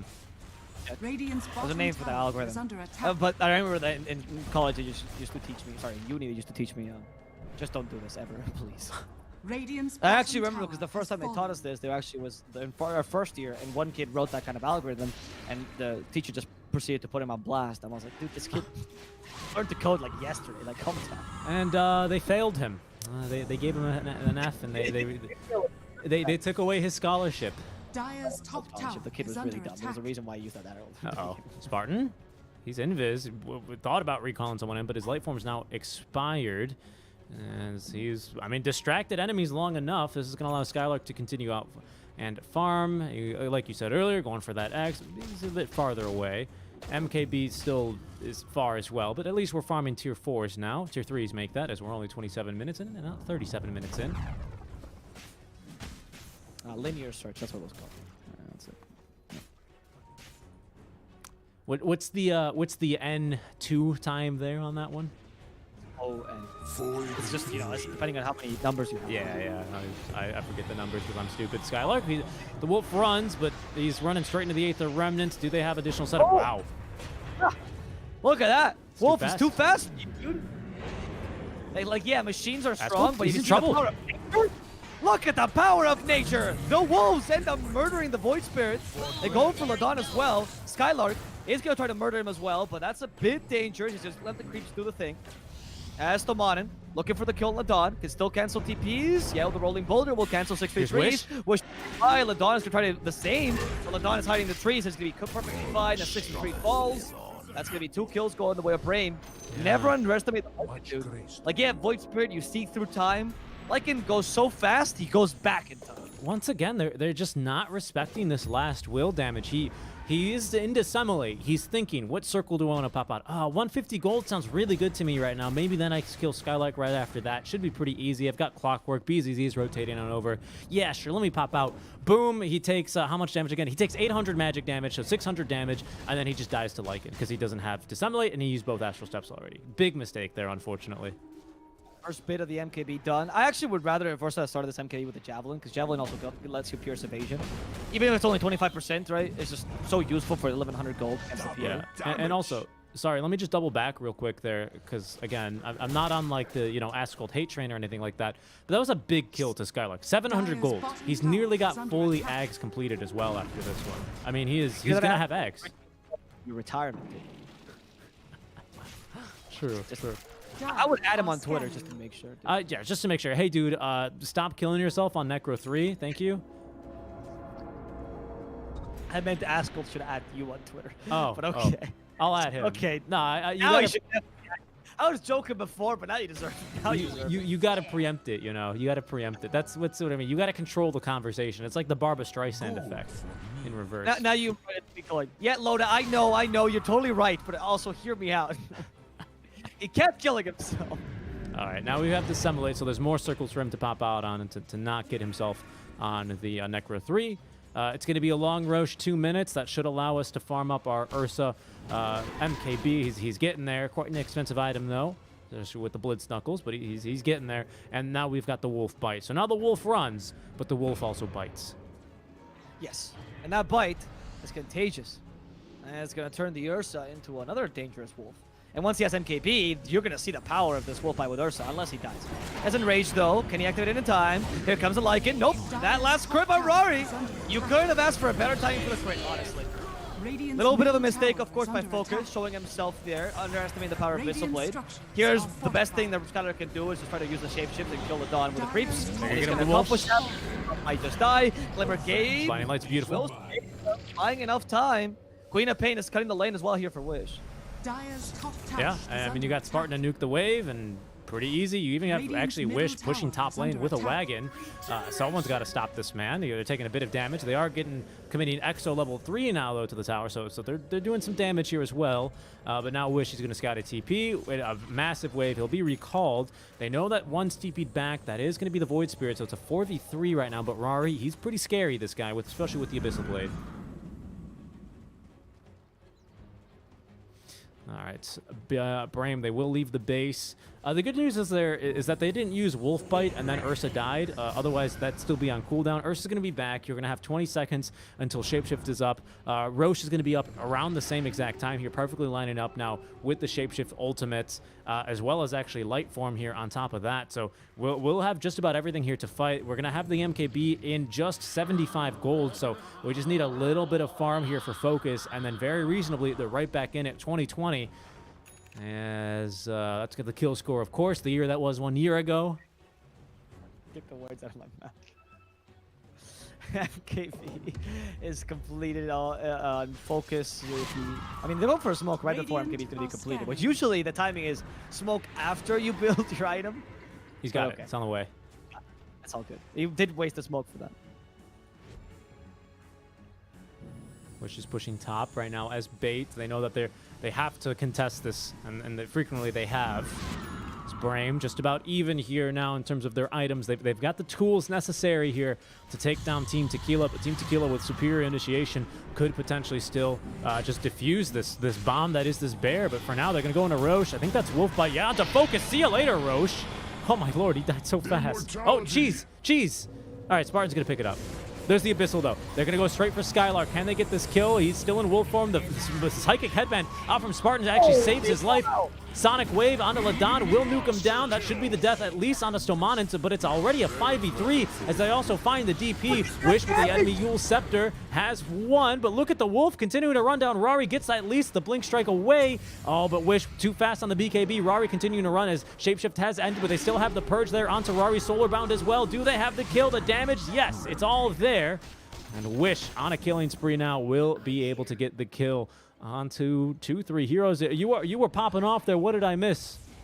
Dire's middle tower is under I was attack. popping off? Yeah, you said Dire's something. current I has think been I missed the kill onto the DP or something like that. Say I again? was muted, so say that on stream, but Dire's thank you for middle making me tower repeat it. has fallen. I just couldn't believe the Ursa's damage. Did you see him? Yeah. My good. You ever see a wolf jump you? Are Oh, fortified. Lord. Dire's middle tower is under It's attack. bad, man. Wolves are bad. They're meant to bite, and Ursa, he can bark, bite, and roar. Wolves is when they're in the pack, right? So as soon as Skylar got a friend, that friend went insane. And there we go. Another wolf bite here, just to get away this time. Let's see. Go for Ascult, perhaps. The hook shot, stopping the Lycan. Looks like But a nice headband. little force. Taking him in place. Can they save the Lycan for now? His focus is trying to give him a bit of space, hoping to kill Adon first. Supernova, the next target, a rolling boulder just to get away. And it's going to be Wish who dies in this engagement. Oh my Focus goodness. on this DP. He's going to accomplish it. Yule Scepter not getting too successful. And here comes Skylar for the revenge kill. That's Dire's it. middle barracks You are see a under wolf attack. with spider legs, a second wolf that's used to be a bear. I mean, Noah is so confused today. That's so good. Yeah. All right, now they got to back off. Good. Again, the Psychic Headband's a great out from Spartan. That's going to save his life here. As Rari perhaps has overcommitted. They've got the MKB on the science. Rari's going to have to BKB and try and run. Luckily, has at least the Phantom Strike available over to Ascult. That was close, though, to being terrible. I mean, look, what is this? Not only does he have max move speed, he also has an MKB and a crap ton of damage. I mean, what do you do if you're Team Tequila? For my I don't think there's a better ability to combine with a wolf bite or with a shapeshift, right? The transformation, than the Enrage or the overpower. overpower? Okay. Yeah, like the whole point of the issue of or the weakness, right, of a shapeshift, which is what Lycan always suffers from, and why his attack speed doesn't really matter, is that, oh, I'm so fast, but like I'm melee, so I have to constantly keep moving, and realistically, I can't really utilize my attack speed too effectively, right? Because I don't have any catch for the enemy team.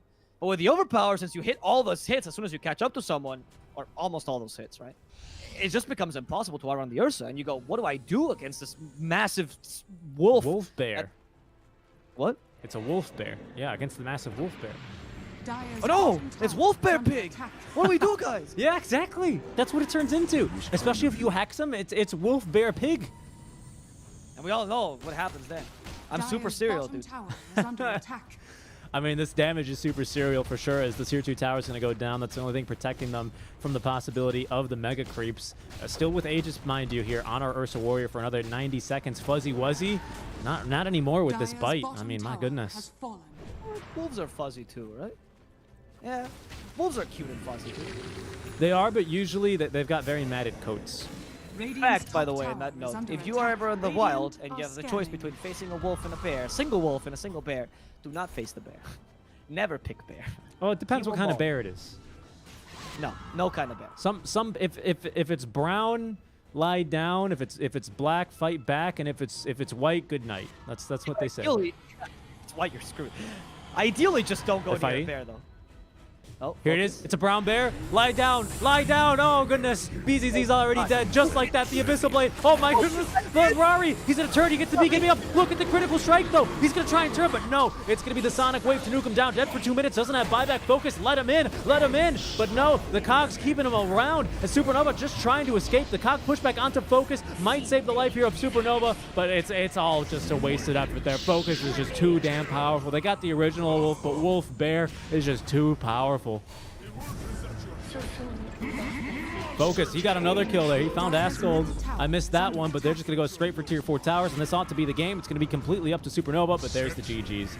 It's the 2-0, and Brain are going to find themselves in the grand finals versus the Spider Pigs. Radiant I don't care who wins this matchup, of course, but I'm really happy that what we said in the beginning, the whole wolf fight working with the Ursa, pawned out to really panned out, sorry, to really win in the game. Like, I thought that combo was really powerful. I could see it from the beginning, and it was really true, right? I think the timing was also really smart because he got Wolf's Bite around the time that Ursa was finishing his MKB, and then, or starting to build it. He just built it really quickly. And then by then, you're like, yeah, my Ursa's ready to just murder the PA. Nothing is stopping him, right? And then at that point, I don't really think it was up to Team Tequila. You just took this a bit too long. I thought the late game for Team Tequila was going to be strong, but this Wolf Bite even exceeded my expectations. It really did. I always knew it was strong, but now I think this needs to be nerfed. That's what I think. What, the Wolf? Yeah. I mean, dude, it's a very combination. I feel like if you run a Lycan offlane with an Ursa, right? Because their timings is so askew, you know, it's a good for a ladder lineup, but a lot of explosive lineups can easily punish this.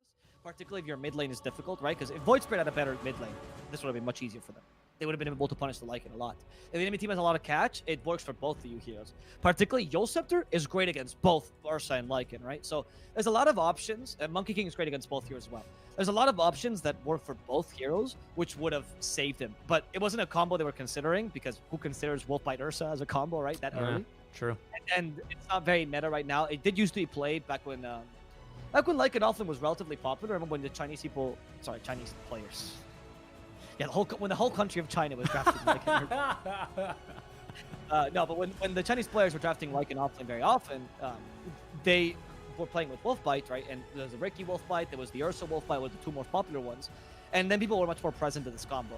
But when the combo fades away from the meta, the combo is still good, much like Morph Shaker.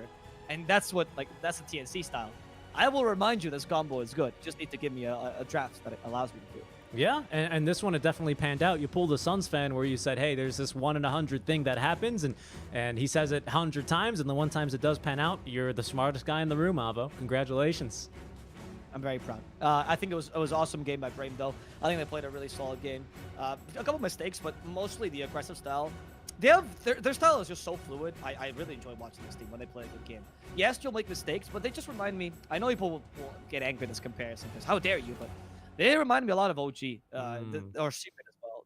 Their fluid playstyle doesn't really understand or doesn't really consider positions in sense of like, yeah, you're a 3, you're a 4, whatever. You know, it's all about item timings, when to get them.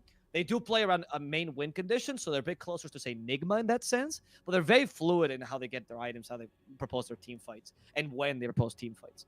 It's a really, really solid playstyle. I cannot wait for next season where they're going to be in upper division. Yeah, it's going to be super exciting here. And of course, unlike OG, these guys are going to be going to the grand finals here of this tournament. It may not be a major, but they will be there. We're going to be going now to a break, and roughly a 24-hour break to be more specific, as that is going to close out our day here of the Freeton League. As Brame, they're going to be joining Spider Pigz here in the grand finals. Before that match tomorrow, however, we are going to have a best of 1 to determine 3rd place, as I don't believe there's actually any prize money for 4th and any lower. So I think it's about a 500 to 1K money match here. That'll be between Team Brame and between Team Tequila and No Bounty Hunter. And then following that, our best of 5 grand finals with Team Brame versus the Spider Pigz.